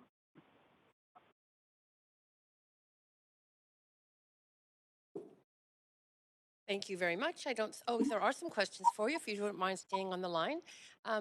Go ahead, Councillor Swanson. Yeah, hi Richard, how are you doing? I'm good, thank you. I wonder if you have any ideas what would happen if the vacancy control wasn't funded or if it was only funded for 1 year. Well, What would be the result? I would think that there would be a stream of homelessness. And as we all know, it's much easier to pay for someone to be inside than outside. Just the costs in, ambulance costs, police costs, hospital stays. It's just a much better number to have people have this vacancy control pass and stay for years and years until we, fix this stopgap measure. Right. Like the SRO enforcement is only $500,000, which is basically the cost of a new unit, but it could preserve hundreds, if not thousands of them. Is that what you're saying? Yes, exactly. What I'm saying is that to have homeless people would cost millions of dollars as opposed to $500,000 to implement this and keep it going. That would be nice. Okay. Thank you so much for your work on this, Richard, and for coming to speak. Really appreciate it. Thank you, Councillor Swanson, and thank the rest of the councillors and the mayor for letting me speak. Thank you. Thanks Good so afternoon. much. Thank you. Our next speaker is 67, number 67, Sarah Sheridan. I'm present. Can you hear me? Yes, we can hear you. Go ahead. You have 5 minutes to speak to council. Hello, I'm Sarah Sheridan. I'm a student and I work at an academic library. I've worked in the downtown east side for many years as a support worker and a health research worker. I oppose this police budget. I have 3 points. I've been hearing some of this conversation focus on climate change. A few years ago, I attended a police board meeting in person before COVID. I learned about the VPD Code Green policing program. This program highlights electric police cars, police on bikes, and police that compost and recycle. I saw the presentation and I learned about how environmentally friendly the police are in Vancouver. This means that Vancouver City Council is demonstrating through funding this budget its dedication to climate change and their strategy through its green policing program. 2, with regards to the speakers who have referenced those who urinate and defecate in public, if there are people urinating or defecating in public, there are reasons for this. How many people exist who prefer to do these things in public, who prefer to urinate and defecate in public? Usually this is something that people want to do in the privacy of their own home, in a washroom that they can be in for their own required amount of time, that they can clean in the way they want to, where they can feel safe in their own space. In the Save on Foods Mall at 14th and Main, the formerly unlocked mall washrooms are now locked and have been for the past year or 2. There's now hired security guards walking the mall every day. Kingsgate Mall also locked their washrooms for over 1.5 years during COVID. So that's 2 mall washrooms that have their washrooms totally locked. Free and safe, and especially wheelchair accessible washrooms are not easy to come by. Libraries are a regular space for people who need washroom access, but libraries are not everywhere, and they're not always open, and they are not always welcoming to everyone. And if I'm remembering correctly, in the early 2000s, Vandu rallied for more toilet access. They ended up working with the city and surveyed amounts of public defecation to fight for an increase in toilet access hours and new toilets installed at Oppenheimer Park. 3, I wanted to reflect on what some of your speakers have mentioned, needles on the When there are needles on the ground, it means that people are using drugs outside. Plenty of people who live indoors use drugs by injection. We don't see it, however, because they're shielded by the walls of their home. But if you don't have the privilege of living indoors, then you don't have the privilege of being able to hide your drug use as easily.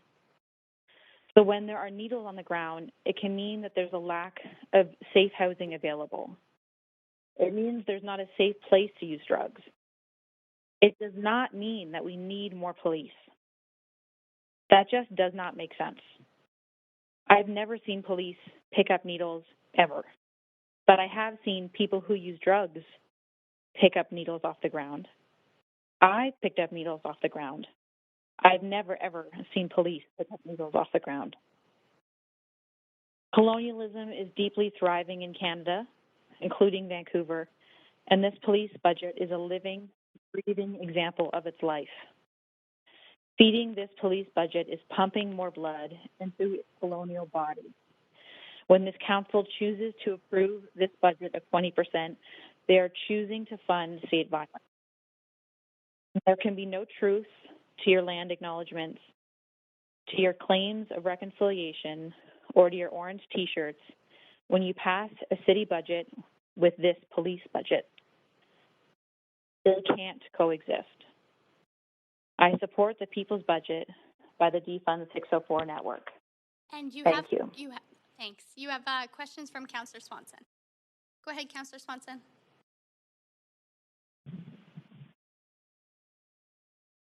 Hi, Sarah. Have you been listening to Have you been listening to the other speakers?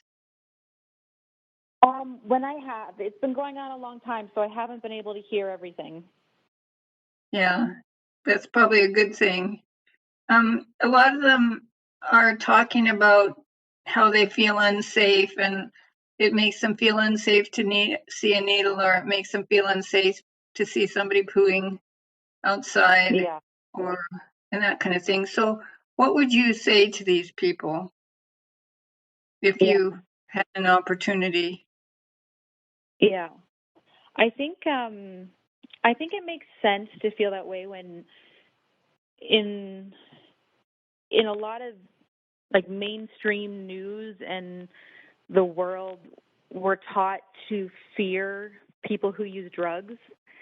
And if you don't have familiarity, if you're not familiar with, or you don't know anybody who uses drugs, or you don't understand drug use, then you assume the worst and you believe stereotypes. But I think it's important to really dig deep into stereotypes and unpack that, because there's a big difference between being uncomfortable and being unsafe.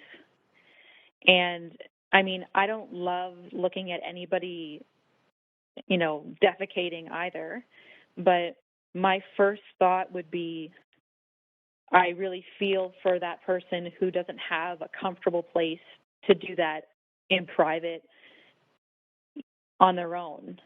I wouldn't think about I wouldn't think about myself and my own comfort. I would think, I'm sorry that they don't have a space on their own. They shouldn't be forced to do that out in public. And then for someone who's using outside, or if I see a needle outside, most people are aware by now that since 2016, the overdose deaths have been through the roof. And the amount of people that have been killed by a poisonous drug supply has been horrendous. And so when I see a needle on the ground, I'm reminded of that. And it upsets me, because I'm thinking, I'm worried about all the people who are relying on a drug supply that's really dangerous. And so I think that when people feel unsafe, I wish that they would think twice and think, like, are you unsafe, or are you uncomfortable? And if you're uncomfortable, why are you uncomfortable? Are you thinking about a stereotype? Is it because you don't understand? Is it because you don't understand? I wish that people would try and understand a bit more. And Sarah, that's Councillor Swanson's time. So Thank you, dear. We've gone a little. Our next speaker is, I may say this wrong, Alicia Siriani. Do we have Alicia Siriani on the line? Number 68. Speaker 68 is not on the line. Oh, just one moment. Just 1 moment, please. Of course. Thank you.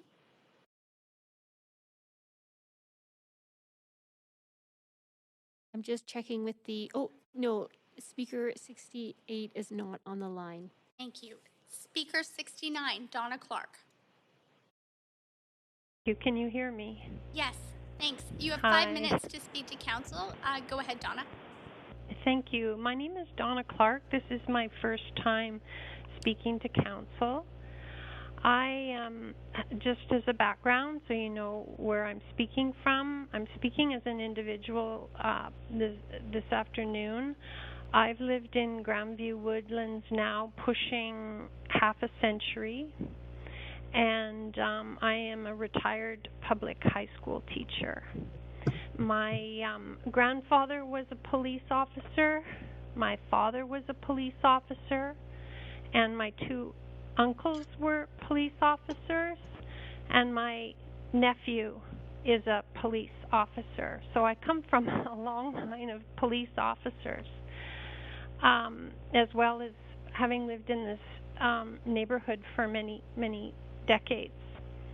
I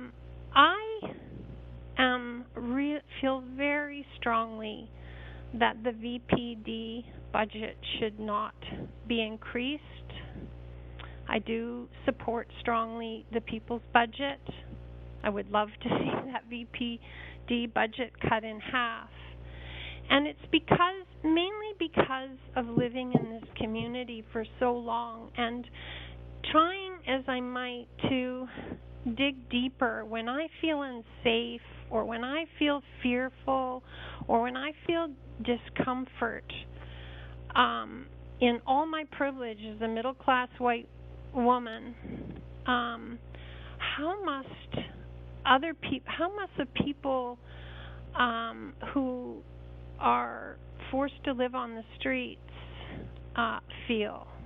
To me, they are the ones that are the most at risk, and their safety is most at risk. And even if I feel unsafe legitimately, I often, I can feel unsafe.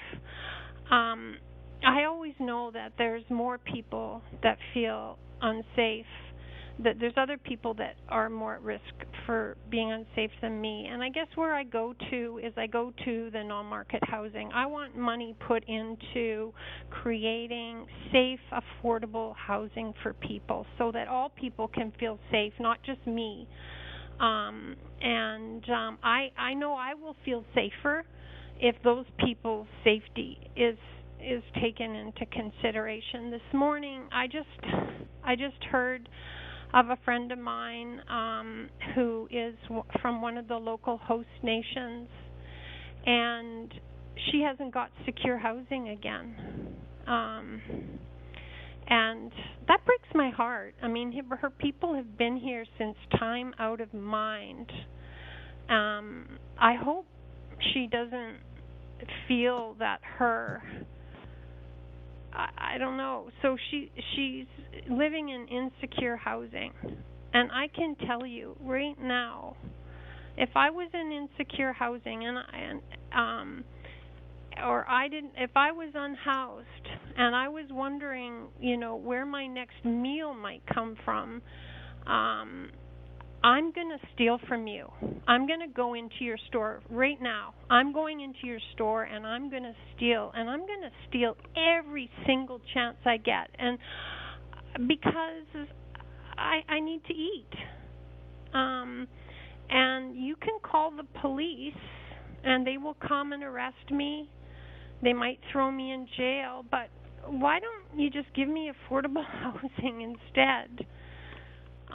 My mother was also a street person for a time, so I guess maybe that's why I don't know why I but it gives me some empathy, I think, for peer-led and nonviolent mental health services, because I know from my mother and just responding, noticing my family, the family members that actually listened to her and listened to what she needed and what was going on for her were the ones that were most able to help her.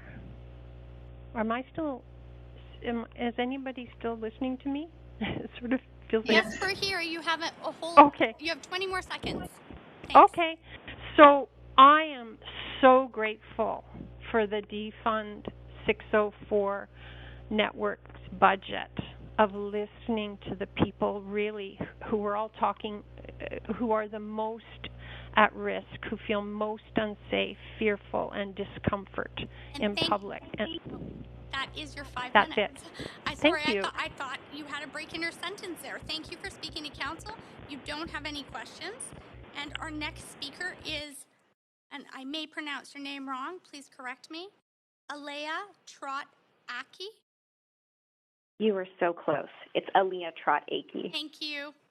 Please go ahead. You have 5 minutes to speak to council. Thank you.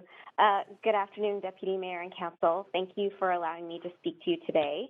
Again, my name is Alea Trot-Aki, and I am the Executive Director of the West End Cole Harbour Community Policing Centre. I operate one of the nonprofit CPCs that works in partnership with the Vancouver Police Department, and I've been in this role for 11 and a half years. I'm not a VPD or City of Vancouver employee. I'm calling you today for two reasons. Firstly, I would like to say thank you for the additional support you awarded to the community policing centers for the 2021 fiscal year. With that support, my fundraising budget decreased by $30,000. While this is a significant amount, it's important to note that I still had to raise over $30,000 to cover the rest of our current and pending operating costs. Hopefully, you'll be happy to know that due to the lesser emphasis on raising funds, we were able to put more effort into expanding our services to the vulnerable populations in our community, specifically our new health check patrols. These patrols are proactive visits by our volunteers during extreme weather conditions. The volunteers do a simple verbal check-in to individuals who appear to be in need of assistance to make sure the individual is not in medical distress. Volunteers provide information about available resources, and in some cases, we're able to provide a kit with food, water, and other weather-related items. During the summer, we gave out 80 of these kits, either on patrol or in response to a community member calling our office after having observed someone of concern. While 80 kits may not seem like a lot when considering the lives lost during the heat dome, you need to know our office was actually closed for 7.5 weeks in the summer due to flooding from the apartment building above us. So thank you again for the increased funding for 2021. But unfortunately, this buffer may be short-lived if you don't support the proposed Vancouver Police Board budget. This brings me to the other reason why I'm calling. In the proposed police board budget, the 11 CPCs have been allocated an increase for 2022. This is the last portion of a cumulative 3-year increase request we made. Many of us are or will be facing large increases in our operating costs in the next few years. For example, we're required to move next year. We outgrew the space we're currently in, and in following the recommended COVID safety restrictions, we've reduced the number of volunteers we use at one time, which has decreased our output. Keep in mind, we are assisting more people on average per month at our office, and doing that has now primarily fallen to the 2 staff and 43% less volunteer assistance. When we move, we're looking at a 25% increase in our budget just for rent. That's an additional $16,000 a year. If you don't support the police board's proposed budget for the VPD, by extension, we could be affected. Without an increase, I will need to raise nearly $69,000 next year, which doesn't include all of the extra expenses for moving. Our new increased operating costs will be very difficult for us to sustain without help, and we're not the only CPC in the city in this situation. On a broader scope, while I appreciate the tough job you have to balance the needs of all the social issues in the city, addressing those needs shouldn't come at the expense of the police budget. The majority of the people in Vancouver get it. They're sympathetic to the housing shortage, the mental health crisis, and the overdose crisis. They know these are rampant problems. They know these are not policing issues, but we still field complaints almost daily about the lack of police services. The complaints we receive aren't so much about the individuals hanging out blocking the sidewalk with all their stuff, or the person who shoplifted some liquor, or the guy walking down the street shouting at his reflection in all the windows. The complaints we receive now are about the individuals blocking the sidewalks who have knives sticking out of their bags, or the person who threatened to use bear spray on the employees and the customers when he stole the liquor, or the guy who's walking down the street throwing rocks at his reflections in the windows and causing thousands of dollars of damage. The level of violence or potential for violence appears to be increasing in the city, but your proposed budget doesn't support an effective means to deal with it. Your budget doesn't even cover what's needed now, let alone what 2022 may bring. All you have to do is look at Deputy Chief Chow's Twitter to know that the public-facing concerns the police respond to are just the tip of the iceberg of all that they have to deal with. So in finalizing this budget, I urge you to consider what you want your city to be and how you want it to be viewed. I'm sure this is not the city you want. I'm confident this is not the city the majority of your residents and business people want. You have the ability to support the police to do their jobs and to do their jobs well. That's all they're asking for. Thank you for your time. Thank you so much. You don't have any questions from council, but thank you for speaking. Council, our next speaker is 71, and I'm hoping I'm going to say this right. Is it Kaylee Mangalam? Speaker 71 is not on the line. Okay.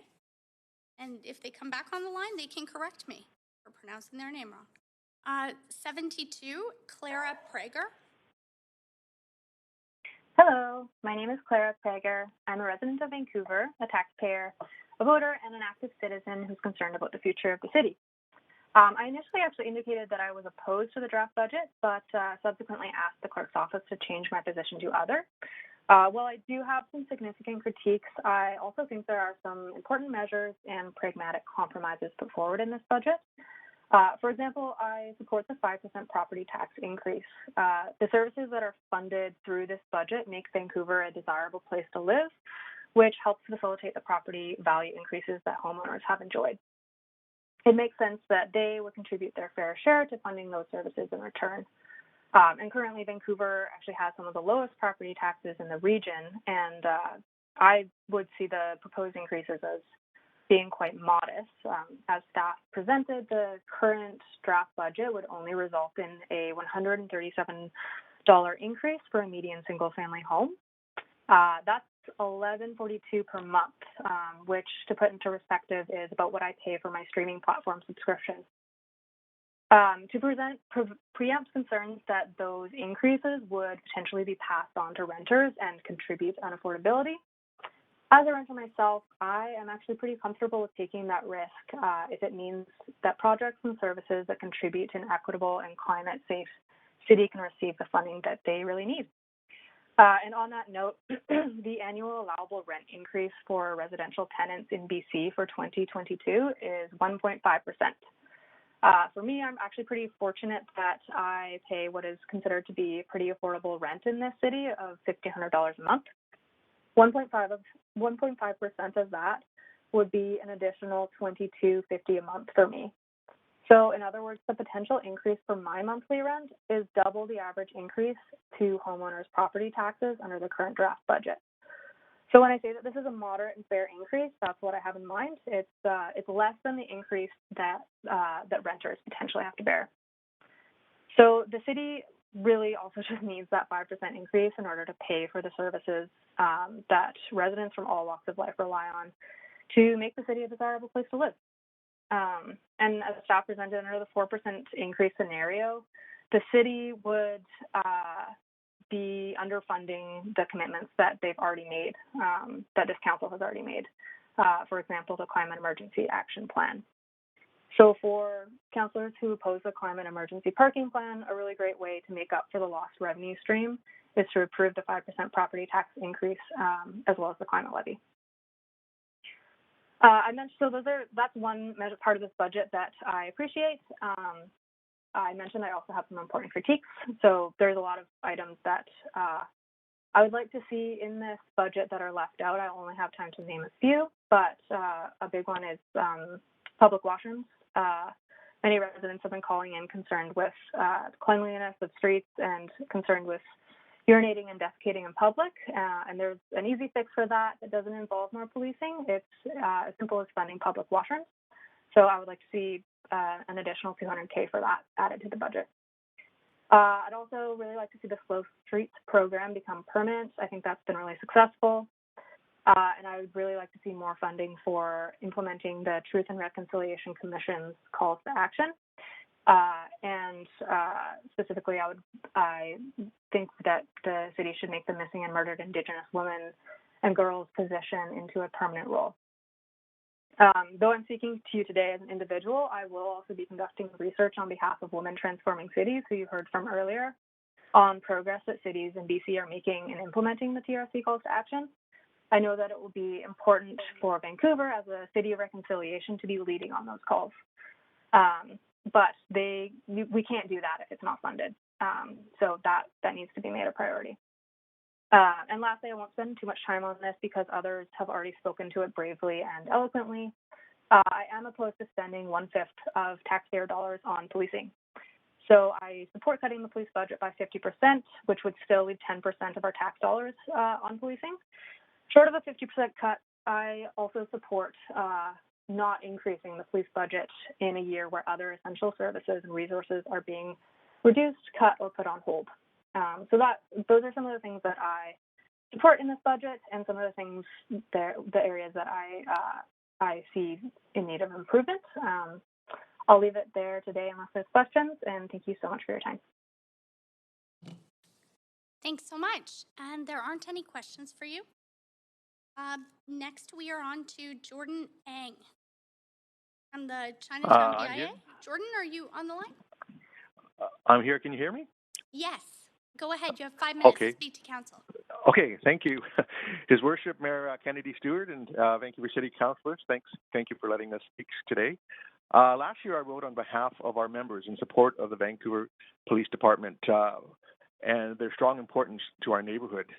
The Vancouver Chinatown BIA supports 200 plus property owners and 400 plus business owners that affect the lives of countless more that live, work, and play in Chinatown.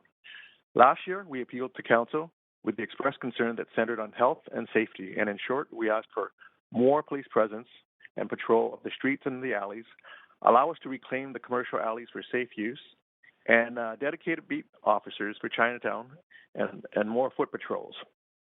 I would like to commend the exceptional work of the Vancouver Police Department in our neighborhood through the last year and express our appreciation. The downtown east side is a hard neighborhood to live in. It is a hard place to work in. But even with the many challenges it has, it is a place and a space that many of us call home. And for those of us who work here, we do so because we choose to. And we spend most of our waking hours in the neighborhood. With COVID-19, the issues facing our community has become more acute. While in previous years, I would have not felt or expressed the concern of Chinatown being a visible ethnic community, now I'm more convinced than ever that the social disorder that we are experiencing has much to do with an increased anti-Asian overtone in the downtown east side.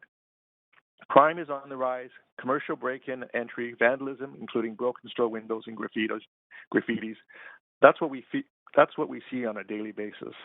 And while the stats may or may not support this, our members know this, and the Vancouver Police Department is aware of this. Our merchants are fearful of being victimized. Our senior populations, they call this home and use Chinatown as their living room, do not feel safe for the fear of violence. Further deterioration of Chinatown is putting us on a tipping point that has already seen the decay of the retail landscape and the disappearance of the business communities along East Hastings Street and Powell Street.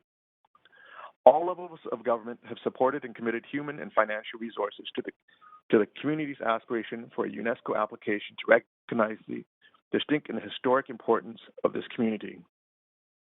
VCBIA, with partners in the community, is already working to support the VPD with our own security foot patrol, the Chinatown Community Steward Program run by Embers Eastside Works, However, these programs do not replace the good work done by the VPD to maintain a level of social order for the safety of the community. It is the city's responsibility to ensure the safety of all of its citizens.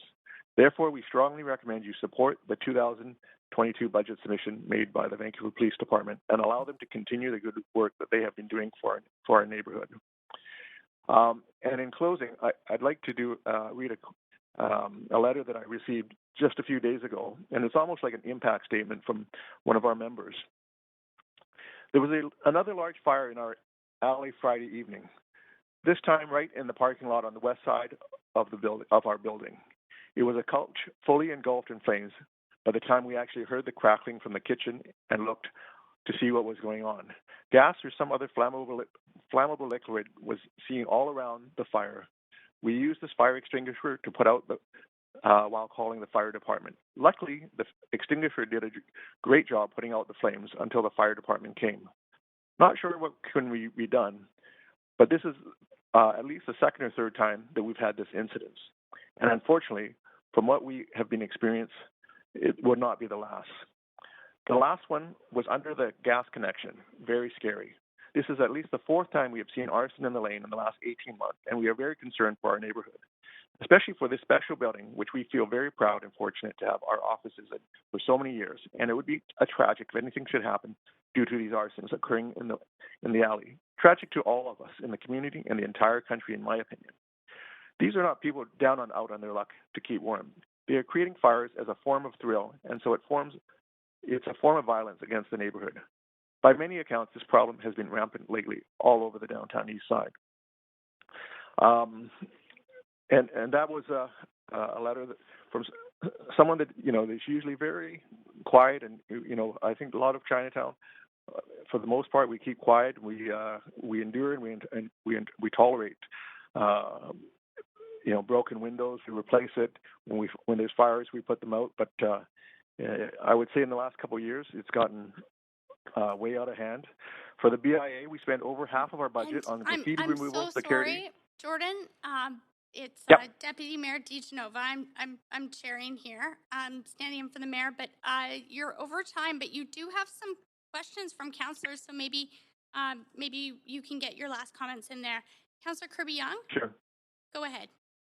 Yeah, thanks, Chair. And thanks for speaking, Jordan. On that last point, do you want to just finish your sentence? You said you were about to say something that you spent about half of your money on security and cleanliness, I'm guessing? Is that where you were going with that? We spend half of our budget on security, graffiti removal, and cleanup, when we should be spending it on promotion and bringing people into Chinatown, into the historic neighborhood that has endured for over 100 years. It's been around longer than the city of Vancouver. But as other members of our community have said, the community feels like it's being trashed right now. And those costs have continued to rise over recent years. Is that right? Yes, it's gotten worse with COVID, but it's been on a continual basis, and it seems like we're always trying to keep our head above water when we're dealing with this. And that's why the community. Usually, it's just the community. It has been the BIA speaking about this, but you've heard other leaders in our community speaking out as well. I mean, this is really a problem for the whole community. Yeah, so with respect to cleanliness, and as you're probably aware, there was an incremental $672,000 added for extra cleaning, and that enabled to do daytime lane flushing in addition to nighttime, for example, some micro cleaning grants and support in specific challenge neighborhoods like Chinatown. That's not in this specific budget, and even in the 5% scenario. So would you support if council is able to find a way to put that back in? Because I'm concerned that we will end up with a lower level of cleanliness in the city than we actually had this year in 2021. That was my point that I was going to make before I got cut off. But yeah, we asked that the budget that was spent to bring our neighborhood to clean it up, the micro cleaning, the feces cleaning, that it be brought back in and maintained. Pilot projects are good, but they end in 6 months, and then we have the problem all over again. It's a continual cycle that we have in this community. Let's keep Chinatown clean. Let's keep Gastown clean. Let's keep Strathcona clean. I mean, we are, we're right there where it all happens, and we need to keep a certain level of social order in our communities. Okay, I just have 30 seconds left. So on that part, in terms you said sort of the challenges with businesses and closing, are you seeing a higher vacancy rate? Are you seeing businesses pack it in and shut down? What does Chinatown look like in that respect? We have a lot of vacancies. Our vacancy is above average for the city. We have customers fearful of coming to Chinatown. They don't need to be in an area where they can go to Richmond. They can go to Victoria Drive. I have staff here that lock the door because they're fearful of incursions which has happened, and the police say, "Well, we know the guy. He's not harmful. We've had 900 interactions with him." But it doesn't help my staff who are ladies. So. Don't want to interrupt Jordan, but Councillor Fry has questions for you as well. Councillor Fry. Yeah, thanks, Chair, and thanks for joining us, Jordan. You mentioned at the top the impression that a lot of this was sort of targeted racism, and I'm really sorry to hear that. And if you're comfortable, maybe expanding on why you feel that. Well, we have cleanup crews that will clean up graffiti on a Friday, and it's back on the next day. We clean it up again, and it's back again. We have the lions at the Chinese Cultural Center that represent the culture of Chinese culture that we are all part of, and it gets vandalized. We have the Millennium Gate that the plaques that are on there are removed, destroyed. We have anti-Asian graffiti. We have people defecating at the front door of the Sun Yat-sen Garden. We have businesses that are targeted with their shutters when they close at night for protection. Who wants to come to work when you see that you've been vandalized the night before? Then you go and paint it again. Maybe you get that in South Granville, but not every day. No, I appreciate you. I've seen it too. I just appreciate you taking the time to just articulate it for the record there, because I think it does appear to be targeted as well. So you've mentioned the cleaning. Totally agree. We need to keep that cleaning going, and the investments the city's done in graffiti. You call for more investments in policing. What does that look like? What would you like to see from policing that would help mitigate some of this? Well, I think one of the greatest tarnishes in our community is the graffiti that we don't appreciate. People come in our neighborhood. We don't appreciate having our places scrawled all over, and not just a little scratch here or there. Chinatown is covered with graffiti. We want our seniors to be feeling safe when they walk down the street of Chinatown. This is their community. This is their living room. If your grandmother can walk through Chinatown and feel safe, the police have done their job. Jordan, last 30 seconds. Anywhere else you think that we need to be investing to help support Chinatown? 30 seconds. There's a lot, but I think we need to keep the community clean and safe. We're a national heritage site. We've been around for 100 years, 130 years. This is the heart and soul of the Chinese community. I mean, if you look at our history, we were a marginalized community right from the start, and that's why we were here. And that's why there's this space and this place is of such significance to our community and really to the history of Canada. Jordan, I have to do this again, but now Councillor Hardwick has questions for you. Hi, Jordan. Yes. Hello, Councillor Hardwick. The anti-Asian racist graffiti that you've described, do you have a sense of where the perpetrators are coming from? Are they people that are living in the neighborhood in Chinatown, on the periphery? Are they coming from other parts of the city, other parts of the region? Do you have a sense of that? I do have a sense of where it's coming from. A large part of it is fueled within the downtown east side. I know there are people that come in from out of town, from as far as Surrey, Coquitlam, Abbotsford, because of the culture that has been created, and it's almost like Chinatown is disposable. You use that space. It's safer than being on Hastings Street and scrawling graffiti on there, but you're still in the hood, right? So, you know, the downtown east side, we're all in one community. We try to be collaborative. The neighborhood is supposed to be inclusive, compassionate, and you know, we really feel targeted. And that's all I can say. Wow. So literally, you think there are people that come from other municipalities in the surrounding region to come down to the downtown east side and into Chinatown to do graffiti? Yes, yes. And I think the message has to be out there that it's not acceptable. I mean, you know, we don't appreciate it, and as other parts of our neighborhood don't appreciate certain things, you know, this is something we want a safe space for our community. And however you define it, we have a certain definition. They have a certain definition. But I think you know, we've been around here a long time, and that's the best, you know, the most we can do for our cultural heritage. I mean, it wouldn't be acceptable anywhere else. So. And it's not acceptable, period. Thank you very much. No. Yeah. Hi, Jordan. I actually put myself on the queue for questions now. I try not to ask too many when I'm chairing, but I really appreciated your presentation. And I know Chinatown well. I spent a lot of time in Chinatown growing up. My father took me along on some of his deliveries with him when he was a paper salesman when I was a kid. And I mean, Chinatown's changed a lot. I know that.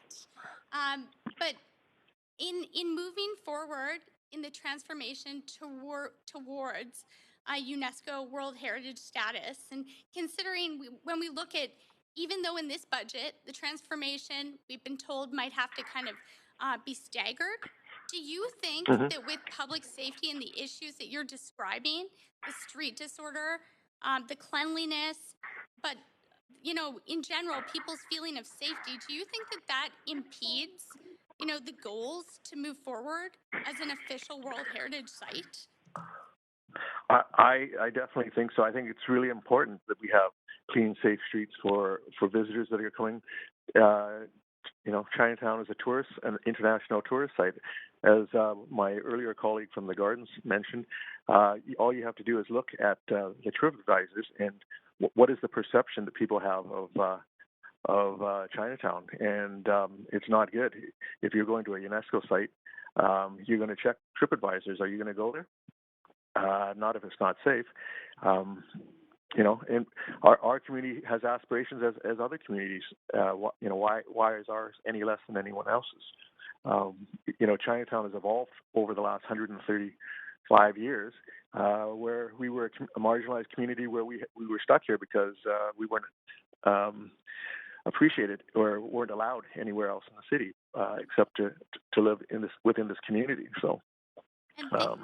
Thanks for that. And sorry, I do have one more question. I know this is something we had talked about with other councillors earlier on in the term, but I'm just wondering, in looking at struggling to recover from COVID, do you think, I mean, some incentives for people in Chinatown to bring life back, like for instance, free parking, would that be something that's helpful? I know it's completely different, and you've made your case about public safety.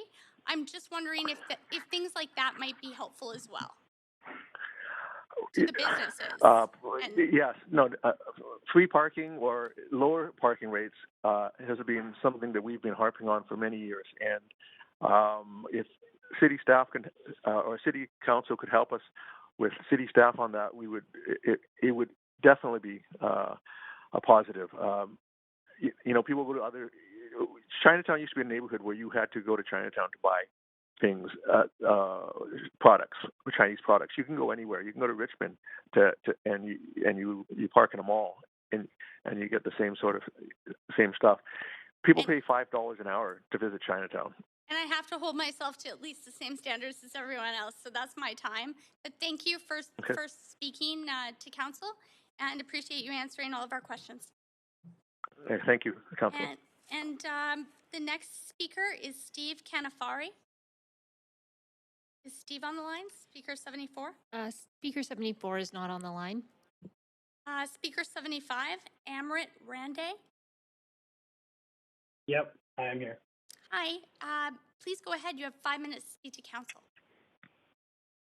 Okay, so it is physically and mentally exhausting hearing property owners and small business owners and people of the BIA ask for more cops all the time. I don't support the 2022 budget because the VPD budget must be cut by 50% immediately. It must be defunded now as we work towards complete abolition of the prison industrial complex and settler colonialism. Land back isn't a metaphor. Just yesterday, over 100 VPD officers kettled and stormed into a crowd of Indigenous peoples and settler accomplices and brutally beat and kidnapped 3 members of the community. The people were holding space and demanding that RBC immediately stop funding the genocide of the Wet'suwet'en Nation by being the biggest backer in so-called Canada for the CGL fracked gas pipeline. BIPOC were arrested with road rash, bruising, scrapes. They were called slurs by the pigs and beaten in the head. There was also a medic who was arrested for treating people suffering from pepper spray exposure by the VPD. Yes, sorry, Councillor Hardwick has a point of order and I just need to turn her mic on. I'm going to stop your timer. Councillor Hardwick, your point, oh, sorry, there's your mic. Yes. Again, there is a decorum. Do you have a, you know our rules? Do you have the procedure bylaw section? 4.4, is it? Let me double. Yes, so just a moment. I'm going to have to take a moment to rule on this. 4.4, and you said it's, yes. Okay, let me just take a moment. 4.4A. 4.3.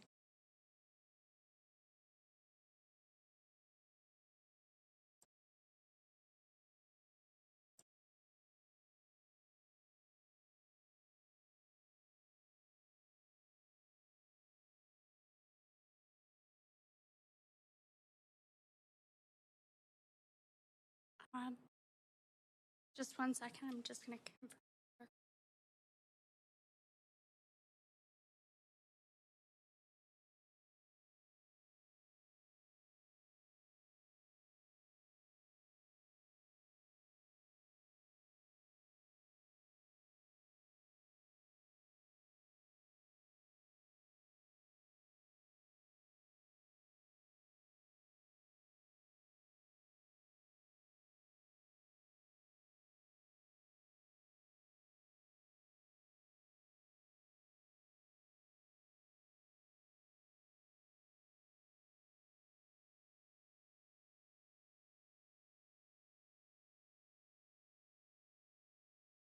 I'm just coming back for a moment. Well, I've asked the clerks to review the procedure bylaw and the point of order that's rightfully been called. So I will come back with a full ruling on that in just a moment. We're just conferring on that. Thank you.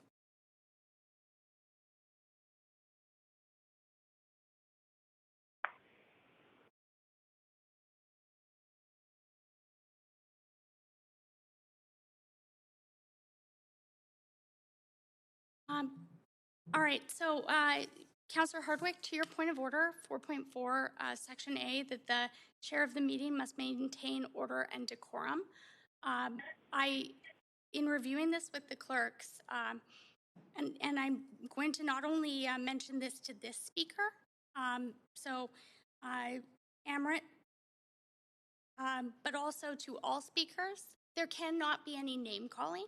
So in using words that could be considered name calling or that are derogatory towards certain groups of persons or people, that won't be acceptable. And thank you very much for noting that for me, Councillor Hardwick. I'll start your timer again. Please go ahead, Amrit. Okay, so what happened was absolutely horrific. Cops protect capital, they protect property, they uphold the crown and white supremacy. They are inherently anti-Black and anti-Indigenous. There must be nothing less than complete abolition. Defund 604 Network has done your job for you. They've compiled a people's budget from asking and surveying the communities most harmed by police and who are most frequently left out of these budget conversations, particularly those who have been underserved, over-policed, and purposely marginalized. I support all 6 demands, but I'll focus on 2. Peer-led access to safe drug supply. We are in a toxic drug emergency, and BC is on track to murder over 2,000 people this year alone. It's a social massacre of the poor that disproportionately kills Black and Indigenous peoples. The People's Budget 604 demands that the City of Vancouver defund the VPD and redirect public money to fund peer-led access to safe drug supply. The City of Vancouver will fund the creation and day-to-day operation of the proposed Dolph Fulfillment Center and Compassion Club. This proposed model will take existing illicit drugs, test them, label them, and reintroduce them into the market without profit, increasing safety by circumventing the toxic drug supply and reducing the feigned need of law enforcement to police and criminalize people engaged in drug use. Land back and a traditional healing center at Crab Park as well.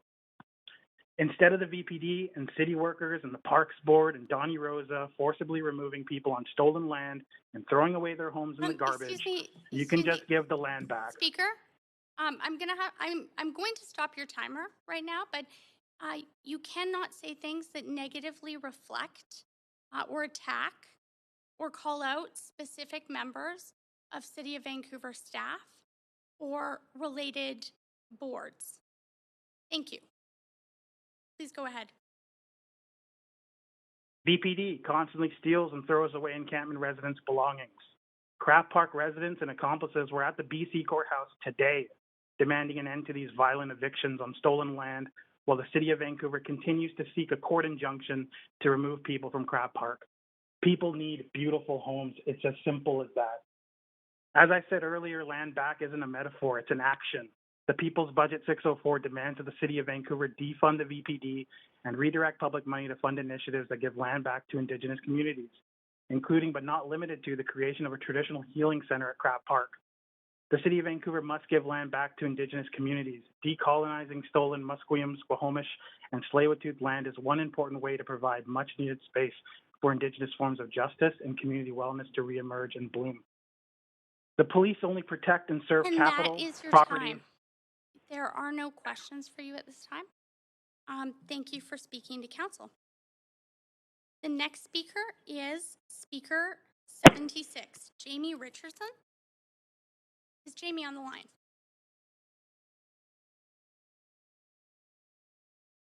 Speaker 76 is not on the line or in person. Oh, thank you. Or in person, my apologies. And we will call through the speakers list one more time at the end. Harrison Johnston. Speaker 77, is Harrison Johnston on the line? No, not on the line. Thank you. Russell Maynard.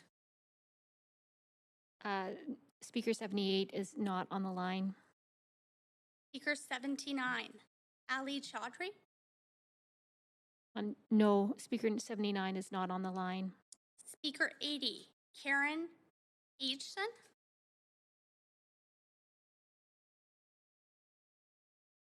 Is Karen on the line?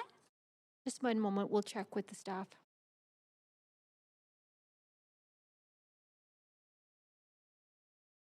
Yes, Speaker 80 is on the line. Thanks. Karen, are you there? Can you hear me?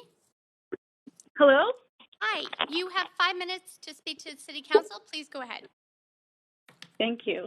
Hello, councillors, and thank you so much for all your thoughtful deliberations. I'm a white settler privileged by colonization in these territories of the Musqueam, Squamish, and Tsleil-Waututh nations. I've lived here for 36 of my 43 years. My family's here. Vancouver's my home. I'm acting executive director of the Vancouver Urban Farming Society and a market garden manager with Farmers on 57th and Marpole. I oppose continued underfunding and deferral of critical social investment and innovations in the proposed 2022 budget. For 13 years, I've engaged with city-identified priorities to increase the number of urban farms and to help realize the social, economic, and ecological benefits center communities can accrue. My experience collaborating with women and two LGBTQ identified people in the City of Vancouver Social Planning Department is that they are insufficiently resourced. Despite their expertise and effort, they are systemically unable to fill their council-directed work and support the urban farming sector, amongst many other community-led innovations to the many social ills we face. Since 2009, Farmers on 57th has facilitated Vancouverites to learn about the ecosystems that support human life and to understand our role in those ecosystems. We have an increasingly diverse seasonal team of 30 staff, contractors, and volunteers who grow and distribute 1,800 boxes of vegetables to ourselves, 70 paying households across income brackets, and to neighbors in need. We have therapeutic garden programs for equity-seeking refugees, immigrants, and people living in wheelchairs. People find improved mental health, meaningful work, nutrition, and community at our neighborhood farm. Farmers on 57th is just one of many farms creating social benefit in Vancouver, but you will only see 2 in the City of Vancouver Business Registry licensed to sell foods that they've grown in the city.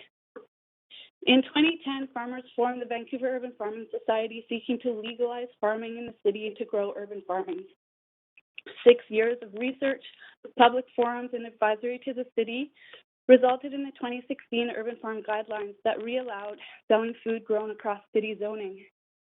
However, with a concern for the city's budget and a fear of something so novel as grow food in the city and sell it, the zoning allowance for urban farming came with outsized license and permit requirements. The 2016 Urban Farming Guidelines were introduced as a 2-year pilot to be evaluated and reported to Council in 2018. In this time, the Vancouver Urban Farming Society hosted public forums, conducted more research, published more reports, recommending changes to the City of Vancouver's Urban Farm Guidelines. Chronically understaffed, social planners are unable to complete the review and report back to Council while attending to priorities of other departments. 5, almost 6 years later, in this unsupportive policy environment, urban farms that grow food to sell have left for adjacent municipalities. People who approach the license office today to start an above-board farm realize it's too onerous and give up. Yavar is interested in growing A-frames of salad greens in people's backyards to distribute by bicycle. Paula looks out on empty rooftops in False Creek and dreams of energy savings, stormwater management, acoustic improvements, locally grown food, biodiversity, and health benefits to citizens. I ask you to adopt all the budget recommendations of the Vancouver Food Policy Council. This includes retaining food policy staff required to see the Urban Farming Guidelines review completed this budget cycle. Activated citizens volunteering on the Vancouver Food Policy Council recommend an increase to social impact grants. Social impact grants support nonprofit organizations who deepen access to food, increase food system literacy, build equitable community gardens and green spaces, build mutual aid systems around food sharing, and build resilient food systems in the city. I'd argue these initiatives can lead to improved public safety. Please find increased budget allocations to proven technologies like libraries and farms. Between the years 2000 and 2021, Vancouver was the only Canadian municipality to cut the residential property tax rate by more than half. We need to get property taxes back up, knowing that seniors can defer and that accommodations exist for property owners in need, but more so, knowing the great need for investment in social innovation to face the multiple crises we face today. We need investment, not cutbacks. Thank you again so much for all the work you're doing. I really appreciate your time and hearing what I had to say. That was perfectly timed. Thank you very much. And there aren't any questions for you. Speaker number 81, Rhiannon Fox. Hi, can you hear me? Yes, go ahead. You have 5 minutes to speak to council. Great, thank you. I'm a settler in the Squamish, Musqueam, and Tsleil-Waututh unceded territory. I'm also a homeowner in the Hastings Sunrise neighborhood, and I support the 5% property tax increase, as well as the 1% climate levy. Vancouver property taxes are the lowest in BC for cities with populations greater than 10,000. As with so many things, we get what we pay for, and I value municipal services. That said, I'd like to see some shifts in how the city's budget is allocated. First of all, the VPD eats up 21% of the city's budget and often undermines the safety and human rights of our most vulnerable community members. I won't spend too much time on this topic, as we've heard from quite a few eloquent speakers already, but I encourage you to reduce the policing budget by 50% and to reallocate a portion of those funds towards the Defund 604 Network's 6 demands for a more equitable Vancouver. I've heard councillors ask several speakers if they feel safe walking around neighborhoods. I don't feel safe walking around town with my children. but it's not because I fear being assaulted. It's because I fear drivers hitting us with their cars. And the one area of my life where VPD services might be useful to me on a daily basis, namely traffic enforcement, I see no action at all. There's been a lot of talk about crime in Vancouver, but one area where we really are seeing increased injuries and deaths is in vehicle crashes. As of December 1st, 10 pedestrians have been killed in Vancouver so far this year, including 4 who were on the sidewalk, one of whom was a baby in her father's arms. This is a crisis. To that end, I want the city to increase funding for safe and protected active transportation infrastructure, traffic calming measures, and camera enforcement. I encourage you to make the city's Slow Streets program permanent, though it certainly needs improvements. The barriers have made my bike commutes with my young children safer, but they only work when they're in place, and they're far too easy to move. I'd like to see the program expanded and the existing barriers replaced with concrete wherever feasible. We cannot keep prioritizing the convenience of drivers over the health of our planet and the safety of our children. We need fully protected bike and walking infrastructure in every neighborhood in the city. I appreciate that the city's proposed Broadway plan will help with cycling connectivity, although it's disappointing that there are no plans to include bike lanes on the arterials themselves. Next, I want to see the city take more meaningful action on addressing both the causes and the impacts of climate change. I was sorely disappointed when this council voted down the climate emergency parking plan, which would have encouraged transportation mode shift while raising much-needed funding for climate change mitigation. I support and hope you'll pass the climate levy, but I hope that council will also enact some other policy that would do what the parking plan would have done, namely to encourage people to move away from personal vehicles or towards smaller and more efficient ones. During last summer's heat dome, it's estimated that 595 people died. The city needs to address the accessibility of cooling centers, as well as the correlation between heat islands, access to shade and green spaces, and income levels. During the heat dome, temperatures were higher in the downtown east side than anywhere else in the city because there are few street trees and limited access to parks. As we expect more extreme summers in the coming years, we need to address this inequity by improving access to shade and green space and plant a whole lot more trees in the city. As a bonus, research shows that daily contact with street trees significantly reduces the risk of depression, unlike increased policing, which has been shown to increase people's risk of mental health crises. Next, I encourage you to fully fund the Vancouver Public Library. Libraries offer such important services to so many people within our community. They serve as a third space where people can gather indoors without having to buy anything. They allow people without access to a personal computer to get online, apply for jobs, learn a new language, socialize. They're hugely important for encouraging literacy and providing a safe, timeless form of entertainment. I also encourage you to adopt a no-fee system for checking out library materials to make those services even more accessible. Finally, I ask that you reallocate some of the proposed VPD budget towards building more affordable housing, which comprises a very small portion of the existing budget. The housing crisis drives many of the concerns brought up by some of the other speakers today, and it's far more humane to prevent crime in the first place by housing people than to police unhoused people. I wanted to apologize if there's any excess noise on my line because of the lengthy speakers list and question sessions. I'm calling from school pickup. I just biked here to pick up my kids again. Thank you for your time. Thanks for your dedication and for staying on the line even through school pickup. The next speaker is Bernard Pinsky from the Jewish Federation. Bernard? Yeah, thank you. Please go ahead. You have 5 minutes to speak to council. Thank you. Mayor and councilors, my name is Bernard Pinsky, as you heard. I serve as the volunteer chair of the Security Committee of the Jewish Federation of Greater Vancouver. And I want to acknowledge that I'm speaking to you from the traditional territories of the Musqueam, Squamish, and Tsleil-Waututh people. I speak to you today in support of the Vancouver Police Department board-endorsed budget of $325 million, needed to give the VPD the necessary resources to keep Vancouver safe and to properly deal with the rising tide of hate-related incidents in our city. I'll be focusing my presentation primarily on the Jewish community's experience with hate crimes and why we as a city need to properly resource law enforcement to help assist in combating hate. The Jewish community is immensely grateful for the hard work and diligence of the Vancouver Police Department, trying to ensure that Jewish residents can engage in our community and in our broader society without fear for our safety. Unfortunately, we need this protection as much or more than anyone. According to Statistics Canada's hate crime data for 2019, the Jewish community accounts for just over 1% of the Canadian population, and yet we're the targets of over 18% of all police-reported hate crime. As much as I'd like to say things are better than average in the city of Vancouver, unfortunately, I cannot. On June 12, 2019, VPD Hate Crimes Unit reported that the members of the Jewish community were the most targeted group for hate crimes in the city, followed by Muslims, LGBTQ community members, and then Asians, and then Black communities. Yet our Jewish community numbers in Vancouver are smaller than any of those other communities. Here are some anti-Semitic incidents we've experienced over the last year, just the last year here in Vancouver. The owner of a Jewish eatery was harassed and threatened and boycotted because she, as a Jew, was supposedly connected with Israel. There's been a surge of hateful posters and anti-Semitic graffiti, threatening phone calls and emails to community institutions. In the last 90 days from today, we have received 3 reports of anti-Semitism in elementary and secondary schools, and community agencies were targeted at least 3 times with hate mail over the last 2-week period.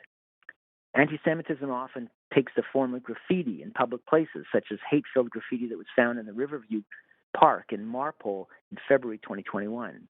Graffiti has defaced our synagogues, Jewish schools, and the Jewish Community Center. A 15-year-old girl wrote, quote, "Kill the Jews" on a wall in Victoria on a dare a few months ago, and didn't understand what the fuss was about the next day when she read the local newspaper. Anti-Semitism can also manifest through symbols such as the swastika, an emblem of the efforts of the Nazis resulting in the murder of 6 million Jews during the Holocaust. Other minorities were targeted too, I acknowledge. Sadly, one only has to take a short walk around many neighborhoods in Vancouver and you'll often encounter swastikas. Recently, swastikas were painted on the walls of the constituency office of an elected official in the West End. I can't even put into words the trauma that creates, seeing that here in Canada for Holocaust survivors and their descendants. We have also seen a proliferation of anti-Semitism, other racism online, particularly via social media platforms. Hateful rhetoric spreads around the world within seconds. And we know that what starts with words never ends with words, and that hateful speech has real-world implications. During the pandemic, we have seen a marked increase in inappropriate and highly offensive allegations against minority communities, some of which turn violent.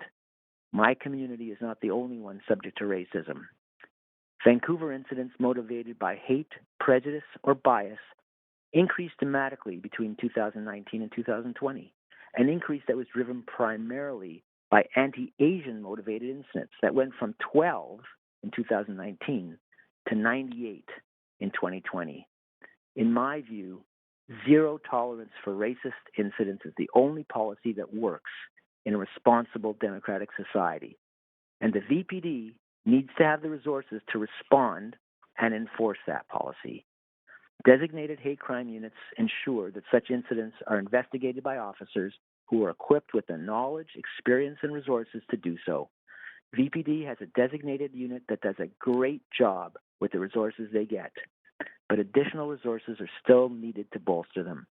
The VPD also has additional community liaison units to work hand in hand with the most vulnerable communities who get targeted by hate. I urge you to recognize how it is the VPD that helps ensure the safety of all minority communities at risk, and I urge you to support the VPD budget. Thank you for giving me the opportunity to present to you. Thanks, Bernard. You have questions from Councillor Kirby-Young. Go ahead with your questions, Councillor. Yeah, thanks, Bernard, for being here to speak to council and really shining a spotlight on what the community has been experiencing. I was going to ask you what some of the incidents were, but you covered that really well. What I'd like to ask a bit more is if you can speak to how it changes how the community is able to come together, things that you need to consider around gatherings, community events, religious holidays and festivals, things like building security, knowing that other people know that you'll be gathering at certain times of the year or in certain locations. Do you feel, does the community feel concerned about coming together with extra precautions there? Yeah, I mean, the reason that we have a security committee, which was formed about 6.5 years ago, is because people were starting to be afraid to come together and realizing that there's a number of Jews at one location, whether it be services, religious services, whether it be a gathering, whether it be a fundraising dinner, whatever it was, we've always had to hire security guards, and it's in the last few years it's become much more intense that we've had to do that. And we realized that that security guards, many of them are not well trained. So we've had to raise our own funds to train to get a director of security, so that person can train security guards from other organizations that are for-profit organizations that are not connected to us, because there might be differences. We have to have security assessments of all our buildings. We've applied for SIP, Security Infrastructure Project, grants from the federal government, which are not nearly enough, considering all that they're for everybody that's vulnerable, and it's across the country. And they were started at $2 million for everybody in the whole country. We've applied for some, we've got some, we've raised our own money, but the Vancouver Police Department has been an unbelievably great partner in everything we've been able to do. Ask about that, and I'm sorry to interject. I just have a minute left. I wondered if you could speak a bit explicitly to sort of how you work with the police department, or how they're able to support your community and what services they extend to you. 50 seconds. When we have an event, we notify the police, and they are often able to attend or have somebody drive by occasionally. They help us coordinate what the security should be. They make us feel much more secure, and we are much more able to actually participate together with each other. Despite COVID and despite everything, and despite the security concerns, when the Vancouver Police Department works with us, and they have the tools and resources to do that, but they can't. If they're cut, we're worried that they're not going to be able to do what we need them to do, and let us participate fully with our community. Okay, thank you. I appreciate you taking the time to speak to council. Thank you. Perfectly timed. Thanks very much. Thank you. There's no more questions for you. Speaker number 83, Laurel Albina. Yeah, I'm here. Go ahead, Laurel. I'm you here. have Can you 5 hear me? minutes. I can hear you, and you have 5 minutes to speak. Go ahead. Hi, thank you. My name's Laurel Albina, and I appreciate what Bernard was saying about safety for communities. As a Palestinian here on stolen land, safety for everybody to worship is paramount, and that's why I'm here to talk about cutting the Vancouver Police Department's budget. So we believe that the City of Vancouver's budget is a moral document and must reflect our values as citizens and community members. And as part of the founding committee of the People's Budget, our goal was to really understand the needs of the communities who are left out of the current City of Vancouver budget consultations, particularly those who are over-policed and underserved. And I think we all know, and we've spoken to who those folks are. We conducted a survey from May 1st to September 30th, and we conducted that survey online and in person. And we asked communities, what are your priorities for building a safe community so that you can be in your community, be together, and be safe? And there were 6 key demands that were identified, which I know have already been spoken to here. What I really want to say is that we can think about safety in 2 ways. We can think about safety after the fact, or we can think about safety ahead of it. And what we really want to do is think about how do we build communities that are resilient and connected so that we're able to respond when violent incidents happen.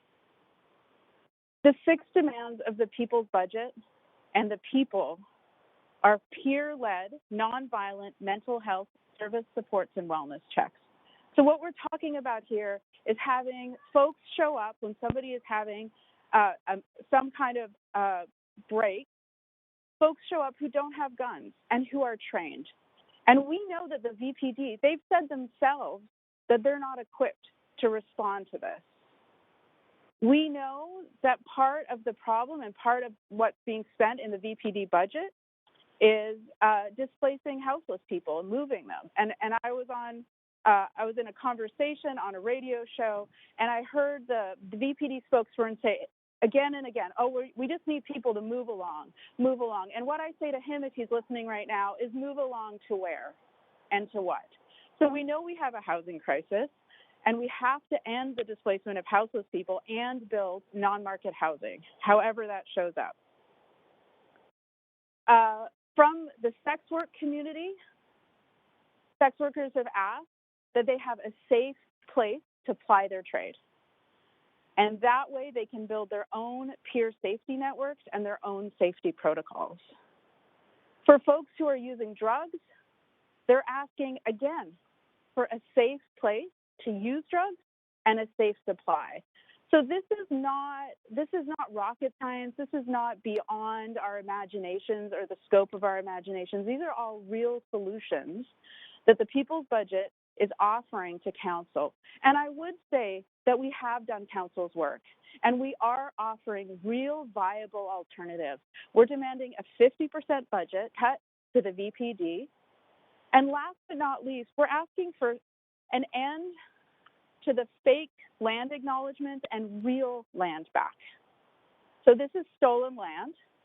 We all know that. It's unceded. It's occupied.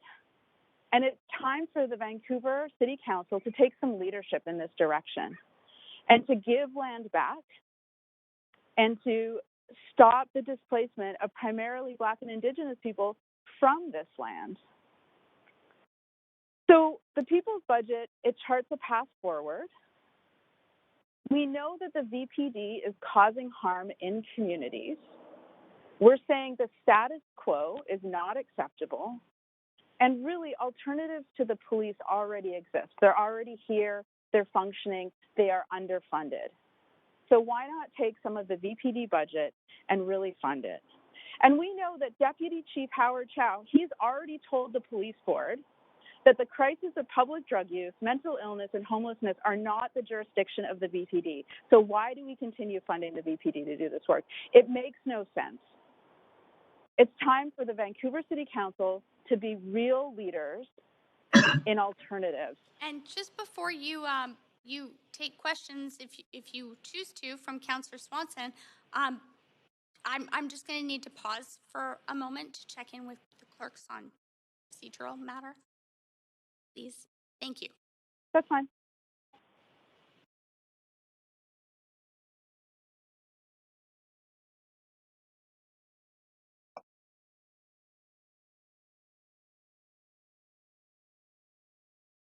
Thanks. And Council, just letting you know, we just barely have quorum. So if one of you leaves, we won't. So just please let me know. And I realize that it's a long afternoon. And what I'm going to do is right after this speaker, I think we could take 5 minutes just to stretch our legs because we're at a level where we could lose quorum again. Councillor Swanson, you have questions for the speaker. My apologies for the interruption. Go ahead. Yeah, thanks so much for coming in, Laurel. I really appreciate all the work that you folks at Defund have done, and I love your recommendations. They're so reasonable. We've been getting a lot of speakers. I don't know if you've been listening to them, but a lot of them are like, it's unsafe and we need more police and we need them right now and we need, I'm just wondering what you would say to those folks, if you could. Yeah. I don't think the right to safety is a human right. But right now, the way we fund the VPD, there's a whole community of people who are currently unsafe by the status quo. For folks that exist in higher levels of safety and say, well, we can't do without the VPD, I would say that as we structure our communities to have more opportunities for people to live in homes without barriers, more opportunities to not have a toxic drug supply, more opportunities to be practicing trades inside with safety protocols around, I think we can presume that there will be an overall community safety happening. So it's really about, do we invest on the front end or do we waste our money on the back end? And it really is a waste of money on the back end after, and people are being harmed by the status quo. Invest on the front end or waste on the back end. That's a really good line. Okay, thanks so much, Laurel. Thanks. And council, Thank you. we're just going to take a short break, stretch our legs. I'll look around 5 minutes. See heads nodding. Okay, 5 minutes. So we will reconvene at let's say 3:26. And then we will move on to hearing from Speaker 84, Zoe Luba. But first, a 5-minute break. Thank you.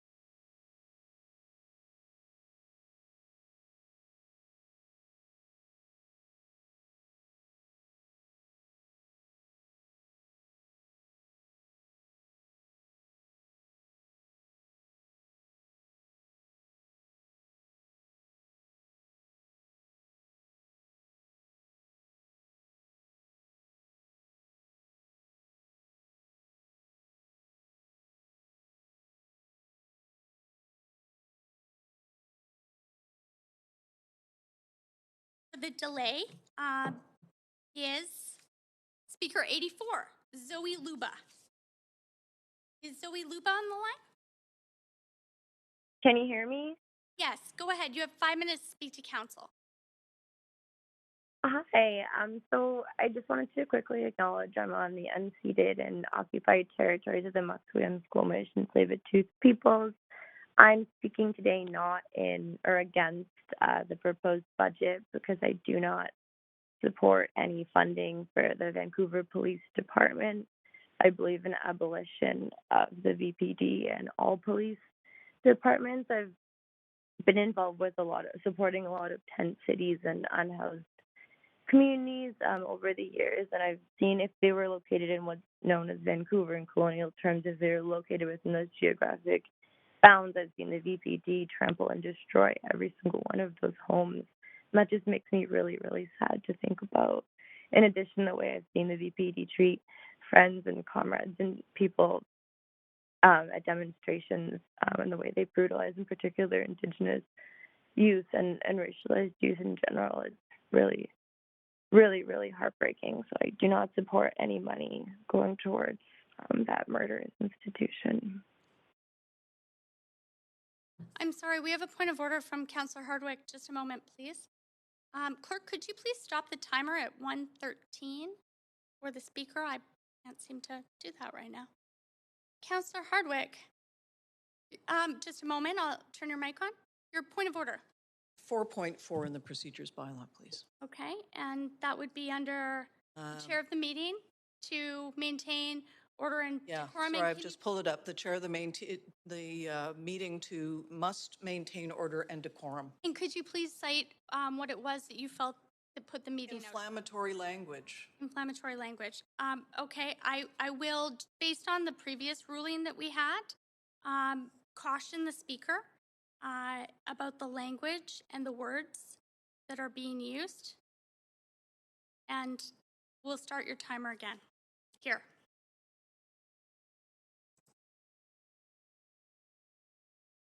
So, speaker, you can go ahead. That was all I had to say. Oh, okay. And there are no questions for you unless Councillor Hardwick, you're on the queue for. Thank you. All right. Speaker 85, Lauren Crawford. Is Lauren Crawford? Hi, can you hear me? Yes. Hi, Lauren. Go ahead. You have 5 minutes to speak to council. Thank you. I'm a white settler calling from the unceded lands of the Musqueam, Squamish, and Tsleil-Waututh nations. I've lived in Vancouver for almost 12 years now, 2 of which were in the downtown east side, where I still volunteer now. I'm calling in opposition to specifically how much money the police have proposed for their budget. Police have shown time and time again that they're a violent group of capitalism and colonialism enforcers who are a danger to the most marginalized in society. I've seen videos of cops beating people, pushing people, taking pictures with dead bodies and laughing about it, and then trying to intimidate. I'm sorry, can you please just wait? I have a point of order to address with Councillor Hardwick. Chair to maintain order. The 4.4, the chair of a meeting must maintain order and decorum. So, this is inflammatory language, and it's becoming a repetitive pattern. So, can I know Lauren, specifically what so I don't no, repeat it? No, I, as the chair of the meeting, must rule on this. And what I'm going to do is thank you, Councillor Hardwick, for bringing this up. It's come up a few times today. And I'm just going to caution all speakers that we need to make sure that the language that we use is not inflammatory and does not negatively impact staff or any of the organizations that are related to the City of Vancouver. Thank you. Please go ahead. Okay. Lauren, I've stopped your timer at that point, so we're going to see you in a minute. Point of procedure. Yes. Swanson. Your point of procedure, Councillor Swanson, I'll advance you on the queue. I think we have to be careful about cautioning people when what they say are facts. Councillor Swanson, if you're asking me to rule on a point of order, a point of procedure is a question. So I ruled on Councillor Hardwick's point of order, which is in the procedure bylaw, and I'm following what the mayor and the other chairs do, which is you have to state the section. But a point of procedure is a question. So if you have a question for me, that's fine. So what did the speaker say that wasn't true? Are you speaking about this speaker, Councillor The Swanson? speaker that you're just cautioned. Because you said speakers in your questions or in your statement to me. Now I'm saying speaker. I'm happy to go back and roll this back if you'd like, because I have a ruling on it, and Councillor Hardwick is now asking me to do that. So I will have to step away, and we'll take a short break, Councillor Swanson, while I do that.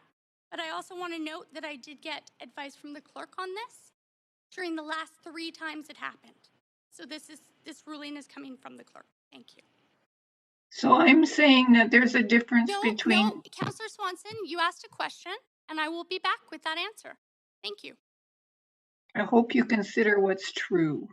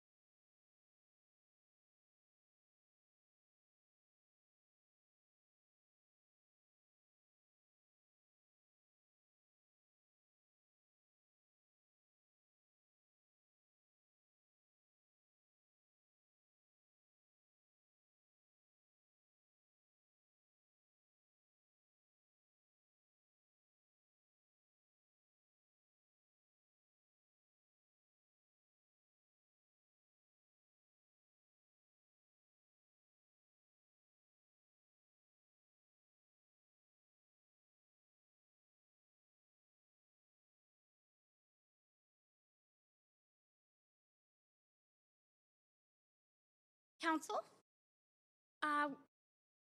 we're back. After reviewing the tapes and just having the questions also from Councillor Swanson, for speakers, there have been some language. I'm not going to repeat it because it's out of order and it's not a part of our decorum here in this chamber, that meets the procedure bylaw. That being said, decorum overall, I think that it's very important that we remember as a council that we do have an obligation, our procedure bylaw, to decorum in this council and to keep things high level and to also keep it in an environment that is safe for everyone and doesn't negatively impact our staff or any other organization. So I'm hoping we can move forward without too many more of these.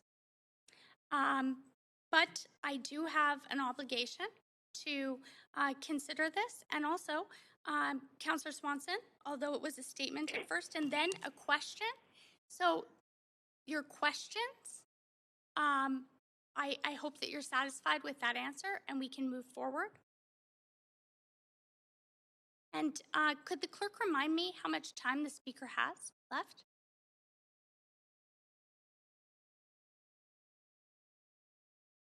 Okay. Lauren, you had 1 minute, and I'm not quite sure if it was over or under, so you have roughly about 4 minutes left if you'd like to move forward and go ahead with your presentation. And apologies for the wait. We also had to get quorum together here. Okay, thanks.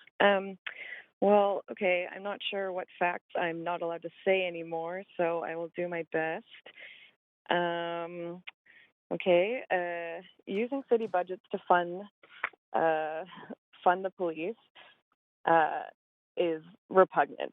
Constant dehumanizing street sweeps where they've stolen all of some people's earthly possessions, including recently someone's mother's ashes, is just one of the horrific activities the police carry out, which is important to mention in regards to other callers who have complained about crimes to their small businesses or their own person. When police steal everything that an unhoused person owns, sometimes they will have no choice but to steal for survival. The police are not protecting you from these crimes. There are a reason why they're happening. They've killed people while doing wellness checks or responding to mental health emergencies. They criminalize poverty and continually deny that systemic racism exists. I know someone who was training to be an officer this year, and when they kept hearing other officers using dehumanizing and bigoted language to talk about unhoused and other marginalized people, they went to complain and asked their supervisor about it. Their supervisor denied that this was bad or bigoted behavior and then told everyone else that my friend was basically a tattletale and too sensitive, and they created a very uncomfortable environment for my friend to work and to try to make a difference within the systemic nightmare system. I think it's pretty clear how harmful and unnecessary the police are, and they need to be abolished. With their hundreds of millions of dollars free, we could finally start to fund things that actually help our communities and society as a whole. Some of the things this money should be put towards are ending the criminalization of poverty, put money towards peer-led initiatives to help keep streets clean rather than street sweeps, affordable housing, the library. I'm an avid library user. I typically have 4 books out at any given time, but the library isn't just for books. People go there for free internet access, to print documents, and to enjoy the various programs and readings that go on there. Parks and recreation. We need to stop keeping people out of parks. They're meant for everyone. Permanent park bathrooms should be built and maintained, as well as other public washrooms, which would help with all the public pooping everyone's been talking about. And increase access to recreational programs there as well. Community centers, build more and increase meals served there and at service centers. Peer-led, nonviolent mental health services, supports, and real wellness checks. Peer-led indoor sex worker spaces, peer-led access to safe drug supply, money for our aging community and disabled community, land back initiatives, including the traditional healing center at Crab Park that many of people have already mentioned, redirect money from police to fund a participatory budgeting process to build a community safety framework, public safety and emergency preparedness, including funds allocated to climate change initiatives. Climate change is only going to get worse, and since many police would rather violently attack and arrest Indigenous land defenders and journalists that help people, rather do that than help people that were in the recent mudslides and floods, then that money should be put to better use. It is very pathetic and obvious where their priorities lie. These are just some of the innumerable things that our money should be spent on. We know policing and the prison industrial complex don't work. We don't have time for status quo enablers or enforcers. If we want to see a happier and healthier future, it starts with abolishing police and giving these hundreds of millions back to the community. I also want to acknowledge that I support Defund 604 and the People's Budget. And I would also like to add that many callers who were pro-police were allowed to say inflammatory things about marginalized people. And I just want everyone listening to think about that. Thank you very much. Thank you, Lauren. You were perfectly timed. Councillor Swanson has questions for you. Councillor Swanson, please go ahead.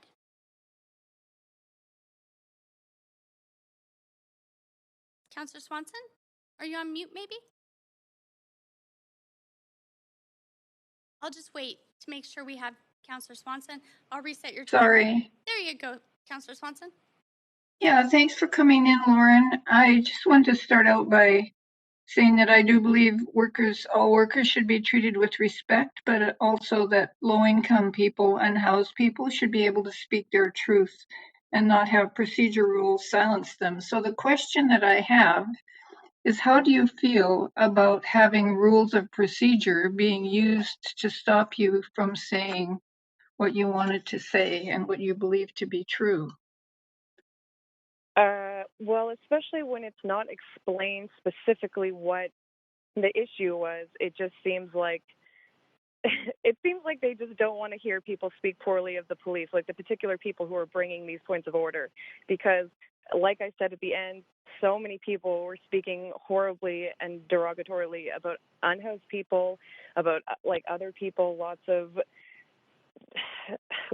ignorant statements, and there were no points of order about this.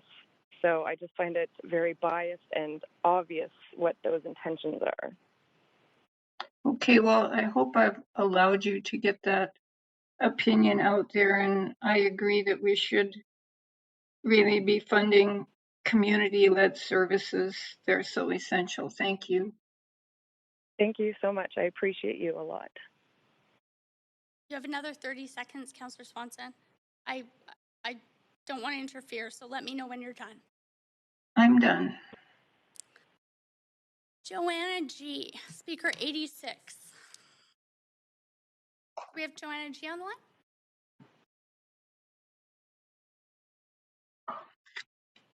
Joanna G. Hello? Hi, Joanna. You have 5 minutes to speak to council. Please go ahead. Thanks. I'm a white settler on the unceded traditional territories of the Squamish, Tsleil-Waututh, and Musqueam Nations. I want to thank council for hearing from the public on this budget, as well as those who've shared their experiences, both personal and from their work around these issues. I'm here to voice my opposition to specifically the police budget portion of the City of Vancouver's 2022 budget. It's pretty simple. The police are not the right body to be dealing with most, if not all, of the issues that they are currently handling. Many of the so-called crimes that we're seeing are rooted in poverty, whether we're talking about mental health issues, substance use, or literally houselessness. The function of police is not to help people acquire food or attain shelter or housing or to access medical and mental health services. Police are not trained in these areas, and even if they have attended a seminar on any of these issues, they certainly won't have the same level of experience as the people who work or volunteer for the organizations whose sole purpose is helping people with these things. The police, they just don't have the same level of training or experience as those who do it day in, day out. I hope that doesn't cause a point of order, but that's just a fact. What police do have training and experience with is surveillance, criminalization, and harassment, none of which are needed to help residents with their issues. And that surveillance, criminalization, and harassment is often disproportionately targeted at the very people who might need the most help, such as low-income or unhoused folks. I mean, the city voted for and passed a motion that set records for how many speakers signed up to support it, a motion aiming to decriminalize poverty. And if the city's goal is to decriminalize poverty, there's no room for police to be involved in offering services to those affected by poverty. They should step aside, and they should allow community-led initiatives to help their community members. I think the VPD should be actively defunded as demanded by the Defund 604 network. with those funds going to, again, those organizations currently doing the work, or to expanding care networks. We need more of these networks, more of these workers. I think it bears repeating, cops aren't the ones helping people find housing or shelter or better employment or education or connecting them to health care services or keeping them fed and clothed. This work is done by those at community organizations. And if the public is so concerned about, quote unquote, undesirable people sleeping in front of their buildings or using drugs in the open or defecating or urinating in the shop entrances, guess what? The police aren't preventing that. You know what would? Affordable housing, safe supply, and OPSs, public bathrooms. Like, unless the cops are cleaning those toilets, they have no role to play in handling these issues. Tickets and fines aren't going to help raise these people out of their situations. Actually, they're only going to cause further harm, not only financially, but also through the violence they face because of enforcement. Many of our institutions are already stacked against these communities, and policing them just doubles down on the violence and the harm that they face. So for these reasons, I oppose the funding of police in the 2022 budget. By providing the police with additional funding, you're just doubling down on the harm faced by the very people you've stated that you'd like to help. First, by diverting funds from organizations or networks that could actually help, and then by subjecting them to the harms of policing when they can't find those services. That's all I have to say. Thanks for listening today and yesterday. Thanks. We have Councillor Kirby-Young has questions for you. Go ahead, Councillor Kirby-Young. Yeah, thanks, and thanks for speaking to council. I have one question. I heard you, and I agree with the importance you mentioned: housing, safe supply, and OPSs.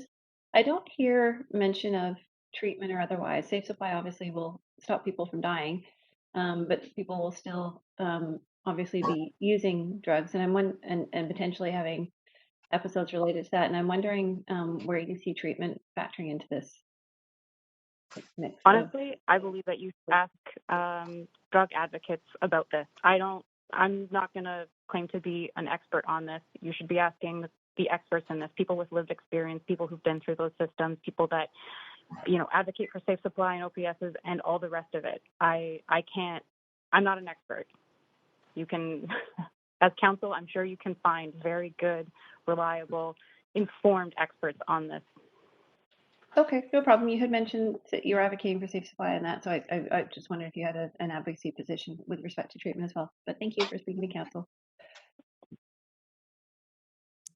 That's all, Councillor Kirby. Thanks. That's all the questions there are for you. The next speaker, 87, is Maureen Sharon. Maureen? Yes. Hi, it's Maureen Sharon. Go ahead. I think you guys all know me. I'm going to speak in favor of increasing the police budget from a safety perspective. And I really appreciate you guys sitting through all the commentary. There seems to be quite emotional commentary coming through today, more than on any other issue that I've ever listened in on. Safety does affect where we shop.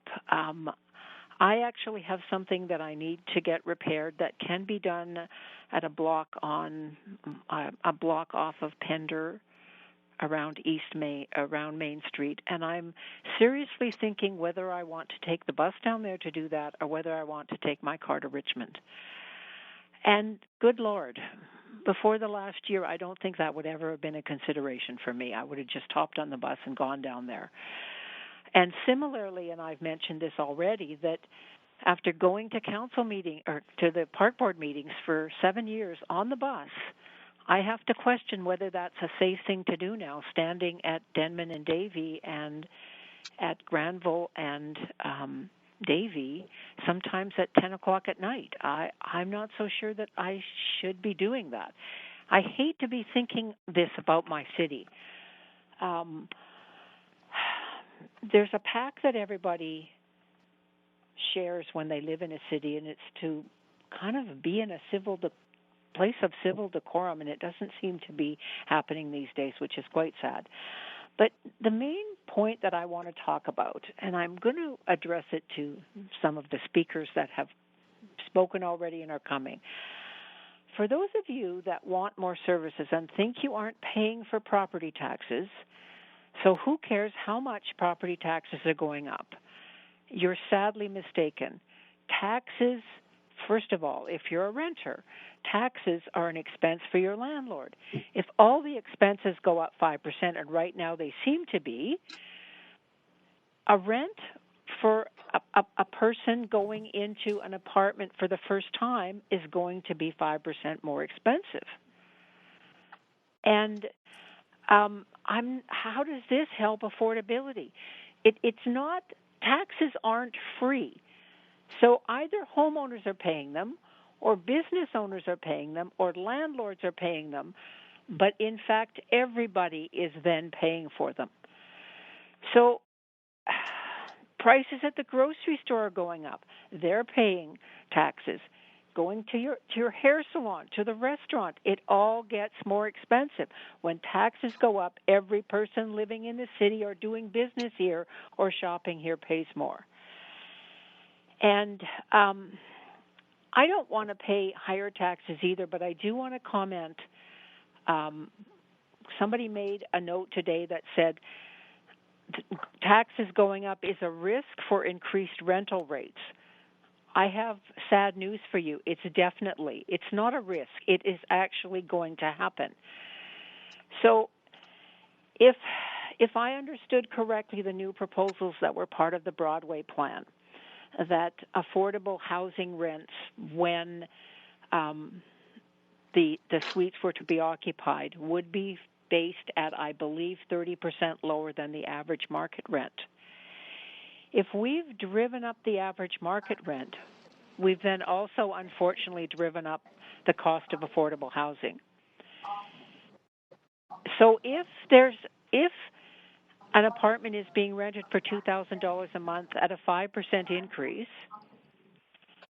then we've put the price up $100 a month, which also translates into the affordable housing rent going up $70. So we're all paying for taxes. We're increasing it, and it's just hurting the renters, which the very thing that this council and city staff are spending so much time and energy trying to help. I'm sorry, I just So don't think all of you out there that think you don't own a home, you're not paying taxes, you're sadly mistaken. Thank you. I'm sorry to interrupt you. I don't think everyone's on I mute. want to talk about the library. There are some people that suggested that we don't need library hours. Just 1 moment, please. For whatever reason, I'm I not don't sure think how the many speaker people can hear realize me. the number of Vancouverites who rely on the library for their computer needs. Maureen, this can caused you a hear real me? problem when the city was Maureen, forced to can you ask hear for me? ask for registration online for people that Maureen? wanted to swim and ice skate, because a lot of people couldn't partake because Maureen? they didn't have access to the computer, and by the time they would phone in, the spots would be gone. So the library is an essential service for people of lower means. Maureen, can you hear me?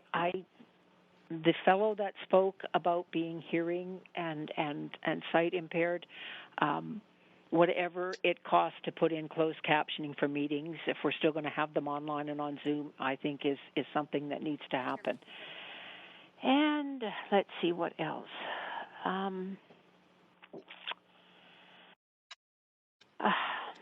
It's very difficult. I don't like the fact that my taxes are going up, but I can probably handle it. But can you hear me?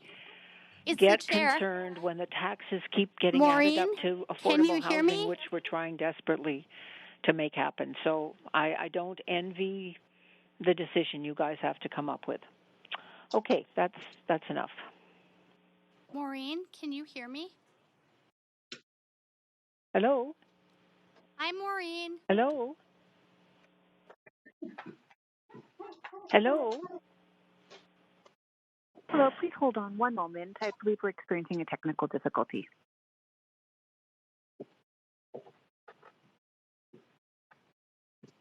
Testing, 1, 2, 3. Testing, 1, 2, 3.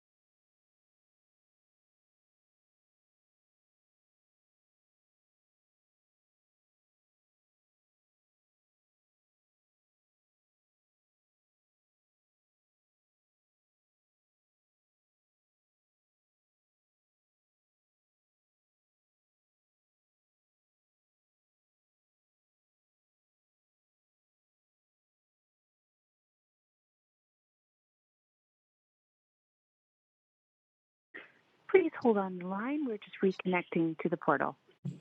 Hey, Kirsty, can you hear me? Hi, Terry. I can hear you. Perfect.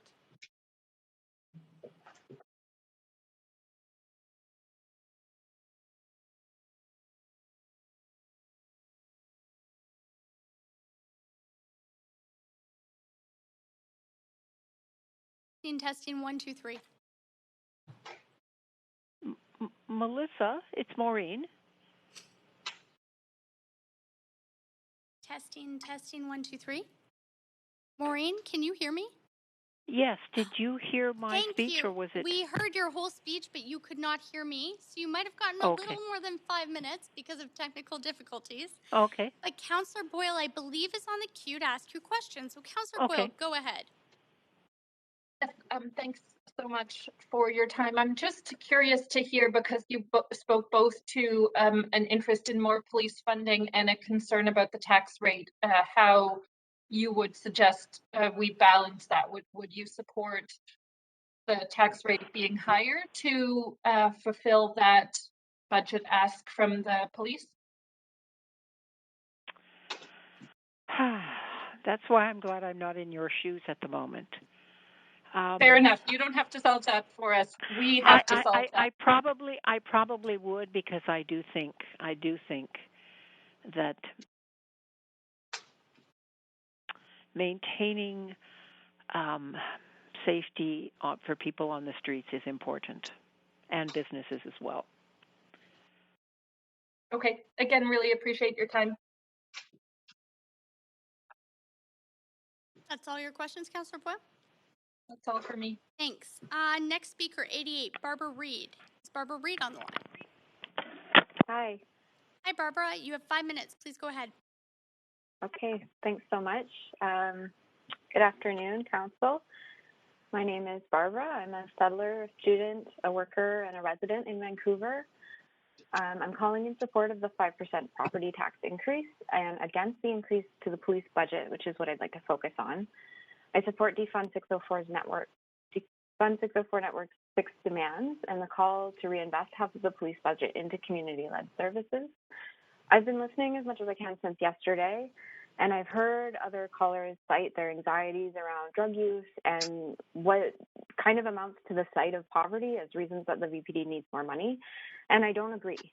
I understand that for some people, the presence of police makes them think that they are safer.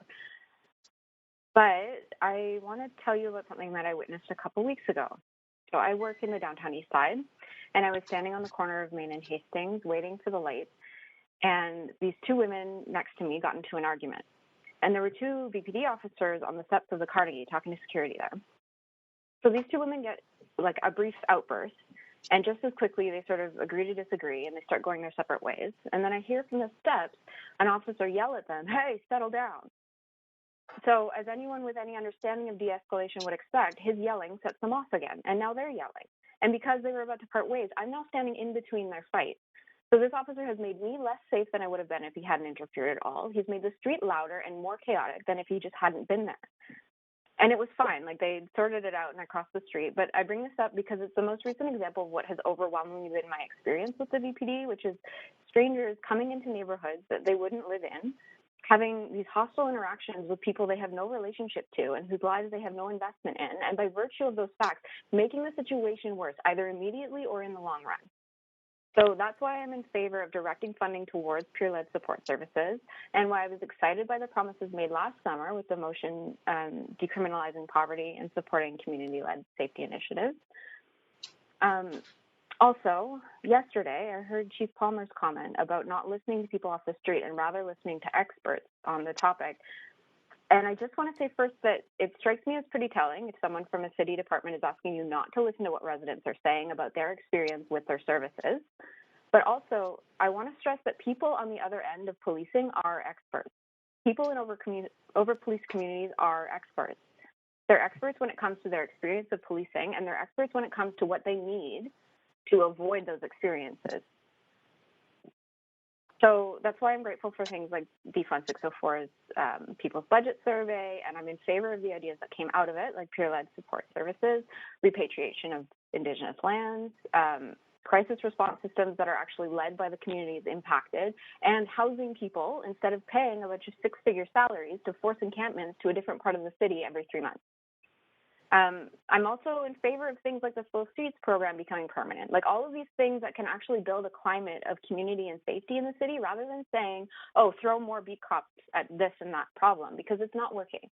Every year, the VPD eats up over 20% of the budget, and then every year they come back saying things are somehow worse, even if the statistics don't reflect that, and that they need more money. So it's not working. It's not working. Other speakers have already said this, but we can't police our ways out of these problems. We can't police our way out of the housing crisis or out of an overdose epidemic. So please consider diverting police budget to things that actually build community safety.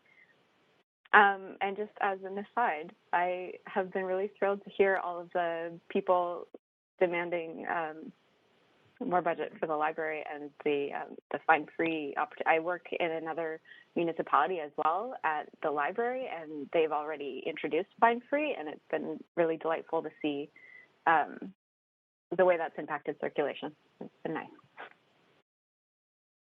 That's it. Thank you. Thanks. Councillor Swanson, do you have questions for the speaker?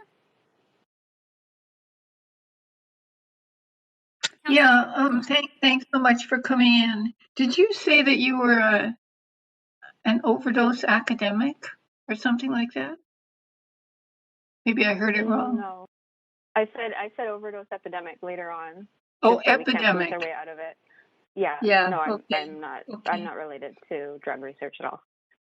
Okay. I was just going to ask what you think the impact of having a safe supply would be on street disorder. I was recently listening to something Kay Ward said about. Well, you're familiar with her work. I think everything she's said on the topic is what I would urge the city to listen to. Yeah, she's so frustrated. Yeah. Legitimately so. Is that your question? Okay, thank you. Thank you. And Helen Liu? Helen? Hi, my name is Helen. Yes. Can you hear me? Yes, Helen, please go ahead. You have 5 minutes to speak. Thanks. I'm calling to support the property tax increase and climate levy, and I ask council to reduce the VPD budget. I'm a homeowner and a resident. I work for a nonprofit developer that builds affordable housing. I know people who own and friends who rent and some who live at home. Regardless of the housing situation, we all work very hard to contribute to Vancouver. I am very lucky that our family was able to help us purchase, and it is because of this luck that I have a general level of housing stability. But everybody deserves this. My friends and others who face rent increases aren't having that matched by their salary, and they face a higher level of housing insecurity. That's why I think it's critical that the city prioritizes housing affordability, because it's such an important aspect of livelihood. So increase my property taxes 5%, and if you want, raise them some more. It's the least I can do to ensure housing affordability and security is not just based on luck and not exclusive to homeowners. I support the climate levy, and I ask council to continue to prioritize climate. Lastly, I ask council to reduce the VPD budget and use those funds for better resources. The VPD chief's presentation mentioned that they address more than just crime, and I ask, should they? Are they best suited for this? Safety doesn't come from a police presence. I don't feel safe near police officers. Some family members that I have are police officers, and those same members have made some of the most racist and derogatory remarks I've ever heard. That doesn't make me feel safe. I'm a Chinese woman, and I've also received racist and derogatory comments, not because there wasn't a police officer around, but because the people who made those comments are racist. Racism, like many other social issues, aren't enforcement issues. And how do you even enforce racism if it's coming from people who are the enforcement? I've had times when I've been unsure about my own mental wellness and safety, and I'm so grateful that I had friends and family to rely on. But most importantly, I had resources like counselors who have been trained for many years so that they could be of help. A neighbor of mine also went through really challenging times. They lived alone and wanted to be alone during this time. Unfortunately, their family decided to call the police, who forced their way into their apartment for a wellness check. Within an hour of the altercation, they died. That's not an acceptable outcome. That neighbor could easily have been me if someone had decided to call the police when I was unwell, and I find that extremely scary. Why do we accept this to be okay? We need to fund the right resources and professionals for mental wellness, and it is not the VPD. You don't take doctors and give them a couple workshops for law enforcement, so why do we do the opposite? I urge you to reduce the VPD budget and allocate them to the many better resources that others have cited. Lastly, I'd like to note that when I called council for the first time, I stated my profession and I was told to follow due process and re-verify my profession. I encourage council to follow similar process for those who are in the enforcement industry and profession if that is indeed a requirement. Thank you again for the opportunity to speak. Thanks. And speaker 90 is Nima. I'm going to say this wrong, probably Nima. Nima Farman? That's me. Nima? Yes, that's correct. Thank you. Please go ahead.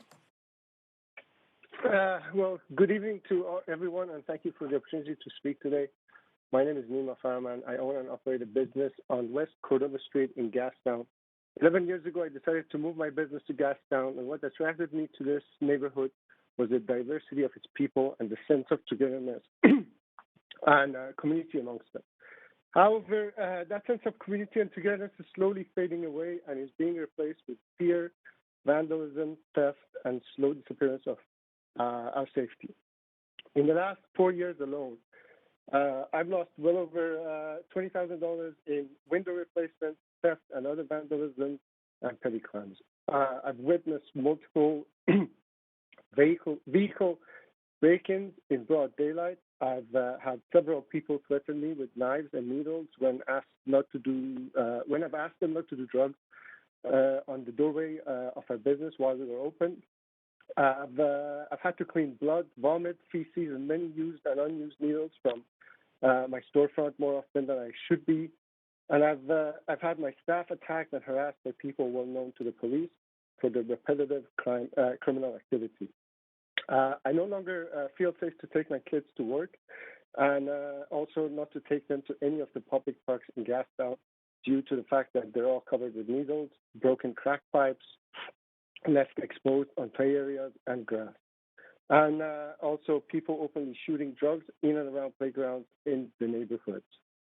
Sadly, these are issues every owner, staff, resident, and visitor to Gastown encounters. I've lived and worked in this city for over 20 years. Today, I have a family and a handful of staff whose well-being is my responsibility. And things are bad and worsening every day in my neighborhood. And even though COVID has exaggerated these issues, COVID is not the cause of them at all.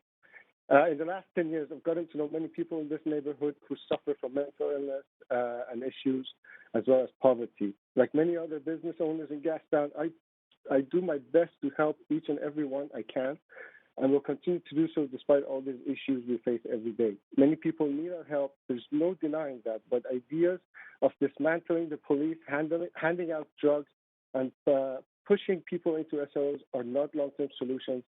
And what we really need is our neighborhood to be balanced. We need homes for the homeless. We need organized support and services that can help people with mental issues and drug issues.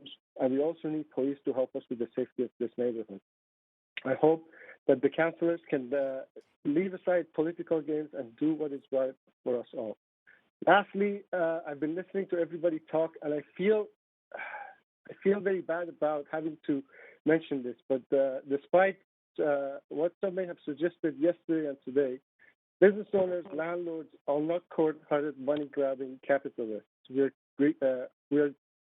care greatly for our neighborhood, for the people who live in it, and for our neighbors. All we want is to have a safe place so we can work and live all together. And to make sure that we leave our staff and businesses in safe hands when we leave our stores, when we leave our businesses to work on its own. Thank you very much for this time. Thanks very much. There aren't any questions for you. So our next speaker is 91 Debbie Hawker. Is Debbie on the line? Debbie Hawker? Oh, Debbie Hawker is withdrawn, Council. 92, James Tang. Okay. Yes? Hi, can you hear me? Oh, just a moment. I have a point of procedure. Councillor Carr, I'm going to put you on the queue. Yes, thanks. I hate to interrupt to do this again, but I realize we are running out of time before dinner. We have an in-person speaker here who is speaker 7, Robert Weber. And I'm wondering if it's possible I'm moving that we hear from speaker 7 after the next speaker so that this person who's been waiting in person gets a chance to speak. So is that to move your motion? forward? Because My motion is to move speaker 7 on the list to after the James next. Tang, Correct. speaker 92, who's on the line. Yes. Okay, you would need a seconder for that. Second, I Councillor Dominato. heard Councillor Hardwick first, but I have thank you. I have a point of procedure, Chair, if I could. Yep. Well, just a moment. I'm just going to ask the clerk, is this a debatable motion? My apologies. I'm looking for that right now. I'm not asking to debate. I'm just yeah, the point of I'm procedure. just going to see if we can debate. So It's not, but I don't want to debate. I have a point of procedure. I just want to clarify. Oh, okay. Point of procedure. Go ahead. My point of procedure is, and I thought about this yesterday, and when we did this, is do we actually need to suspend the rules as opposed to just voting first, as opposed to voting to move this? And that's my point of procedure. Do we have to vote on suspending the rules? Because our procedure bylaw states so. I believe we have to suspend the rules first, and before we can actually. Yes, which would be a 2/3 vote. So I understand what you're saying. I just want to make sure I know if this is debatable too.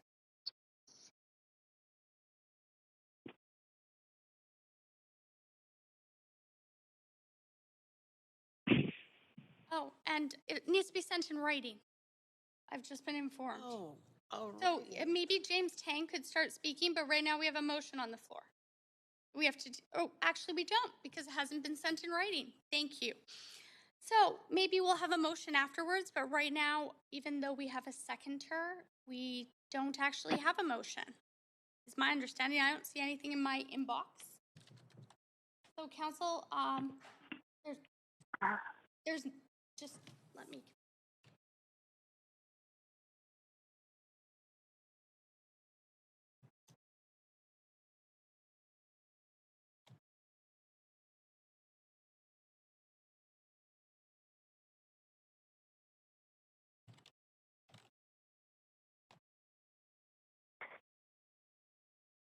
Okay, we're just waiting for it to come through, council.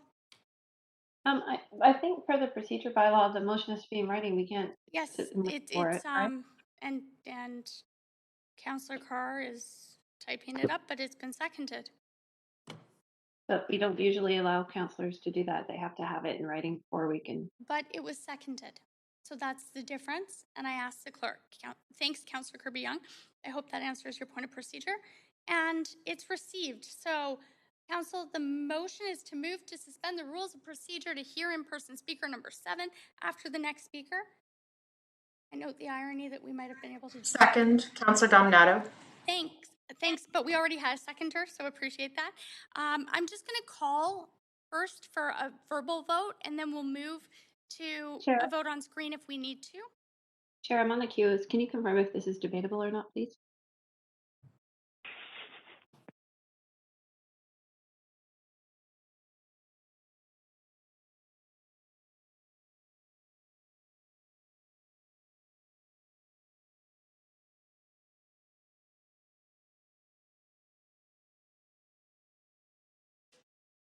It's not debatable. So, and do we need 2/3?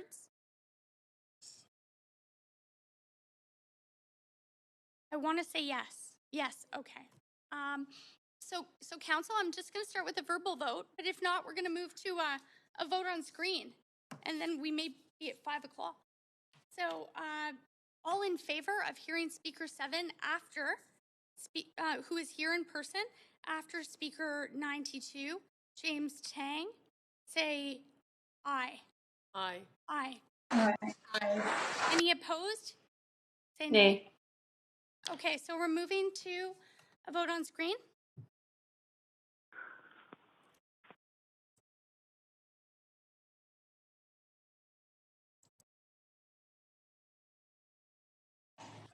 Chair, could I get a vote assist in favor from the clerks? Thank you. Yeah. It's Councillor Dominato. Thanks. I'm moving us to vote here. Yeah. Yes, she asked for a vote assist in favor, and I'm just trying to vote myself right now.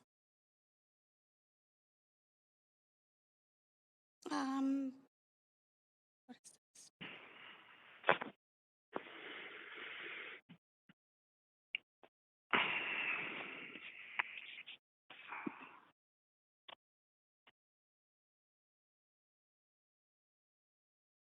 And Councillor Bly is absent, on a leave of absence. Okay, perfect. So, council, that passes with Councillor Kirby Young in opposition and one abstention. Okay, so yes, Councillor Carr, point of procedure.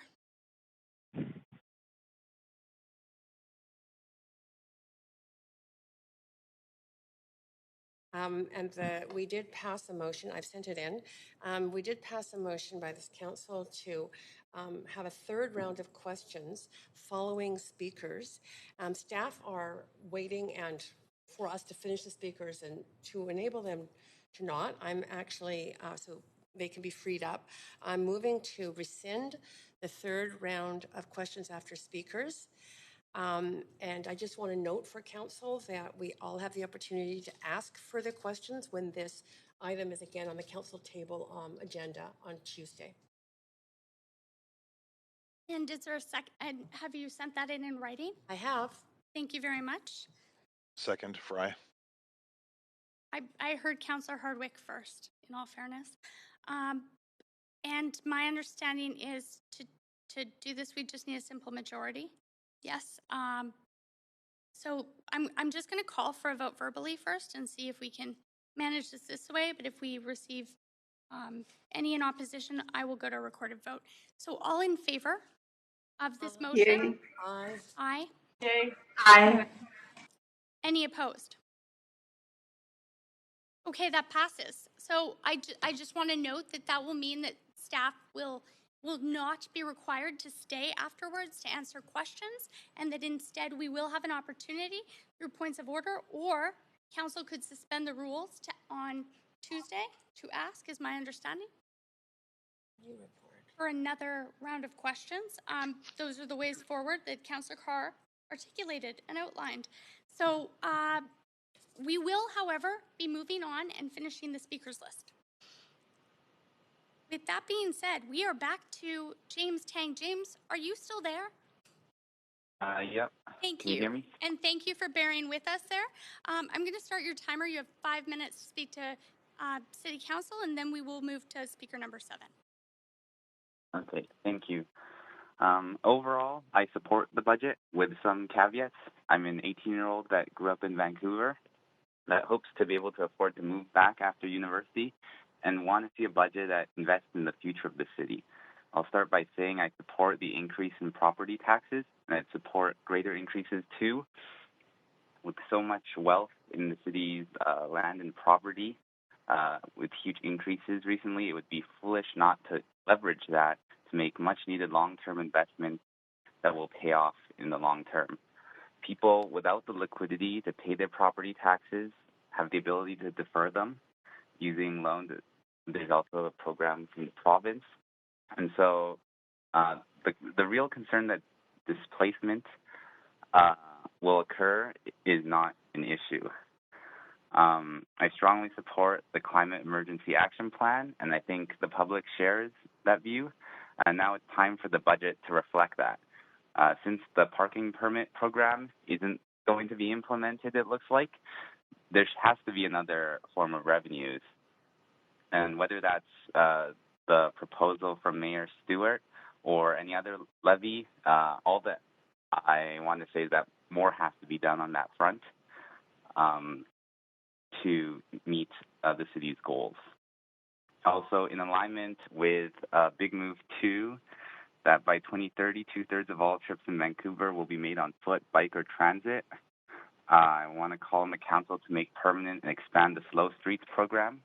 One of the biggest barriers to people's mobility is safety, and slow streets allow people of all ages and abilities to safely walk, cycle, or roll free from the danger of car traffic. I believe that for the city to be equitable, ownership of a car should not be a requirement to have access to safe methods of transportation. Additionally, there needs to be a much greater investment in affordable housing. There is a big housing shortage in Vancouver, and the only way out is to build more housing. And the city has the power to take on that task directly by putting money towards the development of social housing. In a city where there's so much land value inflation, money should not be the problem, and it is only fair that some of the profits from that have arisen as a result of the housing crisis should be redirected to solve the housing crisis. And housing is a huge problem that is the root of so many others. High land values cause and high housing prices raise rents and push people out, including one of the previous speakers. They complained that they didn't have the budget to pay rent for their office. And so that is also something that ties to housing. People are pushed onto the streets because they cannot afford housing. And that is related to many of the complaints of crime and unsafe, like the general feeling of not feeling safe. And it also causes people to move to the suburbs where they have to drive through Vancouver, causing congestion, which we should also price going forward. And the cars also cause greenhouse gas emissions and other air pollutants, which have a negative impact on people's health, especially people living on arterials, which are disproportionately renters. Finally, I'll quickly touch on a few points. I support libraries eliminating late fines. I support building more public washrooms throughout the city and also planting additional trees. And instead of raising the VPD's budget, which is a reactive response, we should be proactive and invest in proven housing first models to help people. And one more, this is a pet issue, but Vancouver should look to the examples of Harrisburg and Allentown, Pennsylvania, and move to a two-tiered property tax system that taxes land values at a higher rate than home values. This would curb land speculation and be a more fair apportionment of property taxes that better reflects the cost of providing services for people at various density levels. Thank you for your time. Thanks very much. I'm not sure if Councillor Carr is on the queue to, just one moment.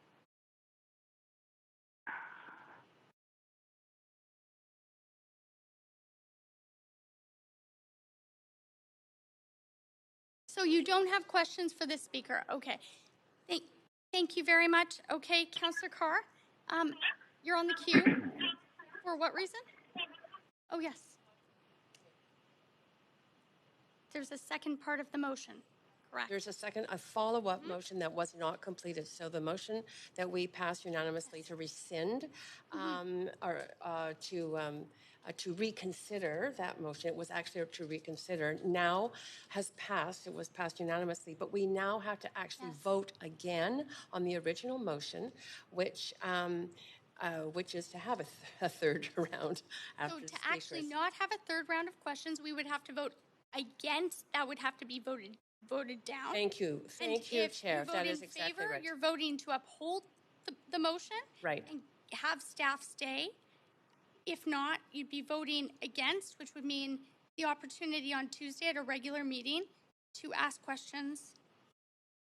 So the motion's up on and thank you, Councillor Carr, for that, because I was dealing with a point of procedure at the same time.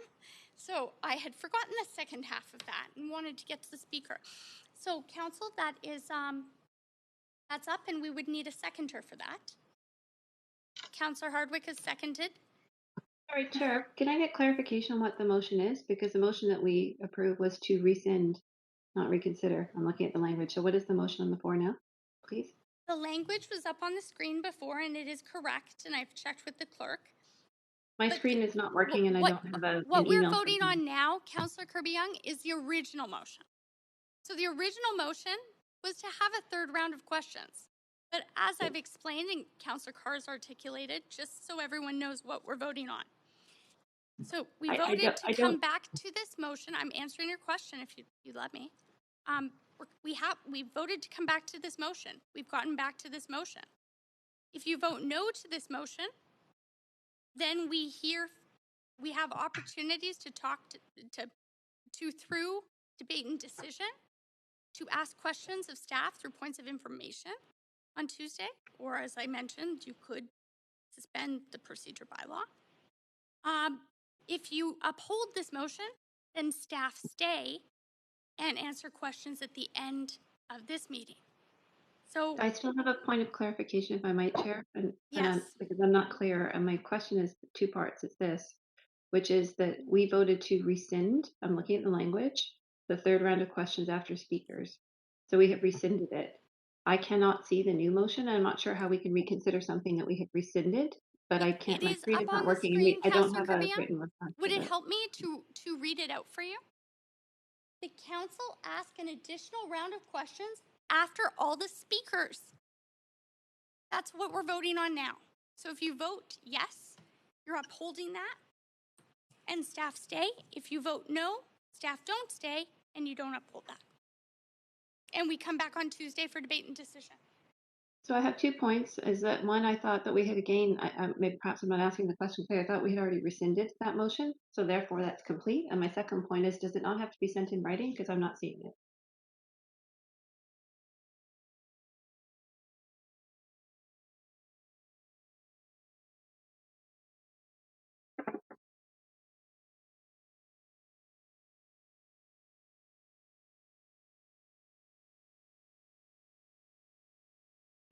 Yes. Yes. But we already voted.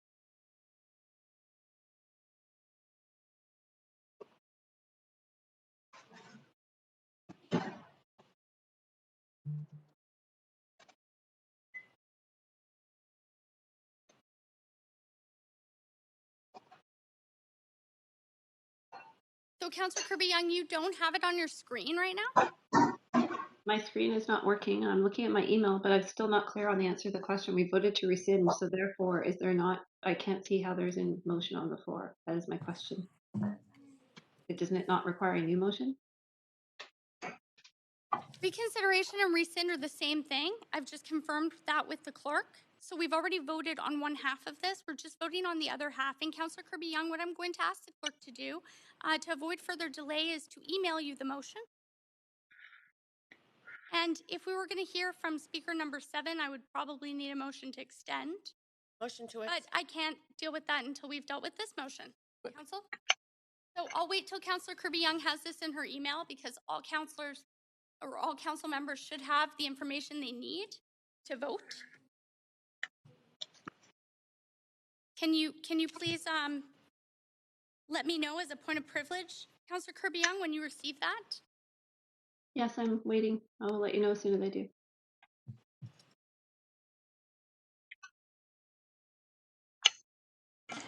Chair, it's Councillor Dominato on the line.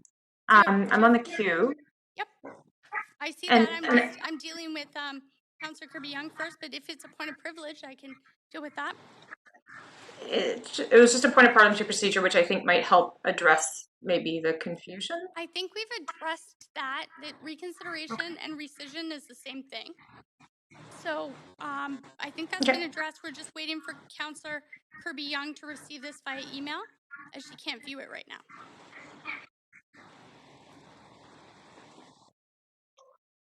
Okay, I'll wait till you've completed that and then maybe just ask my question after. Thank you. Thanks, Councillor Dominato. I'm noting, Chair, I have to leave in 1 to 2 minutes to chair a meeting myself, and so I think you'll still have quorum. Councillor Kirby-Young, have you received that? I see you on the queue. I have received it, and I have a clarification question on the motion at the appropriate time, please. Okay, and Councillor Dominato, you're on the queue? Can I take you off? Answer this question. Maybe you can vote. Yes, go ahead. Okay. Let Councillor Kirby-Young go. Councillor Kirby-Young, go ahead. So you're asking, are we being asked to vote no on this? Because the way I read this language, is that what you're saying? That council I asking am not, additional? as the chair, asking you to vote any which way. I am explaining to you that if you vote no on this, then staff do not need to stay, and you will have opportunities, as you always do, to ask staff questions at the meeting where we make a decision on the budget on December the 7th. If you vote yes to this and this passes, staff stay until the end of the meeting and answer a whole round of questions from council. So vote no if you want staff to go. Vote yes if you expect them to stay. Okay, and we need to, I'm calling a vote right now or we're going to end up recessing. It was seconded by Councillor Hardwick. Everybody vote on screen, please. Council, please vote on screen. Position.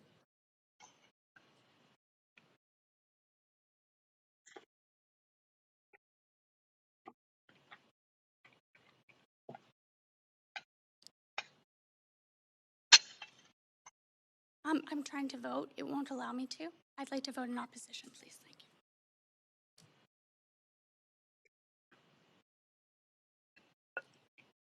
Okay, and that fails with, in opposition, Councillor Carr, Councillor Swanson, Councillor Hardwick, Councillor Boyle, Councillor Dominato, Councillor Kirby-Young, and myself. Okay, now. Point of order? Yes. I would like a motion to extend past 5 to hear the next speaker. Okay. And then take our dinner break. Okay, that would need a seconder. Councillor Hardwick, seconds. I'm just going to call a verbal vote. All in favor, please say aye. Aye. Aye. Any opposed? Okay. So now we will hear from speaker number 7, who is here with us in person and has been waiting for quite some time to speak to council. Just one moment, please.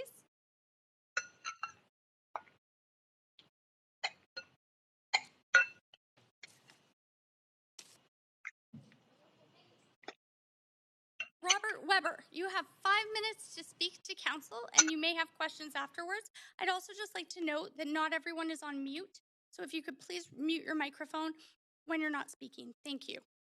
Please go ahead.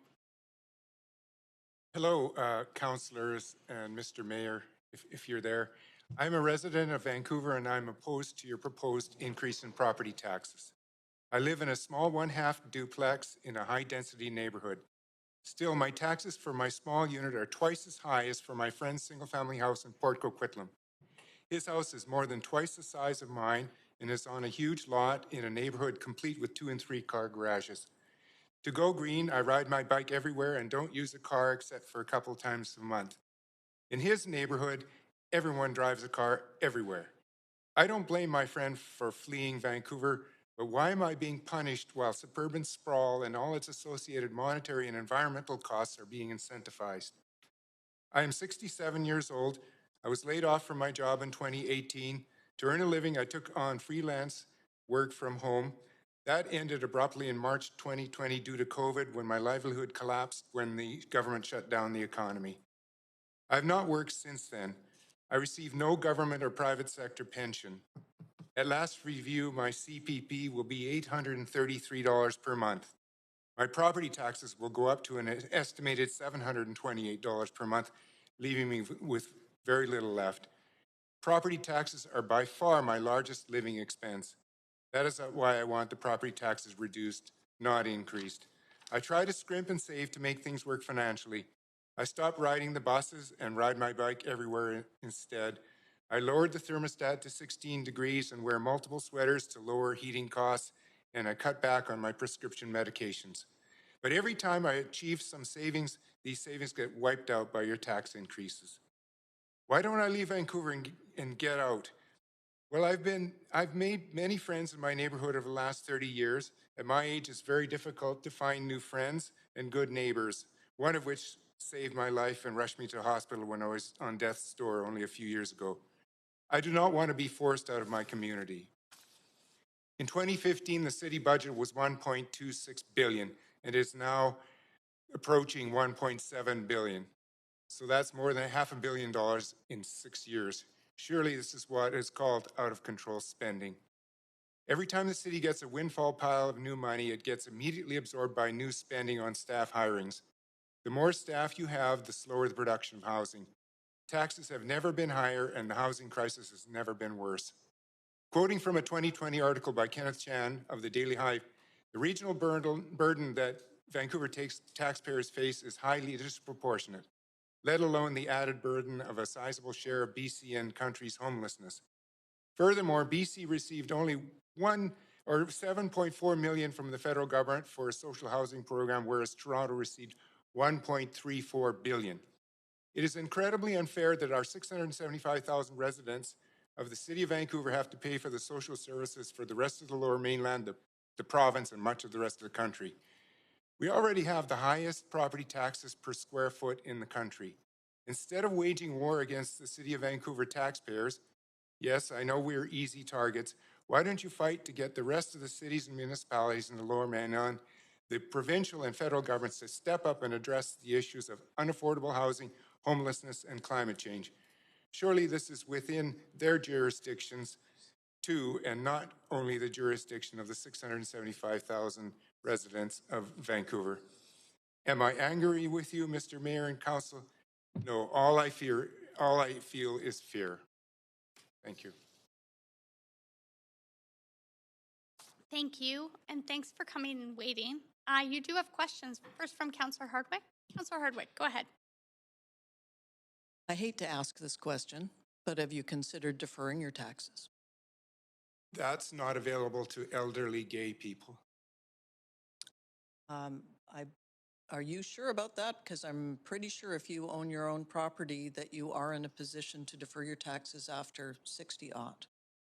Just to explain, Councillor Hardwick, growing up in the 50s and 60s was no picnic. And when I finally found a life partner, I wanted to make sure that he would have a home should I pass away. So the half duplex is in a trust to make sure that no one else could interfere with the inheritance rules. I appreciate that personally, as I'm going through a similar process with my kids. Yes. People say, oh, well, you're over 60, you should be able to defer your taxes. And I've heard this remark from multiple speakers today, which is why I asked the question. That's only if you want to cash out. But if you want to stick it out for the sake of your family, you would not defer your taxes, because that would mean that you would be putting that burden on, in your case, your partner, in my case, the next generation. Yes. So that's not an option for you. And so basically you're spending everything that you're bringing in through your pension to cover your tax bill. That's correct. Well, I'm sorry to hear that, but that's my question. Okay. Councillor Kirby Young has questions for you next, and she's not in the chamber, but you'll hear her question. Thank you. Councillor Kirby Young, go ahead. Yeah, thanks, Chair, and thanks for waiting so long to speak to Council. I really appreciate it. My next question is a little bit delicate, and it's actually repeating one that some of my fellow councillors had asked before when we had members of the public come to speak to Council during budget time.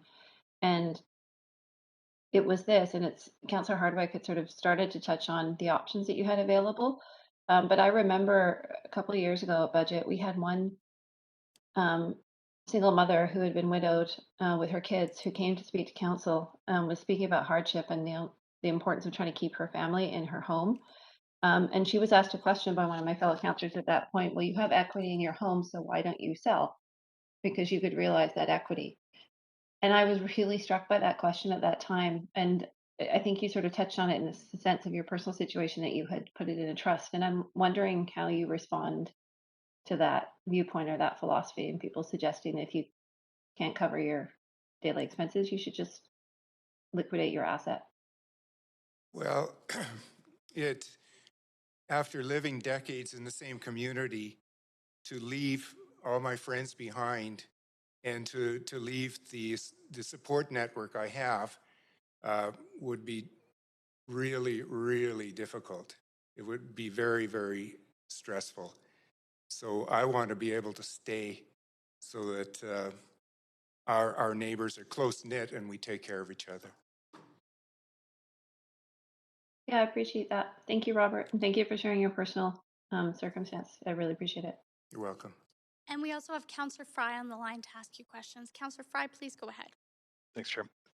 Thanks for coming to speak in person, Robert. And curious then, and because we have a lot of costs to cover at the city, we've been hearing a lot of folks talking about need for more policing. We've heard a lot of folks talking about, we've heard that, parts of our city are not even being covered by fire services because we have under-resourced that department. We've seen in Abbotsford the cost of not investing in resilient infrastructure where the dike is broken and stuff. So where do you see and well, on top of that, of course, we have labor costs that we have to, that are ever increasing and, inflation based. So where would you see savings?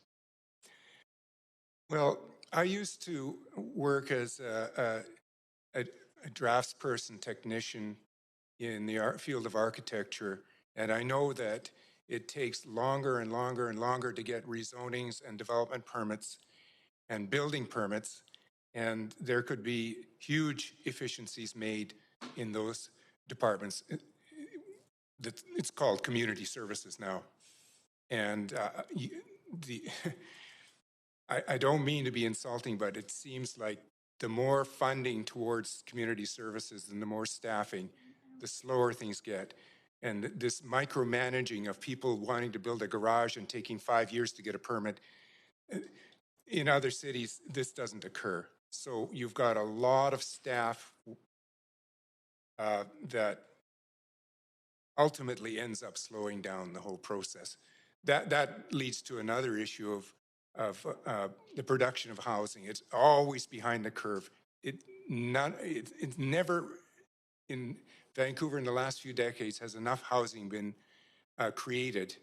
And we could look to cities like Vienna and other cities where they're always above the curve, keeping houses, condos, and apartments affordable.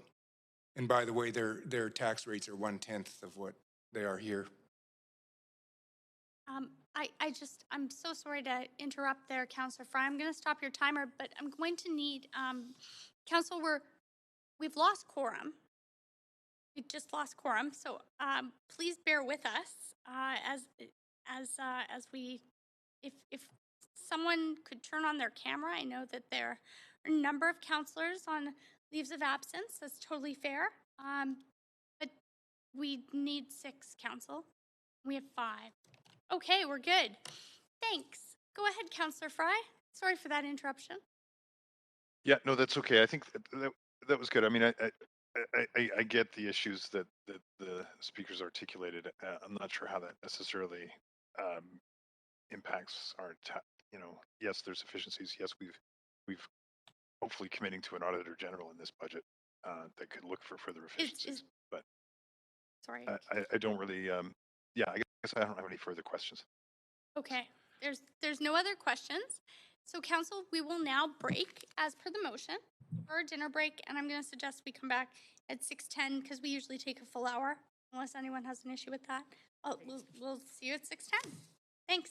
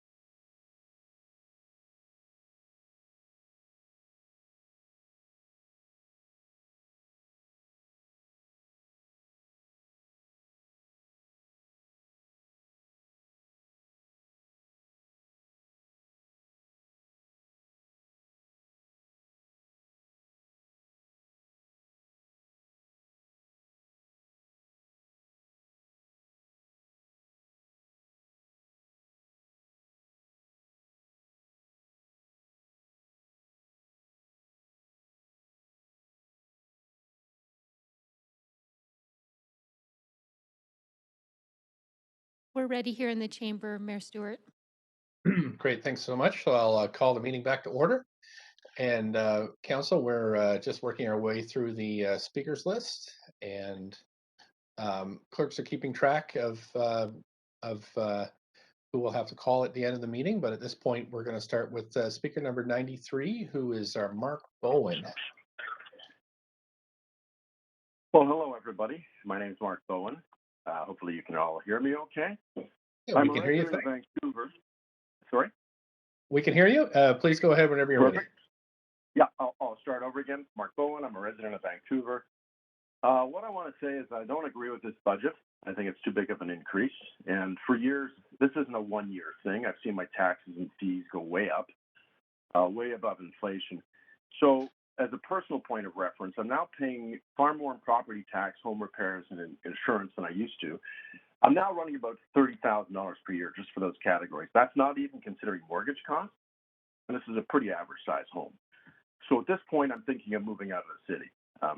Property taxes have increased to the point where Vancouver homeowners are paying amongst the highest property taxes in the country. I can't afford more tax increases, and that includes fee increases. I've survived an advanced and aggressive cancer. My wife has a major disability. We're coming out of COVID. We've taken a massive revenue hit. And here's the thing, as far as I'm concerned, my wife and I have saved, we've scrimped, we grew up poor. I worked full-time. I went to school full-time to earn an MBA. I contributed to social initiatives as a volunteer. We finally moved up to a Florida home after renting and living in a condo for many years. And now we're at the point where we just can't afford any more increases. So the thing I'd like to say about that is there isn't unlimited funds to pay for, all the new initiatives and expanded scope. For example, affordable housing is important, but there's been suggestions that we build 88,000 units over 10 years from some. That initiative alone would cost about, if I did my calculations correctly, somewhere in the neighborhood of $4.4 billion per year.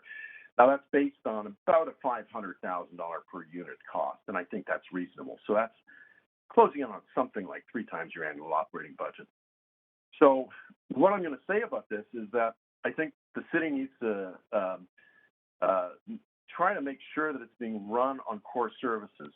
So for me, that would include things like fire, police, sewers, paving the streets. You talk about sustainable building, you talk about a sustainable environment. What I'd like everybody on council to look at is a sustainable budget.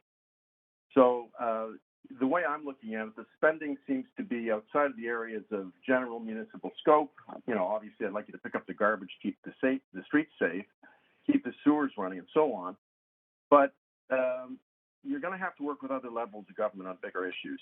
So it's a point of getting your scope under control. And I realize that federal and provincial governments are downloading responsibilities to the city, but they're not necessarily attaching funding. So that's going to need to be looked at. The city seems to be close to doubling the operating budget from 2011. And again, if I factor out a little bit, you'll get the gist of it. I think the capital budget has gone up significantly in the last number of years. Developer charges have gone up. I looked at a line that said that provincial transfers are going up, which is a good thing. I think they've doubled.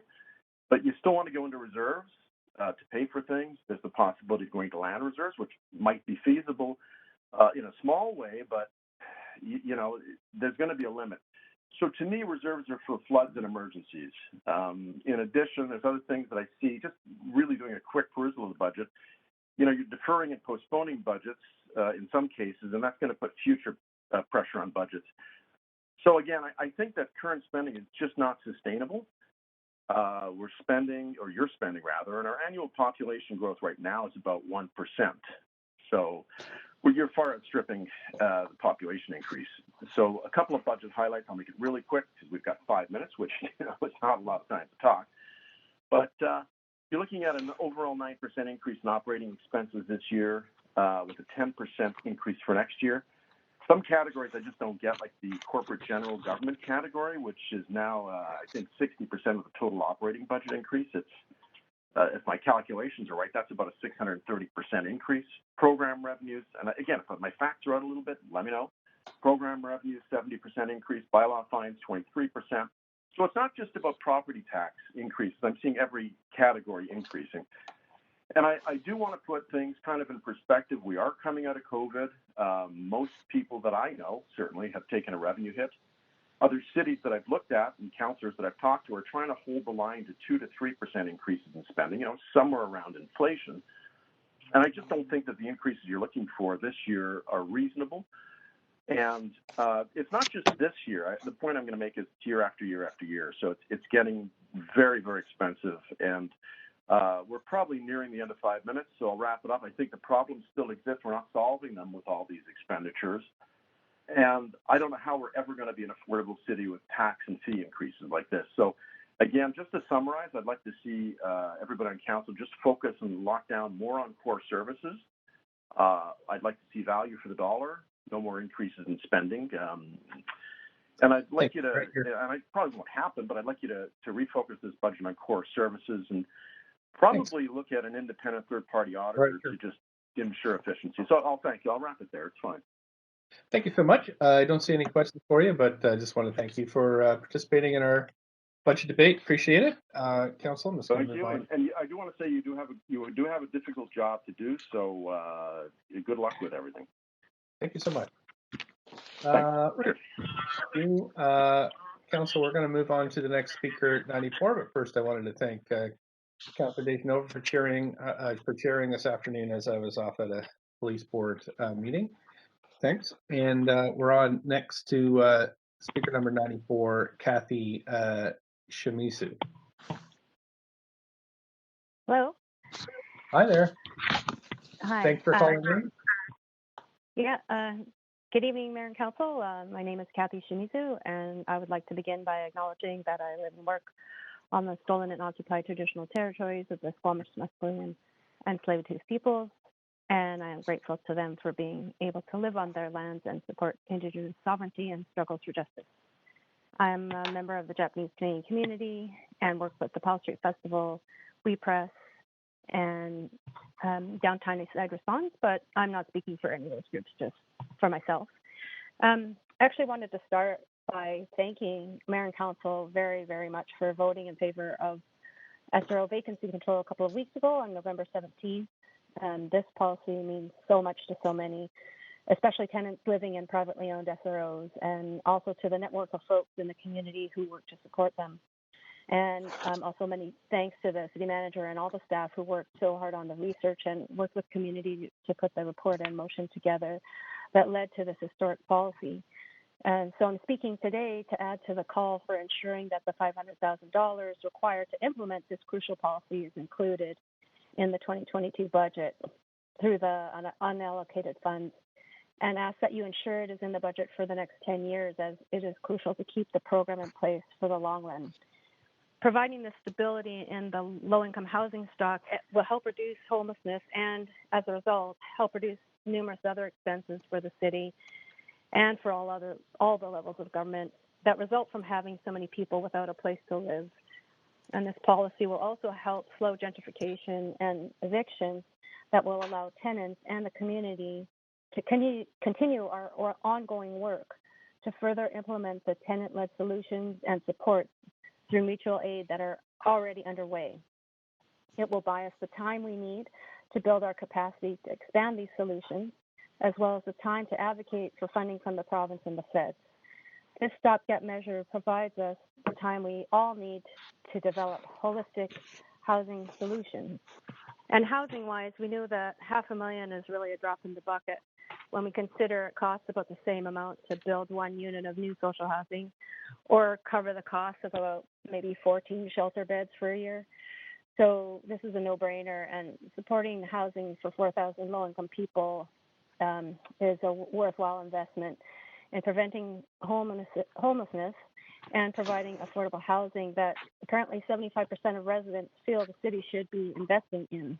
So I really hope that you can find a way to put this in the budget, and I know it's a struggle because you have a lot of hard decisions to make. So, but I did want to add on the revenue side, I would really like you to consider Jean's mansion tax, an extra tax of 1% on the assessed value of mansions between $5 and $10 million, and an extra 2% on the value of homes over $10 million, because the challenges you face on this budget are really incomprehensible. Choosing between saving low-income housing or libraries staying open or a proper sewer system or funding for arts and culture programs is really insane. It's outrageous that these are the kinds of choices you and everyone who lives in Vancouver are expected to make, and then line up to speak, and then you have to sit here and listen to all of us for hours on each particular budget line item. And we also know that, young people and those who don't own property will continue to bear the burden of our lack of vision and commitment to what people really need. So, and we do need these crucial social programs, including community-led alternatives to policing and the Indigenous healing space at Crab Park that so many others have already talked about. And equity and reconciliation is not something that happens voluntarily or by osmosis. It needs to be created by the communities affected and implemented by governments through policy and funding, because those inequities were created by those same systems in the first place. And having those who are extremely wealthy and achieve that wealth through the labor of those who are much less wealthy, they should and can return some of that wealth into the pot. And this is how we build a more humanistic and socially conscious and just society that focuses on the care and well-being of all people and the land and all living things. The city only has certain ways to do this and really commit to its mission and any form of reconciliation. And so higher property taxes for very wealthy people who own homes of worth over $5 million is really one of the only tools you have. So I really urge you to please use it. And thank you again for working to implement SRO vacancy control. Thank so you. I really hope You do have. you can add that program to the budget. Thanks. You do have questions from Councillor Swanson. Councillor Swanson, please go ahead. 3 minutes.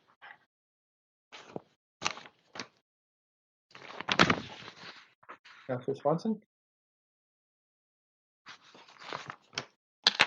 I do hear some paper crinkling in the background there, so if everybody could just make sure they're muted, that would be great. But except for you, Councillor Swanson, who we need to hear from. Thanks for calling in, Kathy. I really appreciate you supporting the vacancy control. Unfortunately, we can't do the mansion tax yet because the province hasn't given the city that power. The city doesn't have the power for a progressive tax, which is unbelievable, but there it is. So what I wanted to ask you is, if we only got vacancy control funding for, say, a year, what do you think the result would be?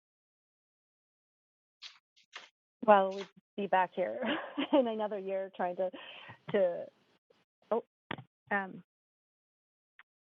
fight for it, of course. And I think the problem is, like I said, that stability that we need to, the landlords need to know, the tenants need to know, the community needs to know that we have that SRO vacancy control in place to really move forward with a lot of our ideas and our work that we think will lead to, the long term, which is much better housing for low-income people. Okay. And in a way that's more cost-effective.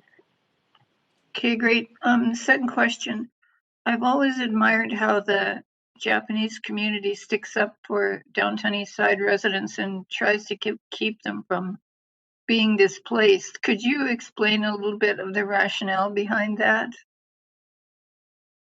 Yeah, for sure. The Japanese Canadian community was a vibrant community in the Powell Street area before the Second World War, and over 8,000 residents, and then lots of people across the city and the Lower Mainland even that would come down to that neighborhood. And of course, we were all uprooted during the Second World War and then placed in internment camps. And so we understand the injustice around dispossession and being displaced and losing your homes and losing everything. And so we did achieve a federal redress, and we do feel it's really important to stand with others who have gone through injustice, especially Indigenous peoples whose land it was in the first place. And so we really feel like people we as Japanese Canadians are really have a moral obligation to make sure that everybody who face these kind of injustices is redressed, and also that anyone in the situation of not having a place to live and being dispossessed is supported, and really everyone should have a place to live, and we should have a much more equitable society. And these things came from racism and classism and all those things Thanks. that marginalize That's people. awesome. That's Yeah. Thank you. Thanks, Kathy. Thanks so much. You don't have any other questions, so I'll just thank you for calling in tonight and move to the next speaker. Council, next we have speaker number 95, Emily Luba. Emily Luba, speaker number 95. Speaker 95 is not on the line. Thank you. We have next speaker number 96, Fiona York.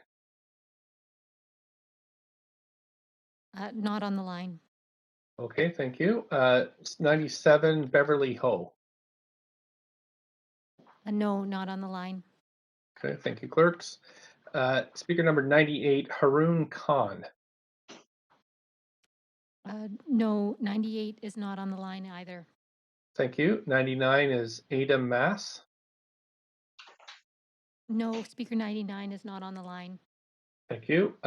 Speaker 100, Dahlia Israel. No, speaker 100 is not on the line. Thank you. Just a reminder of folks to mute. I think I hear a tap going in the background.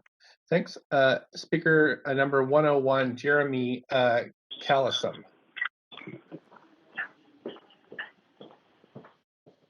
Hello? Hi there. Thanks for calling in tonight. You have up to 5 minutes whenever you're ready. Hello. I'm calling from the unceded territory of the Musqueam, Squamish, and Tsleil-Waututh Nations, as well as all the Coast Salish people. My name is Jeremy Calicum, and I'm a public health professional, a co-founder of the Drug User Liberation Front, and a resident of Vancouver. I'm here to speak in opposition of increasing the police component of the 2022 budget. A core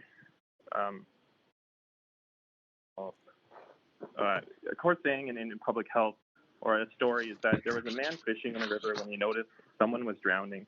He pulled them out and attempted to resuscitate them. Shortly afterwards, he noticed another person in the river and saved them too. He noticed another and another and another. Soon he was exhausted and realized he would not be able to save all the drowning people. He went further upstream to find out why all these people were falling into the river, and on arriving and further upstream, he discovered a broken bridge was causing people to fall into the river and end up drowning where he had been fishing. He decided he would fix the bridge to stop them from falling in instead of fishing them out after they were already drowning. The point of this metaphor is proactive actions are exponentially more effective than reactive efforts. Continuing to increase police budgets instead of increasing the budget for community services and improving social conditions will result in subsequent police budget increases in the coming years, because we will keep dealing with the effects of these insufficiently addressed determinants of health. People have mentioned substance use continually in these discussions. It's poignant to point out that most of these people are not frustrated with substance use itself, but with the way that it intersects with their life. Today, a study came out on that examined the effects of expanding overdose prevention sites in Vancouver. Researchers found that due to the expansion of overdose prevention services in Vancouver since 2016, public injections in the area immediately decreased from about 36% to 30%, and syringe sharing decreased from about 5% to 2%. In addition, the use of supervised consumption services immediately increased from about 41% to 47%.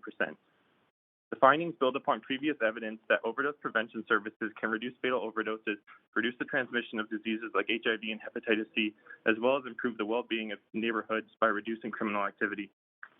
As a fiscally conservative person, and from this perspective, I think it would be in Vancouver's best fiscal and health interests to budget in a way that will reduce the root causes of crime and public disorder, rather than overbloating enforcement budgets and arguably exacerbating these issues. Thank you. Thank you for your call tonight. Councillor Swanson has questions for you. Councillor Swanson? You might be on mute again. Thanks so much for coming in, Jeremy, and thanks so much for all the work you do saving lives.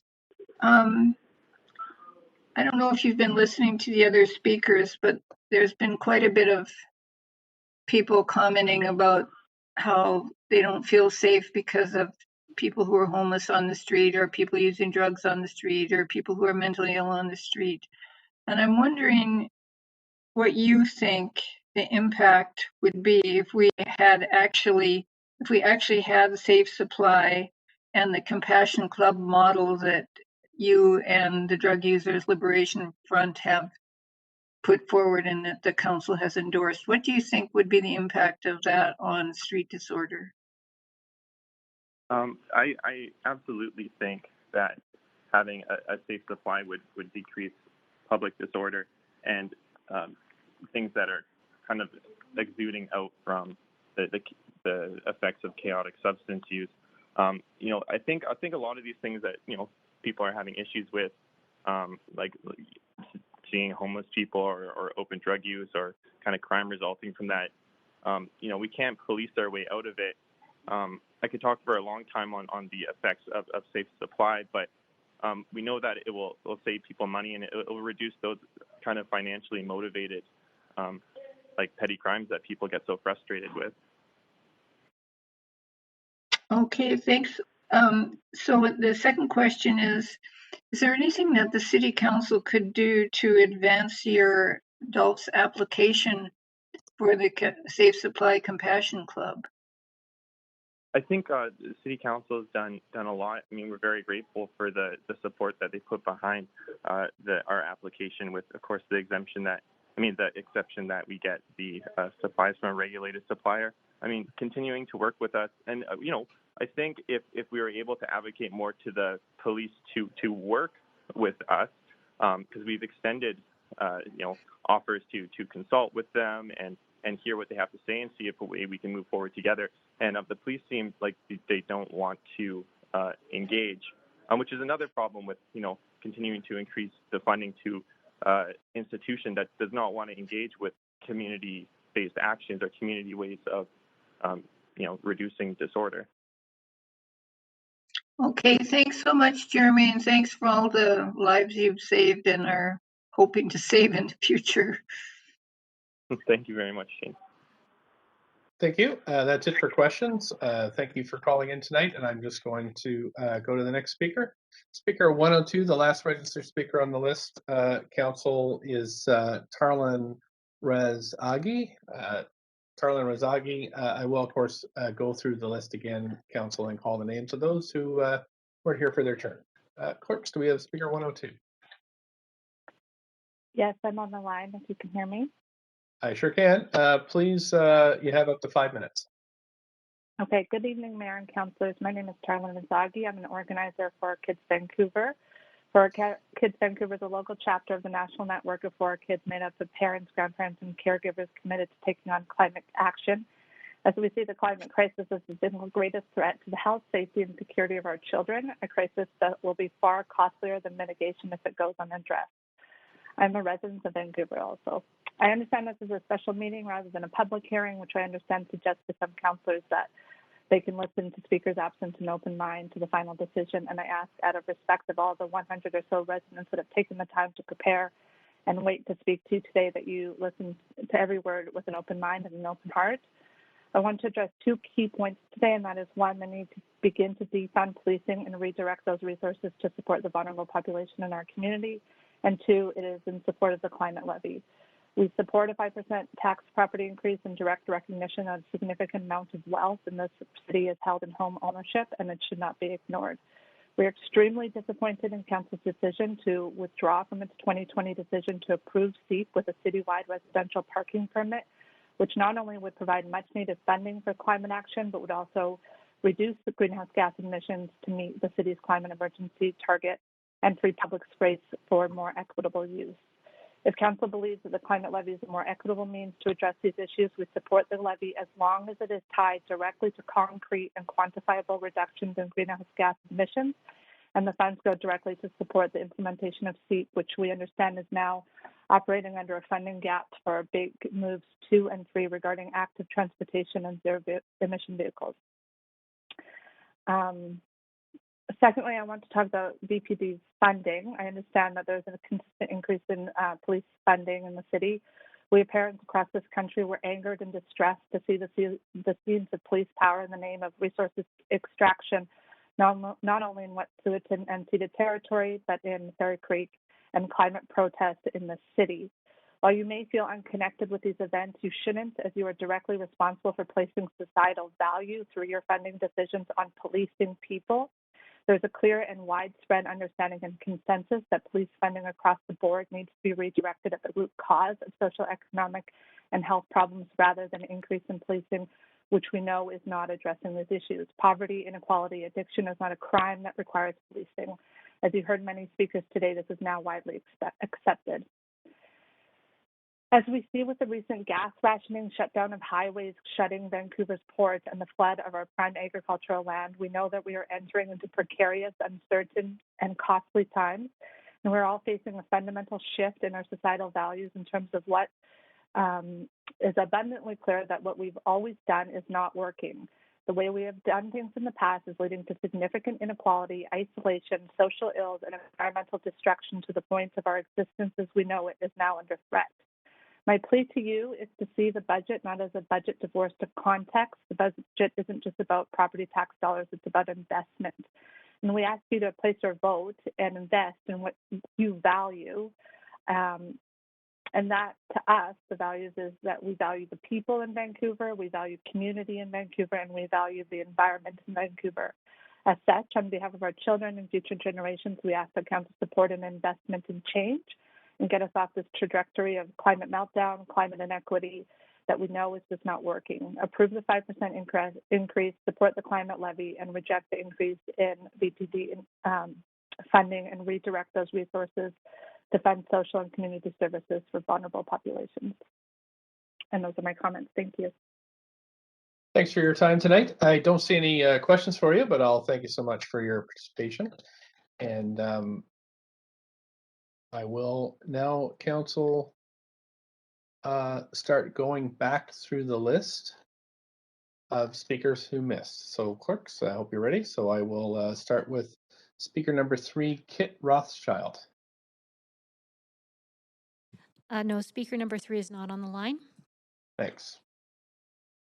We'll have a lot of names to go through here. If you just want to say no, that'll save you some time. So if they're not here, speaker number 5, Karina Keeling.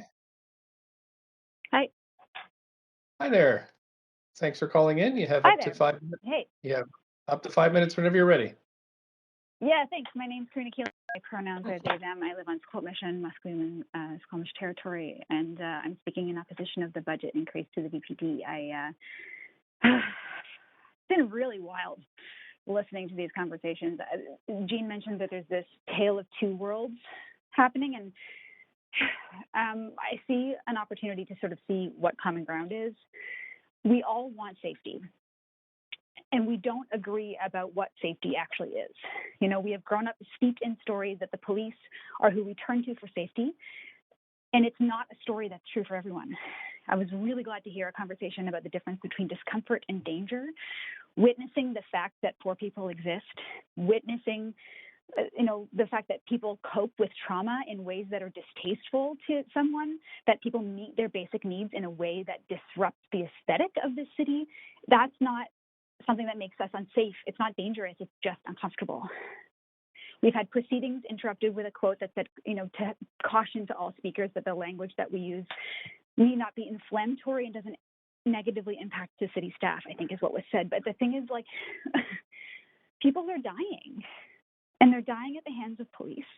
And they're dying because of the legacy and ongoing violence of colonialism and capitalism and white supremacy. And we are all complicit in that. This reality we're living in is inherently inflammatory. This should negatively impact city staff and the rest of us too, This shit is uncomfortable.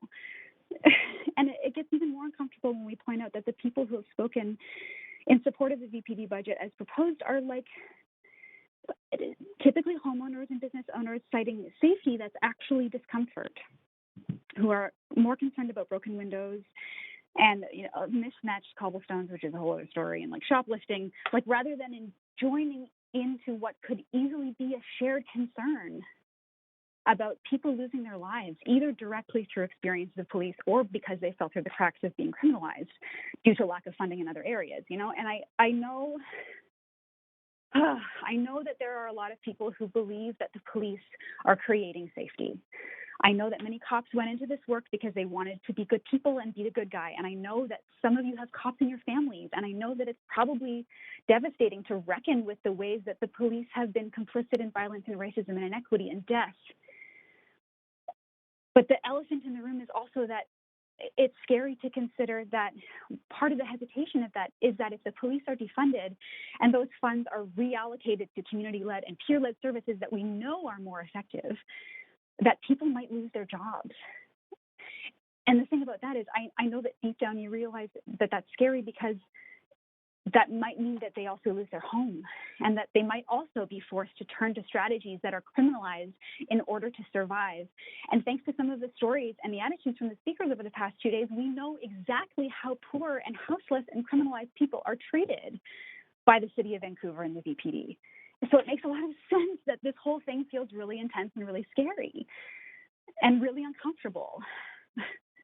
But reallocating a portion of the VPD budget to root causes can be a story that not only benefits the folks who are experiencing houselessness and addiction and loss of life from the poison drug supply. It doesn't have to be a story that just belongs to radicals and leftists and abolitionists. If we can have some courage and some imagination together, this could be a success story for everyone.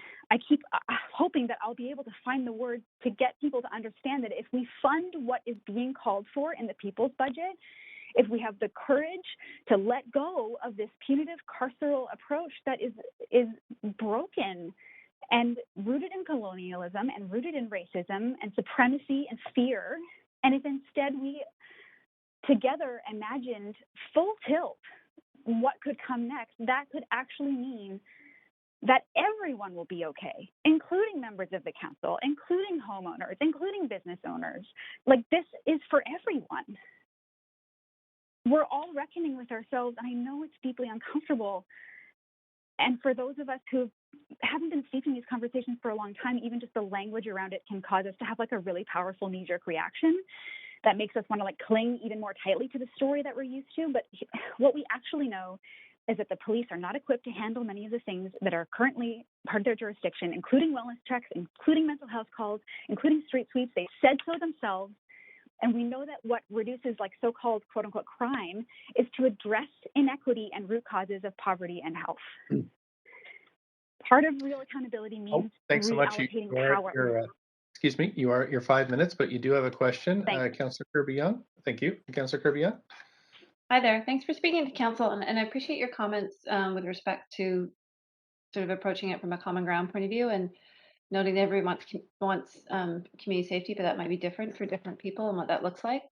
I have a question. It's a serious question. Let's say hypothetically you defunded the VP by 50%. So let's say that's round numbers, $150 million, right?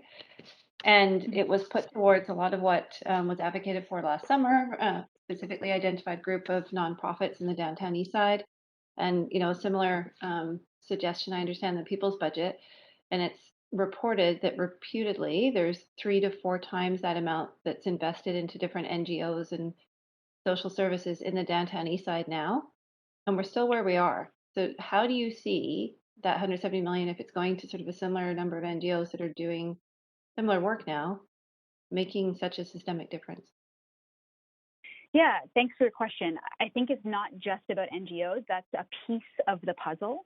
But it's also about creating opportunities for real peer-led services. Like, I'm not the expert in this. All I know is that people who are living this reality every day are the experts. And if we're able to meaningfully get funding into their hands and really elevate their deep wisdom and deep knowledge and profound experience, that these solutions are actually already happening, they're already here, and it's just that people are doing them on nothing and are really struggling to survive while they're doing it. I realize that proportionally, I hear you speaking to, you know, what's already been allocated, but this work is already happening. It'd be cool if you wanted to come with us on it, you know, but it's actually so much bigger than just an economic or political decision or one line item on a budget. This is way bigger than just discomfort and inconvenience. Like, human beings are losing their lives, and we are imagining and creating something incredible together, and we're asking you to believe in it with us. You can come along or not, you know, but either way, there's going to be stories told about more than just line items and budgets. Like, what is the narrative that we were creating around carcerality, around punishment, and around how we have relationships with the most vulnerable people in our communities. Okay, thanks for the perspective. Appreciate it. Thank you. That's it for questions. Really appreciate you phoning in this evening. And we're going to move on to the next speaker. Council, next speaker is, let's see here. Right. Speaker number 6, registered initially as speaker number 6, Tony Agamaba. No. Thank you. Just gonna. Okay, Jordan Bowers. No. Thank you. Seth Scott. No. Okay, Elsa Boyd, speaker number 15. No. Thank you. Speaker number 20, Jargap Kaur. No. Thank you. It's 21. Speaker 21, Jillian McGuire. No. Speaker number 23, Willie Comernaut. No. Speaker 25, Juliet Mullard-Thibault. No. Speaker number 33, Catherine Hollandsey. No. Speaker number 34, Stephen Canofari. Hello. Hi there. Thanks for calling in tonight. You have up to 5 minutes whenever you're ready. Thank you. Good evening, Mayor and Council. My name is Steve Canofari. I'm a lifelong resident of Vancouver. And for the record, I am strongly in favor of increased police funding in the 2022 city budget. And I'm also vastly in favor of better fiscal management of city finances, but that's another issue for another day. I'm also not affiliated with any of the numerous nonprofits or professional activists who have spoken so far during this session. I'm just a simple taxpayer trying to raise a family in this increasingly unaffordable and unsafe city. I'd also like to note, for those on council, that since 2009, my taxes on a cumulative basis have gone up 165%, with a further 5% expected this year. And unlike what others have referenced as rich homeowners, I'm neither rich and I'm barely keeping my house and the roof over my kids' head. But I'd also want to say that after all these tax increases, you'd think that this city would be in fantastic shape. But the reality is this city, as a lifelong resident, is in the worst shape I have ever seen. And it's also a very sad state of affairs that I actually feel the need to speak here today to persuade the city to help ensure they deliver the most basic of civic services, which in my view is adequate police resources to ensure public safety. And I also feel that it's sad that I actually have to sit here and counter some of the sad anti-police rhetoric that I've heard. I've heard people talk about the police murdering and the police committing crimes, and I think it's just, we've fostered an environment where talk like that is accepted by this council, and I think it's devastating to the morale of our police force. But more importantly, I was also motivated to speak after hearing the mayor play down the rate of crime in the city, in particular when he pointed to crime rates being down. And I know he's changed his tune in the last couple of days, but to me his comments are really indicative of the massive gap that exists between what residents and taxpayers value and expect from our taxes, which is core services delivered well, and what our privileged politicians care about, more often than not, which is pet projects outside the city's scope. Now, on the public safety, the city continues to get more unsafe, in my view, each year. And, don't take it from me, but take it from my family. take it from my vulnerable mom, my wife, my sister, my young daughter. They have at all various times recently voiced their concern about not feeling safe anymore as they travel around the city and walk in their neighborhood. Let me give you a few examples to make it real. Walking the dog. My wife and daughter would love to go out previously and walk the dog. They had no issues.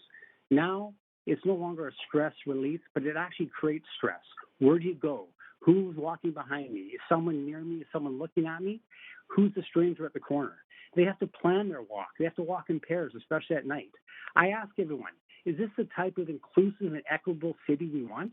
We want the most vulnerable and women and children to fear going for a walk? And then we talk about having no police to support them and take away that fear? I don't think that's right. Talk about riding the bus. Riding the bus in the city is an adventure. Passengers are yelling, screaming. There's open drug use. And what I've heard tonight is open drug use is good, Councillor Swampton. It's a good thing to have open drug use, and we should give people more drugs. You know, people feel threatened on the buses. And this isn't just a random thing. This is a daily occurrence for people. My wife and daughter refuse to take the bus in many cases. So I ask again, is that fair to those who don't have the privilege of owning a car? How about shopping? Let's talk about something fun like shopping. Going downtown to shop is a headache now in the city. Forget taking the bus. I've already mentioned that. Finding a parking spot. Trying to avoid getting your car broken into. Avoiding threatening individuals. Seeing vandalized stores. My family now goes to North Vancouver, West Vancouver, Richmond to shop. Is that fair to our local businesses? These are the bread and butter of people who pay the taxes to employ people. I ask, is it fair that we create an environment where shoppers simply do not want to go and do business with them? I also ask about my elderly Asian neighbors. They're in their 80s. They've lived in the city for over 65 years. They have worked their butts off to create a better life for their children. They've contributed to the fabric of the city. But more than once in the last 6 months, they've spoken to me about feeling threatened and experiencing anti-Asian hate crime. And the fact is, they now hear about the police not potentially being around to help them. I ask, what are we saying to them? That their concerns don't matter? And I also want to bring up the point about the police liaison officers being removed from schools. I think that has got to be the biggest travesty I've heard in the last 50 years. As someone who's coached youth sports for the last 30 years, I've seen kids who were harassed and threatened at school turn to these resource officers to get the support and the need so they can persevere in school. I've also seen kids who are on the verge of turning to more serious criminal activities, and I've seen these fantastic officers assist them. My question is, why you are at your 5 minutes, but there are questions for you. Councillor Dejanova is up first. Hello? Hi there. Thanks very much. I'm sorry, I should stand. We're in council. Thanks very much for waiting to speak to council. And I hear your concerns. You've already answered a couple of my questions in your presentation, but I'm wondering to some of the speakers who want to see things done differently, do you have concern for people's safety if we were to just abruptly change things in the city of Vancouver? And what I mean by that, and the question I'm asking you is, what would make you feel safer? And you've already articulated hearing some of the speakers, but would some of that even be worth a try, in your opinion? Well, first of all, I and believe if it is, should we fund it at the city of Vancouver? That try, or the experiments here. Yeah, let's step back a moment here. I think as a taxpayer, I expect the city to provide adequate policing resources, which I fear that we're not doing so right now. Having said that, though, I'm not against trying alternative measures. That doesn't mean get rid of the police. That could mean investing in other social infrastructure to help and support those more vulnerable. But in my view, a lot of this is a provincial government responsibility. This is a responsibility, whether it's BC Housing or the Health Authority. This does not necessarily need to fall on civic taxpayers, and that's my big concern. I don't think anyone says everything's perfect, but I think a lot of these people like to think that we can just wave a wand, get rid of the police, and magically the world will become better. The reality, it won't. That doesn't mean, though, we don't try different tactics, but eliminating or reducing or belittling or really having such a negative attitude towards the police is really doing favors for no one. And in fact, it's creating, a bigger gap between, citizens.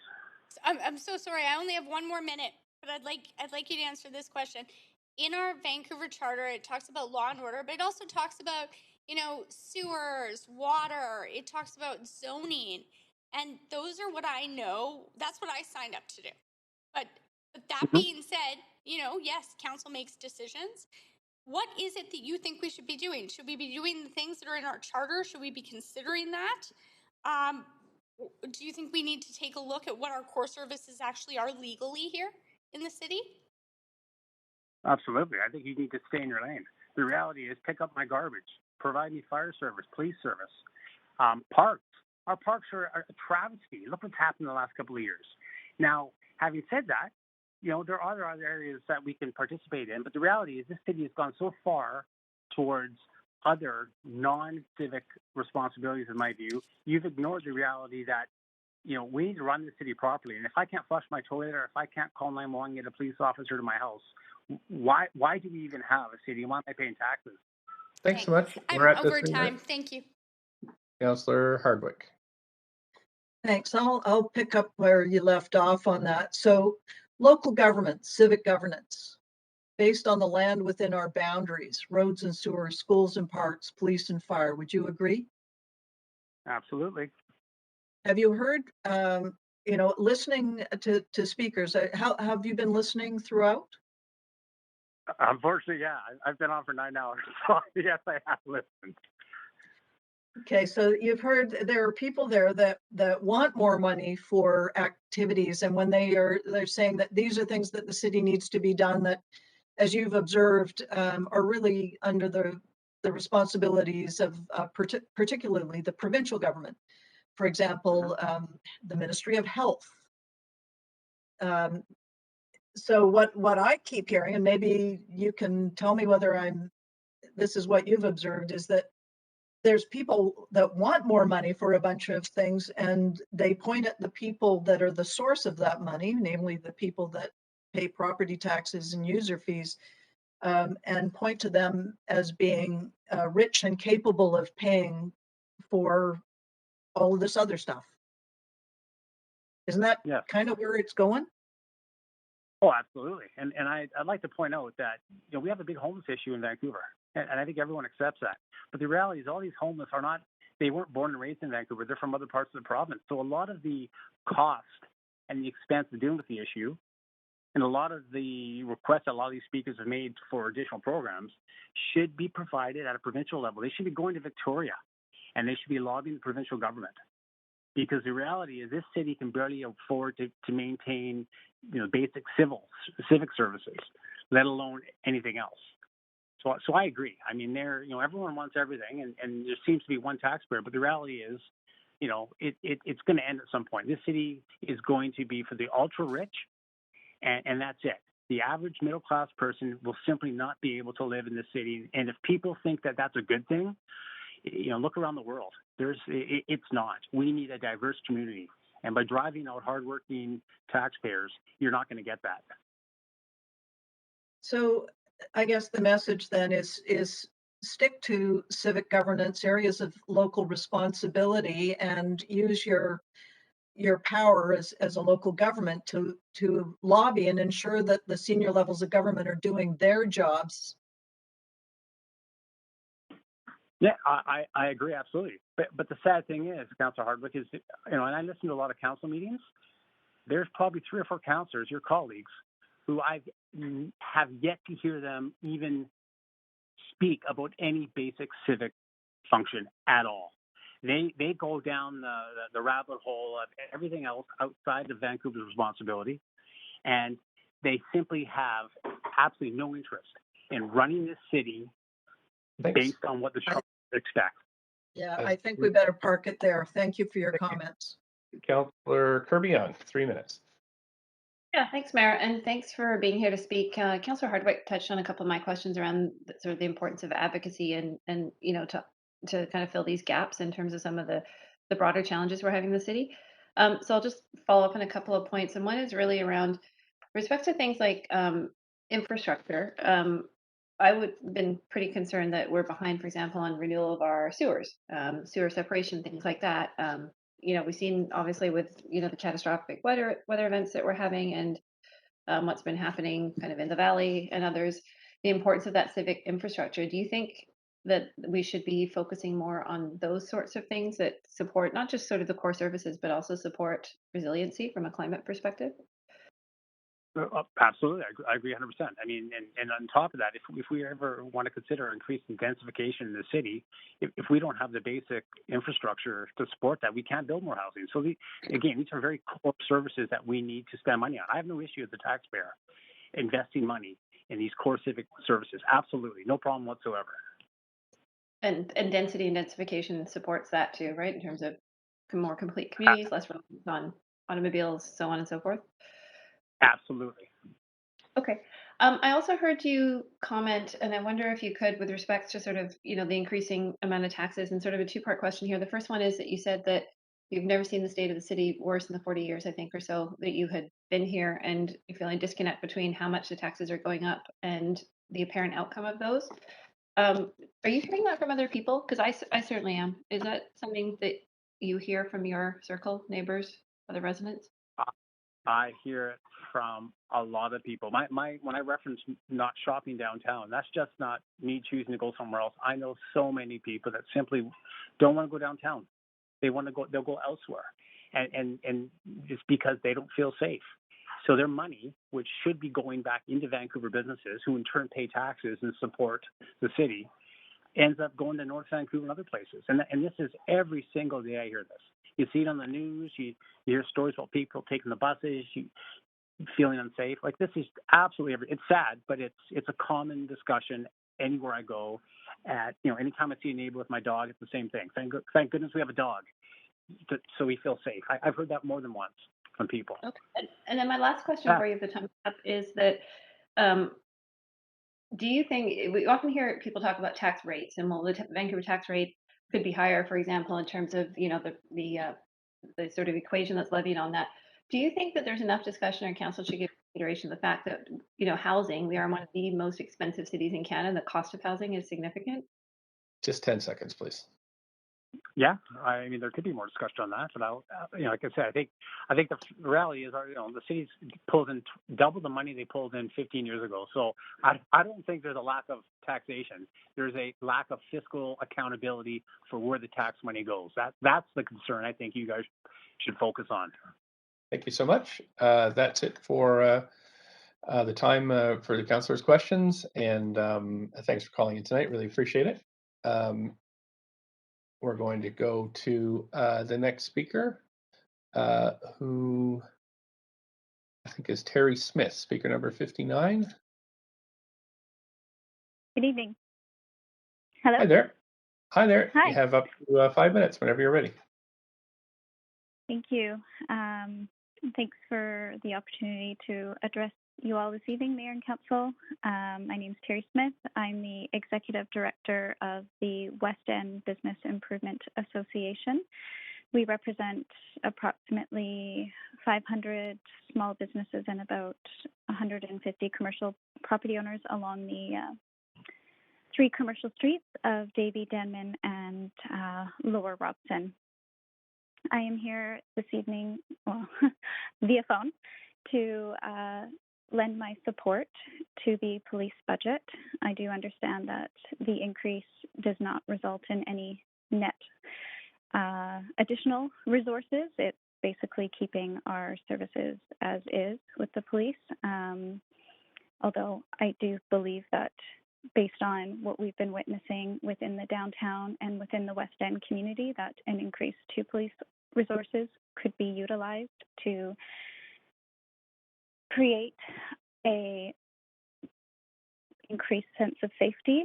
I know that police are not necessarily the source of protection and safety for everybody, but based on what we are seeing, things have escalated downtown. Our businesses are definitely on the front end of things. They are on the front line. I know you've heard from a number of businesses, including one of my own on Davie Street, the smashed windows, the rampant theft, the increased aggressiveness, the violent acts. All of it is creating a lot of fear and anxiety on top of a very challenging 2 years with the pandemic and many of the other issues we're facing in our city and globally as well. I've listened over the course of the yesterday and also in and out today, and I'm very concerned by how divisive our city has become. I truly want to see us work all together. I don't see that we're going to get anywhere by being on opposite ends of the spectrum. I do a lot of work at the provincial level. I'm the president of BIEBC. I'm at the table. I am wanting to be part of the dialogue. I'm wanting to be part of the solutions moving forward. A lot of our businesses also want to be part of the solutions. I'm on the call trying to ask for the province to expand support and services for those people that need it. At the federal level as well, through our BIA network across Canada, we are asking the same of a federal government. We all need to be here together, all levels of government, and also all of us, businesses, residents, and all of the organizations doing good work for those that need the supports and services. We all need to be at the table discussing this. It cannot be so us versus them. I don't think we're ever going to get anywhere if that's the case.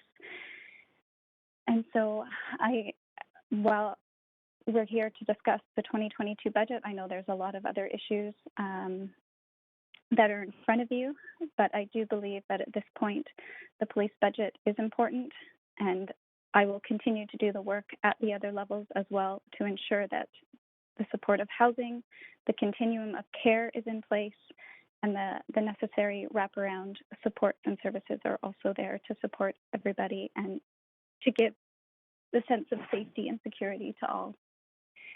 That's all I have to say. Thank you. Thank you for calling in tonight. Councillor Fry has a question for you. Yeah, thanks. And Terry, thanks so much. I just want to thank you right off the top for really speaking to the sort of bifurcation and how it's really not helpful, the sort of polarized elements of these conversations. And I also want to thank you for stepping up and doing that advocacy work at other levels of government, federally and provincially, because this isn't something that we can go it alone. And I just want to highlight that I really appreciate what you said, and I think that was some important points you made. Thank you. And I appreciate the advocacy for more police and why. And I think you know that policing alone is not going to solve a lot of these issues. And I'm wondering how better we can resource our communities and shops and residents and people in general, just how we can kind of do that sort of coexistence that you're touching on, and how do we manage these sort of like crisis intervention and de-escalation kind of stuff when we find ourselves in these situations, which are increasingly falling on retail shops and restaurants as frontliners. Do you have thoughts about that?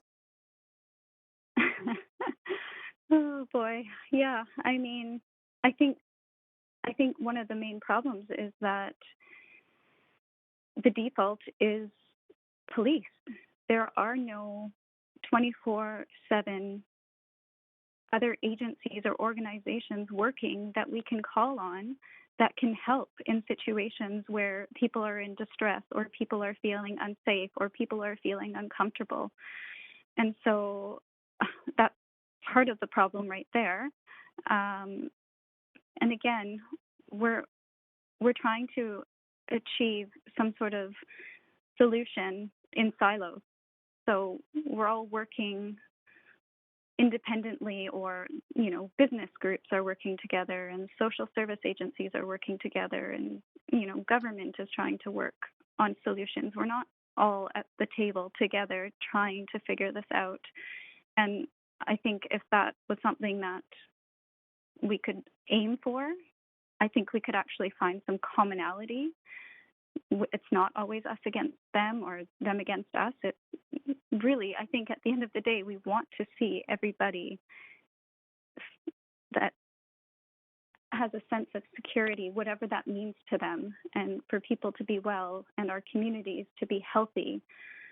And so, I mean, I'm very much interested. Like I was meeting with city staff today around some issues that we're having in the West End, and one of the things I suggested was having a peer-to-peer program, because there are folks that do not respond well to me or to the community policing center or a police officer. And so having that available and for us to be able to have something like that in place where maybe they can communicate and get through to them better than we could, and that could help alleviate some of the issues that the community is facing.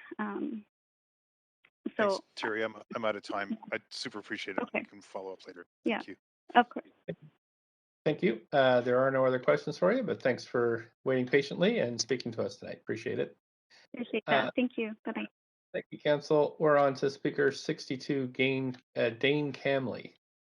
No. Thank you. Speaker 63, Sarah Mosherchuk. No. Thanks. We're Nicole Baxter, 65. No. Richard Schwab, 66.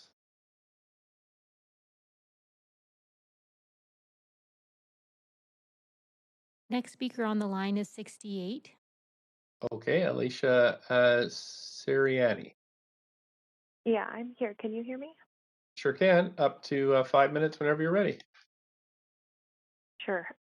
My name is Alicia Siriani. I am a 27-year-old white-bodied queer settler and have been an uninvited guest on the ancestral lands of the Hunkaminam and Squamish Snecham-speaking people, which is the Musqueam, Squamish, and Tsleil-Waututh nations that I often hear acknowledged in these meetings.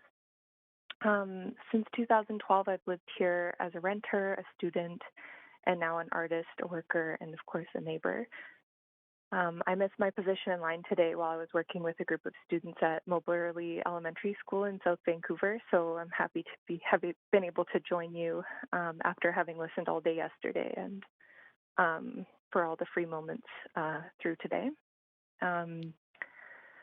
I'm calling to address Mayor Stewart and the city councillors to voice my support for the Pivot Legal Society's calls to action and for the Defund 604 Network People's Budget, to call on you as my elected officials to reduce the Vancouver Police Department's budget by 50% in order to reallocate those public tax dollars to community services and programs that support the health and well-being of every member of our community. And as a content note to anybody listening, my words following do make reference to police violence, and having listened to a lot of speakers, I know that these words can cause distress, so don't forget to take a deep breath. For context, I am speaking from my own lived experience. I work professionally within the Vancouver School Board and various artist-run centers in East Vancouver, and rent a house near Fraser and Kingsway. And I currently work as a media artist in residence with the VSB's AIRS program, and have created various projects over the years funded by Art Start's Creative Spark program, which is also funded by the city. But in addition to my paid work, I volunteer with a free mobile free store that distributes material resources to my unhoused neighbors, including those who were displaced from Crab and Strathcona Park. I've acted as a legal observer during those violent decampments and provide support to those who are arrested and otherwise terrorized by the Vancouver Police Department. Over the years, I've attended and supported multiple demonstrations and sacred fires, including the regular gathering at Crab Park, all of which are led by urban Indigenous elders and host nation youth. I see my responsibility as a neighbor to act in support of Indigenous sovereignty and to unsettle and transform the colonial culture that I was born into, and to co-create a sanctuary for all living and future generations in this place. So in regards to the 2022 budget, I urge you to divest from the colonial institution that is policing. Since you all took office in 2018, I've personally witnessed some terrifying and violent arrests of Black and Indigenous women, queer and transgender neighbors and supporters by VPD officers during the events and ceremonies that Chief Adam Palmer yesterday referred to with great concern as protests. I've seen these uniformed VPD officers pose for photos with dead bodies on our local beaches. I've seen them don white supremacist iconography and symbols on their uniforms. And I've seen the VPD officers harass and physically harm my friends and neighbors who are made vulnerable by these colonial institutions. And as a voting citizen here and a contributor to these public surveys that the city sends, I just want to state clearly that I do not consider policing to be a core service. So I urge you to divert the city's budget dollars away from policing and toward the recommendations by Pivot and Defund 604, such as peer-led mental health services, accessible non-market housing, and thank you for passing the SRO rent control. I hope the budget reflects that support. But specifically, I hope that you choose to fund a traditional healing center at Crab Park, which has been known by the Squamish Nation as Lakuki. Police budgets do not produce public safety. With this budget, I hope you will act courageously and in service of living in future generations who will thank you and remember you for moving us toward a living culture and society without colonial violence and policing. And since I haven't run out of time, I just want to say or highlight the need for continued financial resources to art and culture programs that allow our neighbors to share stories, skills, and care together. Thank you. Thank you so much. Right on time at 5 minutes. I don't see any questions for you. So again, thank you for sharing your thoughts with us as we work our way through the budget. I think next speaker is 71 Kaylee Mangalam. No, not on the line. Thank you. We have speaker 76 Jamie Richardson. No, not in the chamber. Thank you. Harrison Johnson, speaker 77. No. Thank you. Russell Maynard, speaker number 78. Yes, I'm here. Hi there. You have up to 5 minutes whenever you're ready. All right. Thank you, Mayor and Council. I'll be brief. I'm just speaking to the SRO vacancy control bylaw passed successfully earlier. Thanks, everybody, for that. So I just wanted to address this to the annual budgets that are earmarked to support that bylaw amendment and what a crucial role the budget will play in its success. And I would say that that's why the budget plan for the SRO vacancy control bylaw needs a commitment that's based on a minimum of a 5 or even better, a 10-year horizon tied to the buildings that the city has circle fenced for this bylaw.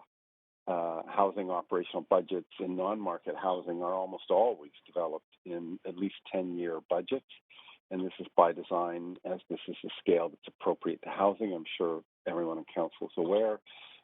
These are people's homes, and housing, whether private or public, is created with costs amortized across decades. So I just would encourage, as you're examining this year's budget, to be able to build in a plan for the sustainability of that important effort around the SRO vacancy bylaw, which arguably may be the most significant housing action the city's taken since they implemented the SRO bylaw in 2003 to prevent tenants from slipping into homelessness.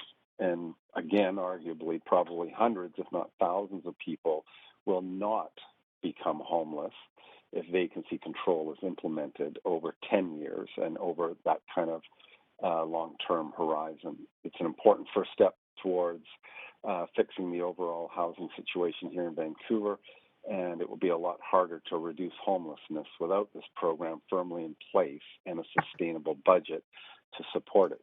So with that said, I wanted to thank you for your time and especially your leadership in the effort to address homelessness and housing security in Vancouver. And finally, to add, as a homeowner in Vancouver, I support a property tax increase to address the many objectives you've outlined. Thank you. Thank you so much for your call tonight. I don't see any questions for you, so I am going to move to the next Speaker 79, Ali Chaudhry. No, not on the line. Thanks. And Council, I just have to go back through the earlier part of the list from this evening. Speaker number 95, Emily Luba. No. Fiona York, Speaker number 96. No. Beverly Ho, 97. No. Haroon Khan, 98. Yeah, I'm here. Hello. Hi there. You have up to 5 minutes whenever you're ready. Please go ahead. Thank you, Mayor and Council, for it's been a marathon session these past 2 days. So you've all shown a lot of resilience in going through this budget proposal, and there are a lot of good things about it. I would like to talk about the policing matter and the budget. I think there's a lot of division with respect to how policing is conducted in the city and in many cities across the country. We really need to push for more inclusion and diversity within the ranks of the police departments so that folks of unrepresented communities can feel safer and more protected. And also, as a trustee of the Al Jamia Masjid Vancouver, the work that our spiritual places can come together and support people in good times and bad. And we are first responders. We have been ministering to the homeless and to the underprivileged and people with mental health issues since we've opened our doors. And it's a higher purpose to do so. But and we have convened with the city, certainly in times of crisis, but not on a regular basis. I think the last time that I had attended one was pre-pandemic. And so even now, as things are opening up, I think it's more important for us to come together and see how we can integrate not just the police services, but the mental health supports, spiritual guidance, and a way to get people out of the cycle of dependency and victimization and exploitation that occurs on our streets every day. And this work needs to be done. We certainly stand ready to join this fight, because that's what it really is. It's the fight for the survival of so many people. The overdose deaths that have occurred over the last several years have really put it into perspective that there's just too much needless deaths that have occurred, and young people have been victimized by this all. So our job really is to integrate our work together, and with the budget should be reflected to go and ensure that we're able to go and have a greater outreach to the communities in which they serve, and on a practical basis, let's work together so that our policing results in the interactions between police and whoever that they're dealing with at the time. That violence is not the first response. It should be really a push for de-escalation and essentially support for people, because a lot of the calls that the police receive, they are due to people who have mental health issues, and they needlessly die. And really, if we can prevent those deaths, it's a service for us all. So I'd like to thank you all again, and we appreciate all the work that you all do. Thank you so much. You do have a question, Councillor Kirby-Young. Please go ahead. Yeah, thanks, Mayor. And thanks. Hi, Haroon. How are you? Hey, Sarah. How you doing? Good, thanks. I just want to reflect back a couple of things that I heard you say and clarify a little bit. Because you talked about more inclusion and diversity. We heard from members of different faith communities today. We heard from a pastor. We heard from a representative from the Jewish Federation, and now yourself. And one thing that struck me, and I appreciate it, is I heard you saying about the importance of integration and mental health services. And am I reflecting back correctly? You're talking more about evolving to de-escalation as opposed to abandoning the model, that it's more about an evolution of the police services and an integration with mental health. Is that a fair reflection of Yes, what you're saying? that that's a fair reflection. It's de-escalating the interaction. So when you have an interaction that can be exacerbated by an aggressive response by the first responder, people who are already agitated they're more prone to react in a manner that would be construed as violent, and then the first responder would respond by delivering force, and it could be deadly, and it is deadly, and it's happened time and again, and it's like a Groundhog Day experience. It's the same day over and over and over and over again, and you're getting these results, and if we can somehow de-escalate that interaction, if we can learn how to go and ensure that we can essentially de-escalate the solution, get the person to calm down, and again get the help that they need, and so medical, police, and this integration of these other services and other folks who can come and help the situation. It's important. Our Indigenous people, I mean, they've been subjected to so much violence, and unfortunately, it's a learned response where people make these kind of judgments against somebody without actually getting to know them. And if you get to know people, you're able to go and then respond in a more humane way.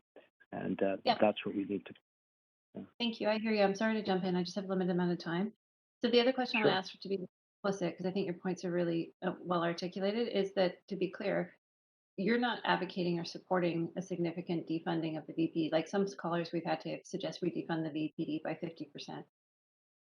No, it's really like it's utilizing that budget. See, it's one, getting more bodies on the street or getting them protected and so forth, but it's giving the police the budget to do this outreach, to implement and to create these connections. That's money wisely spent. It's essentially, how do you spend that money, right? And how do you direct that money?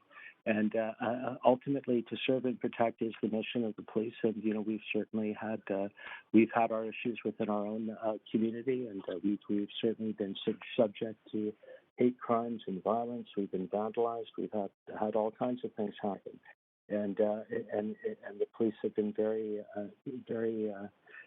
helpful and very kind in terms of the protection that they've given us.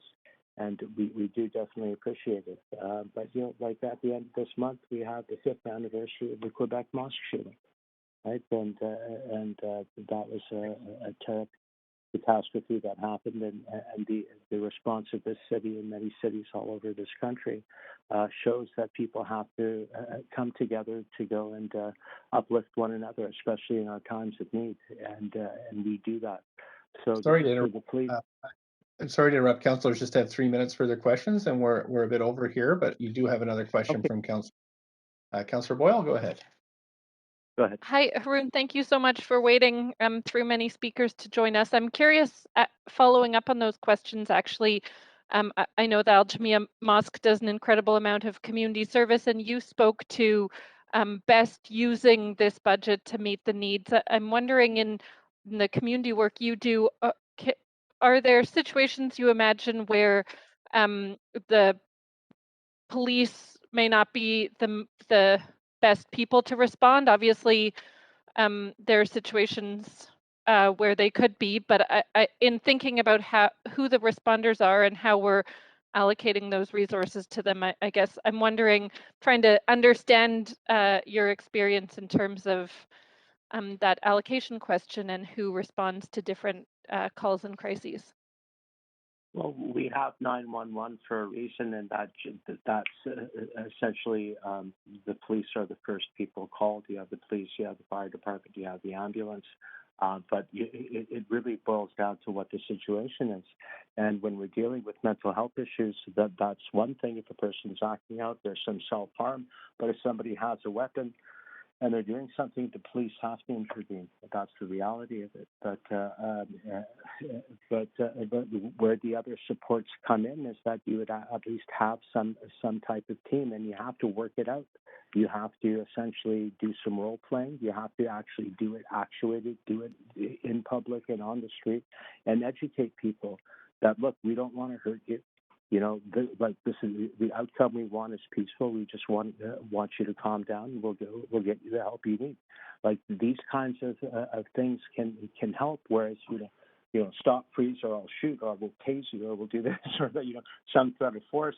It will initiate a response that could be deadly and has been deadly. So I don't have all the answers, Christine, but I think the important thing is to talk about it and actually figure out how we can do this kind of peer-to-peer work and essentially talk with each other and not talk over each other, and not having force being the main thrust of the response. The police play a vital role, and I support them, and I support the budget. But it's how that money is spent, and how it can best be spent is something that needs to be done internally.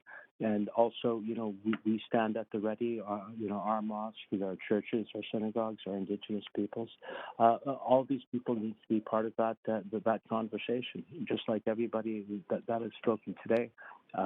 We need to talk about it, but then not just create another report or a study, but actually implement the findings of these reports and hopefully generate better outcomes in the future. Thanks so much. Okay, I appreciate that. Thanks so much, Arun. Thank you. Thank you. Thank you so much for your thoughts tonight and being so reflective as we make it through this budget. Thanks again so much. Clerks, I'm just checking with you. I've got Ada Moss, speaker number 99.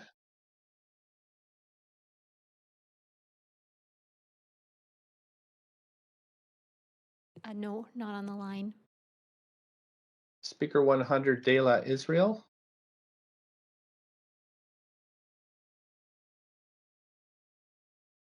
No. That's it for my list. Is there anybody that we've Yes, missed? speaker 23 is called in. Okay, Willie Comernot. Hello. Hi there. Please go ahead. Hello, Council. I go by the name Willie Comernot. I have been a lifelong resident of this marvelous city known as Vancouver, and I have taken a few glances at the budget, and I feel as though there are a few rather obvious items that have been missed over. I am rather not impressed with a few parts of the budget. For the most part, I am quite in favor of it. But for example, I am a certified lifeguard. I've spent more time on the water than I have on land. I would like to add to the budget a submarine, which I will man with a crew of my choosing. Said submarine will definitely not be used for a layer, and I don't think anyone would ever confuse that. It will be to protect us from an amphibious attack and will not be used for evil deeds whatsoever. Anyone who is under the impression that this submarine would be used for evil deeds is being absolutely ridiculous. I am an upstanding citizen in my community. If you were to question anyone about me, they would say Willie is not an evil genius. He is an upstanding, wonderful citizen, and Vancouver is lucky to have him. Having him as a neighbor has been wonderful. That is exactly what anyone in my community would say. I do not participate in mind control or the construction of a shrink ray. Such claims would be absolutely ludicrous, and I would defy you to find someone who would be making these claims. A shrink ray is something out of science fiction, and the idea that I would be constructing one that would require a submarine layer just to finalize is ludicrous. And I would suggest that no one suggests that. Thank you, Council. I do have a question for you. Is this Stephen Quinn by any chance? Yes, this is Stephen Quinn. Thank you very much. Well, thank you, Speaker. There are no questions for you other than that one, but appreciate you calling in this evening. As the last caller, clerks, I'm going to go back to you, and just to make sure, I'm not think there's a submarine on the budget list, but there could be by Tuesday. So anybody else? Anybody else on the line? No further callers on the line or in the chamber. Great, thank you very much. So, Council, that concludes the special. I was going to offer a motion to adjourn, Mayor Stewart, if you'd I like. did hear Councillor Hardwick first. Oh, I'll second it then. So sorry, I didn't mean to steal her thunder. That's good. Thanks. Just before we vote on that, just to let you know that we are coming back on Tuesday, December 7th at the regular time, 9:30. So all in favor of adjourning, say yay. Yay. Opposed, nay.